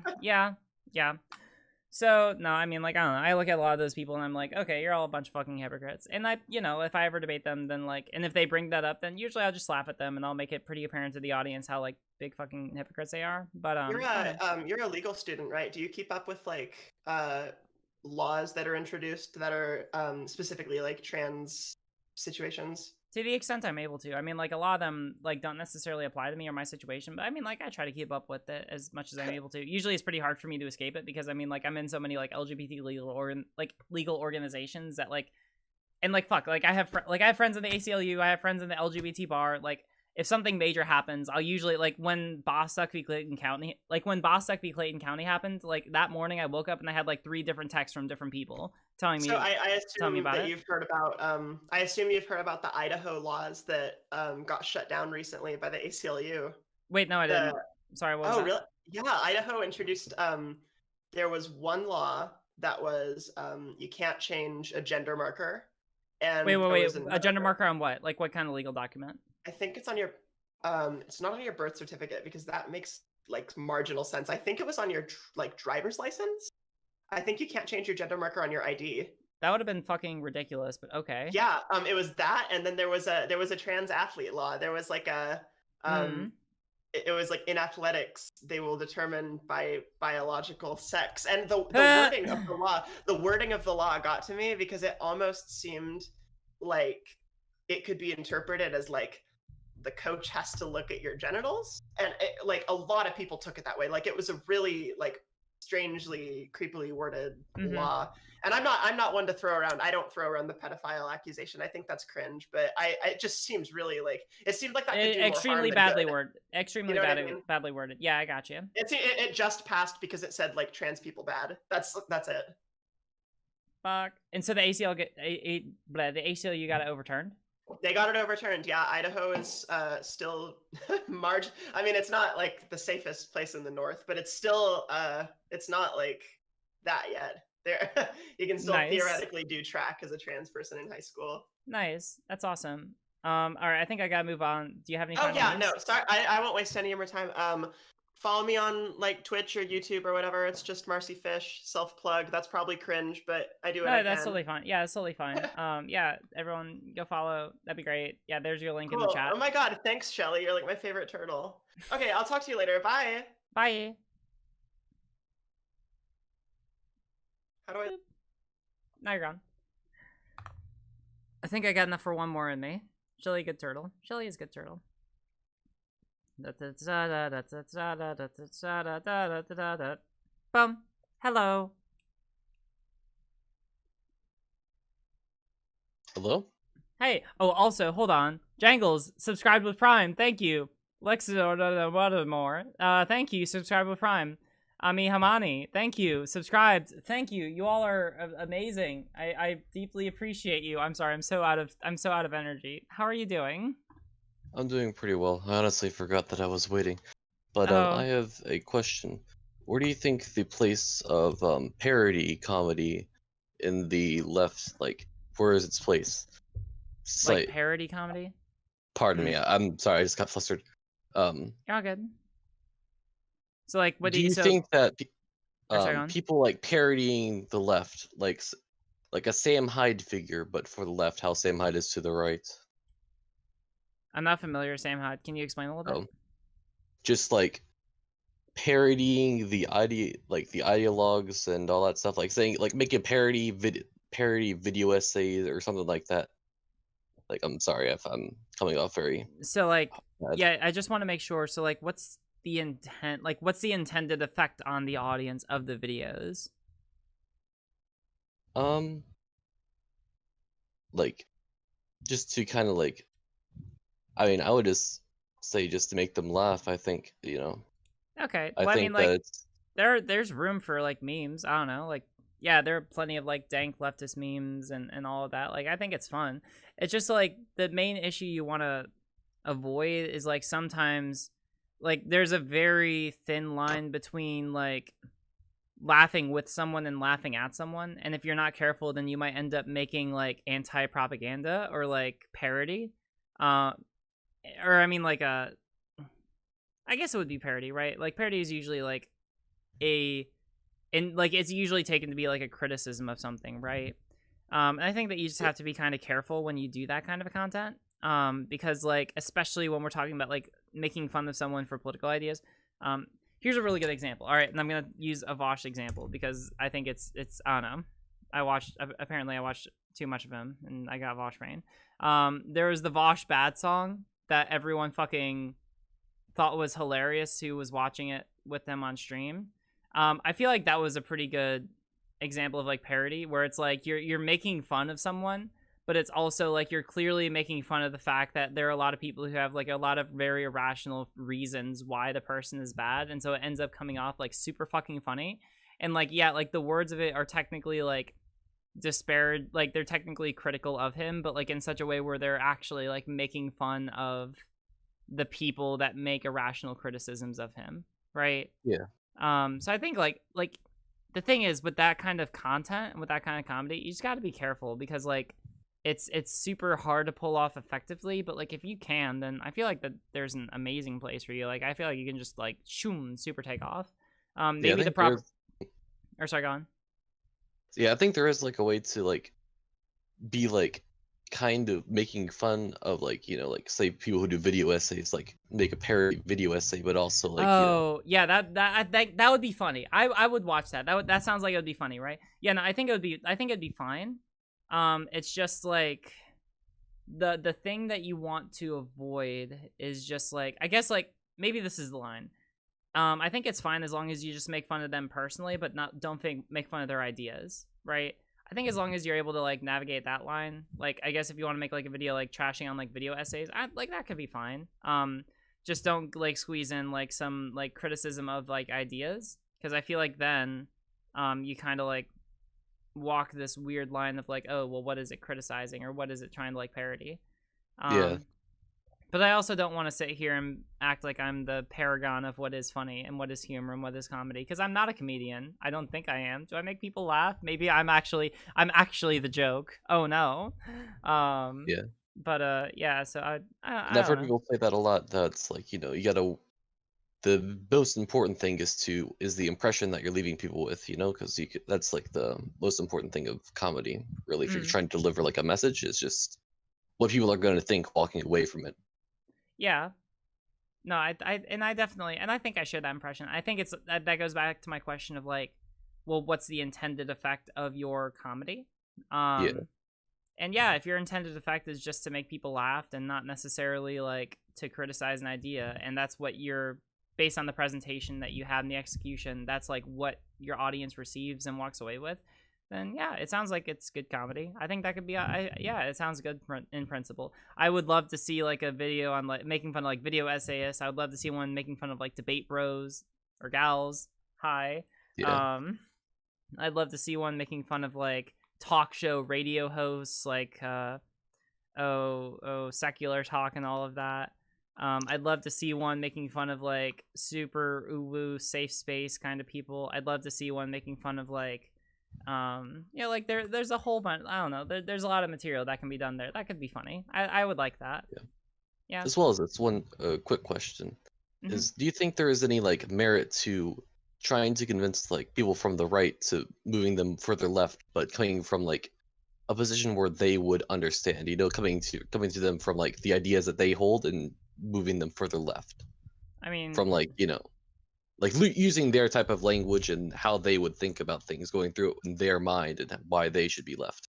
Oh yeah, totally. Like for me, for example, one way that I do this is that I always talk about the fact that I fucking love America. I do love America. I want the best for this country. I do want the best for this country. And I think that any conservative would be like blue in the face. Like would be completely remiss to like disagree with me on that, because like everyone comes from a fundamental, like most conservatives come from a fundamental place where like they just want what's best for the country. Like usually that's where a lot of conservatives are coming from. And so usually if I posture myself as that, and that, what I want to do is I want to promote policy which is going to ultimately help everyone in the country to the most that I'm able to by virtue of implementation of policy, then yeah, like that's crazy. It's really good rhetoric, right? You just have to be careful that you don't like concede material issues or points, right?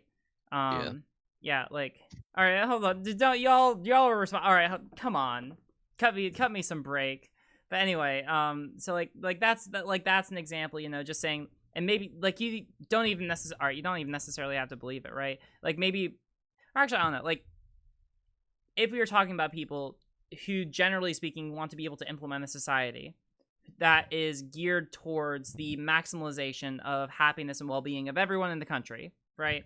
Then yeah, that naturally means that you probably are going to care about America as much as any other country, right?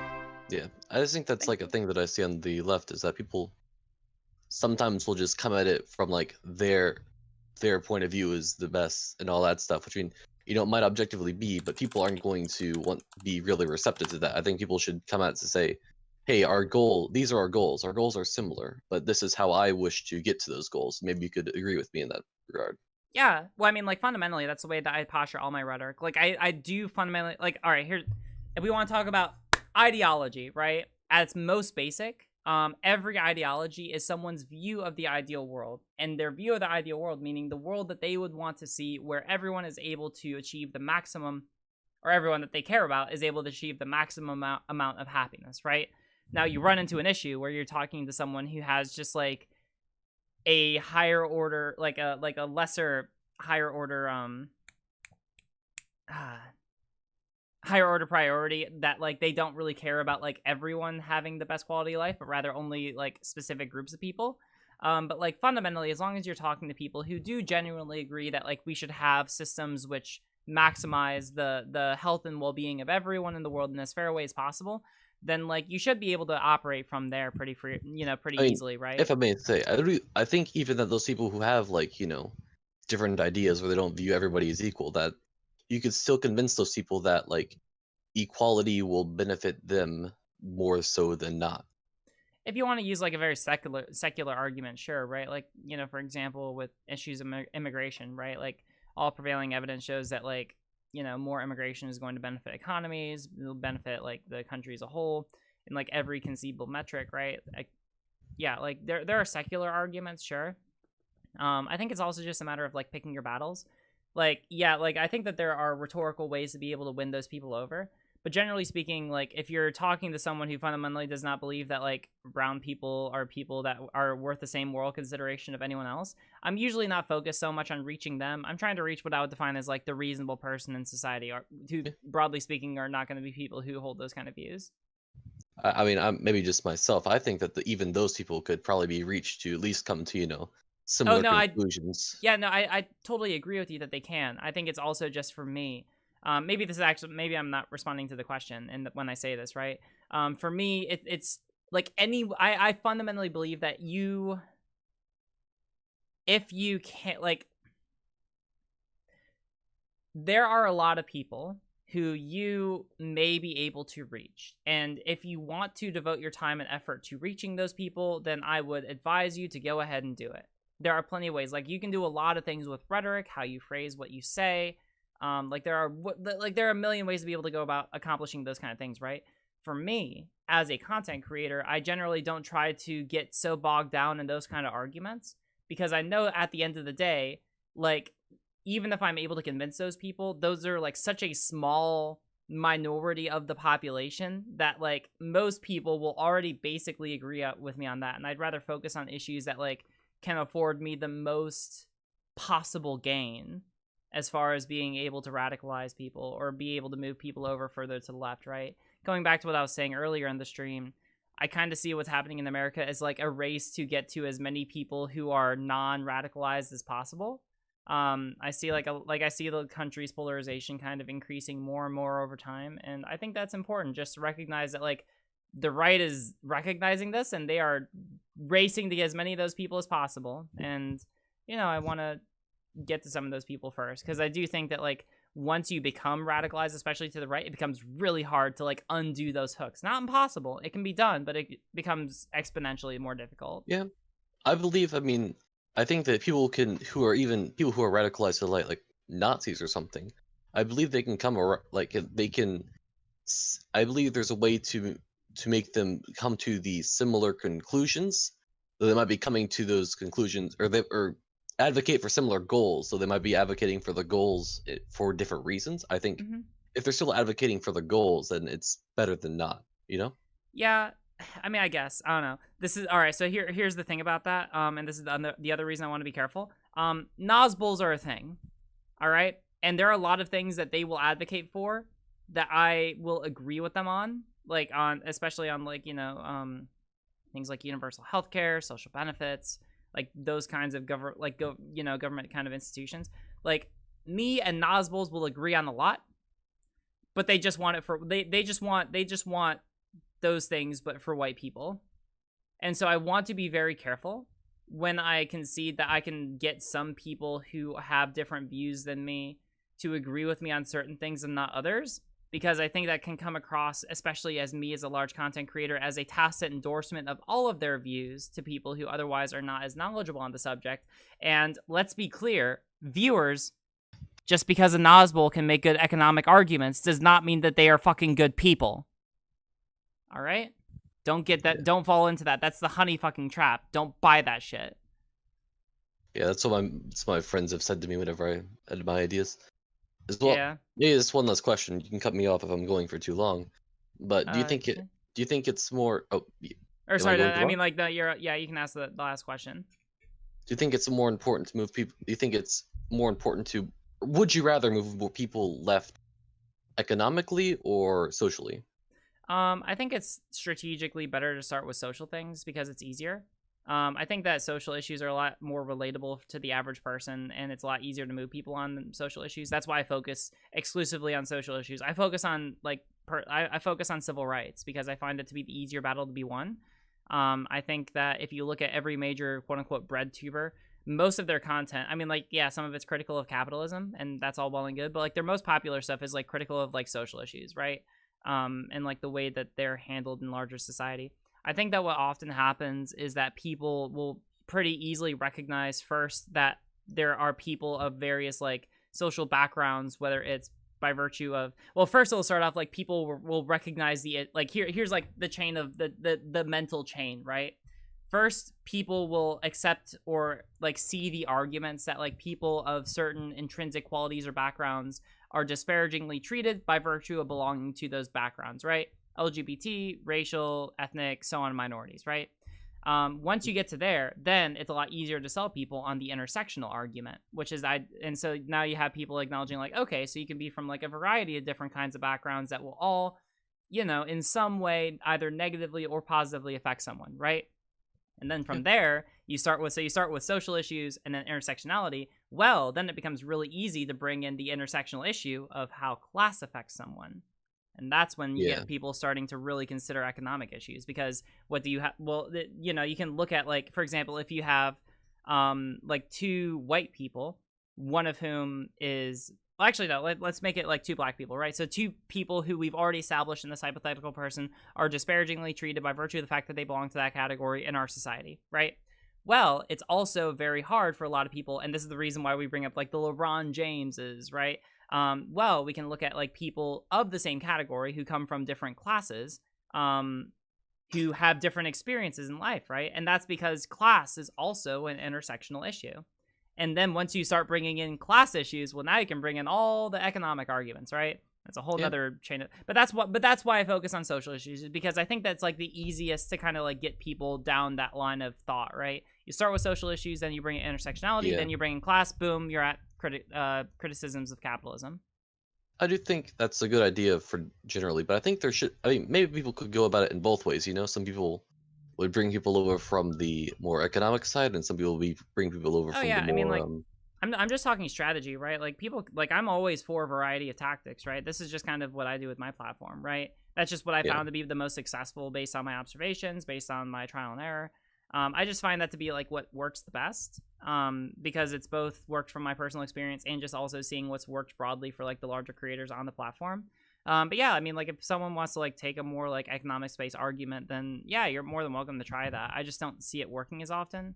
Like, you know, there are a lot of people who just make like purely like Marxist or, you know, like ML or just like general anti-capitalist kind of like channels or platforms on YouTube, and I just don't see them do as well normally. I mean, like, sometimes they can do fine, but like oftentimes, usually like when channels will pick up, it's because they talk about like a social issue predominantly, and then they talk about economic issues like as a supplement to the social.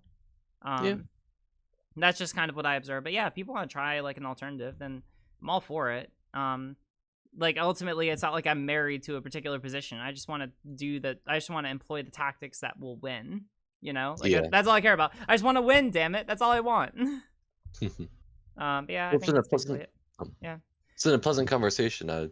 Kind of sorry if I got a little bit flustered. It just, like, it came out of nowhere. Oh, yeah, no, you're totally fine. No, I really enjoyed this. Yeah, thanks so much. A shout out to my girlfriend, Olivia.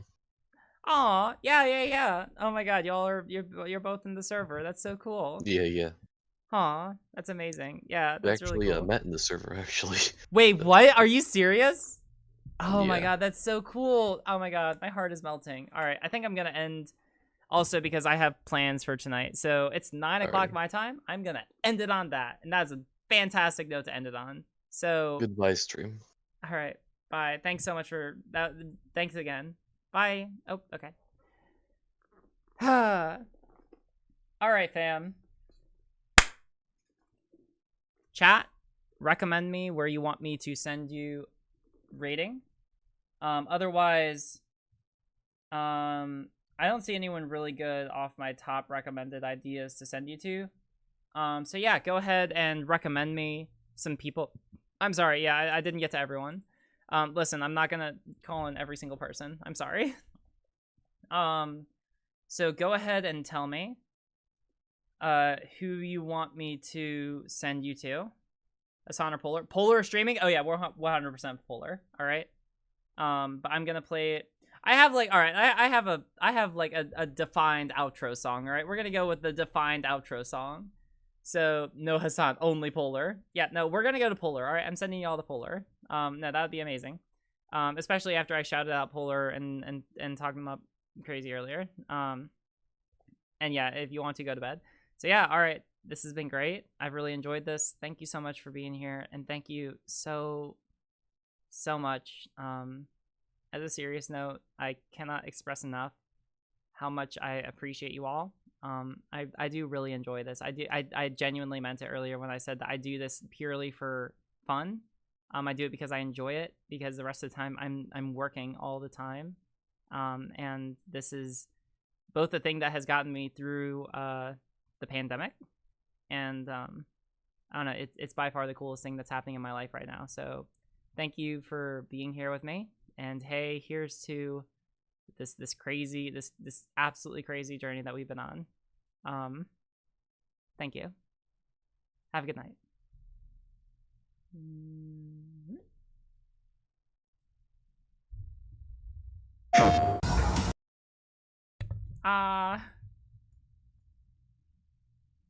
I'll get ad blocker eventually.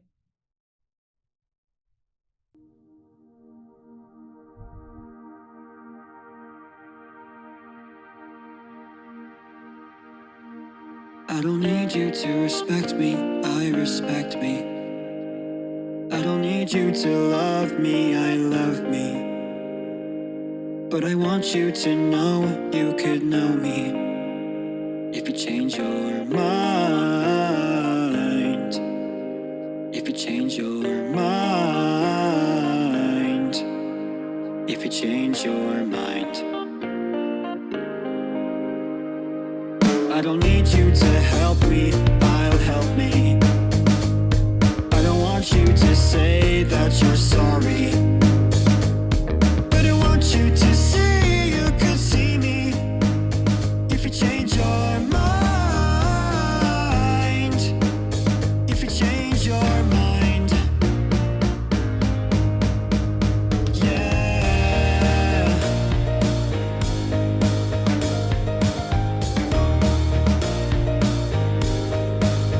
If you change your mind.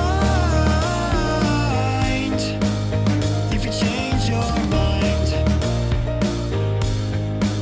So get to know me for who I really am. And I think we could be the best of friends. But before you speak a word, I would recommend you change your mind. Change your mind, yeah. Change your mind.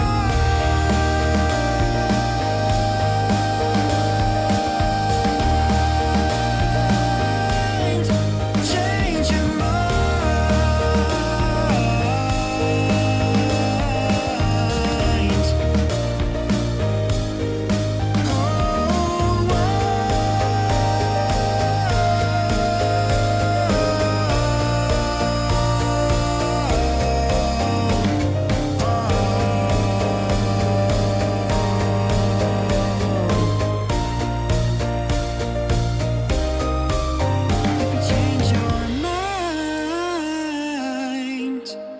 If you change your mind,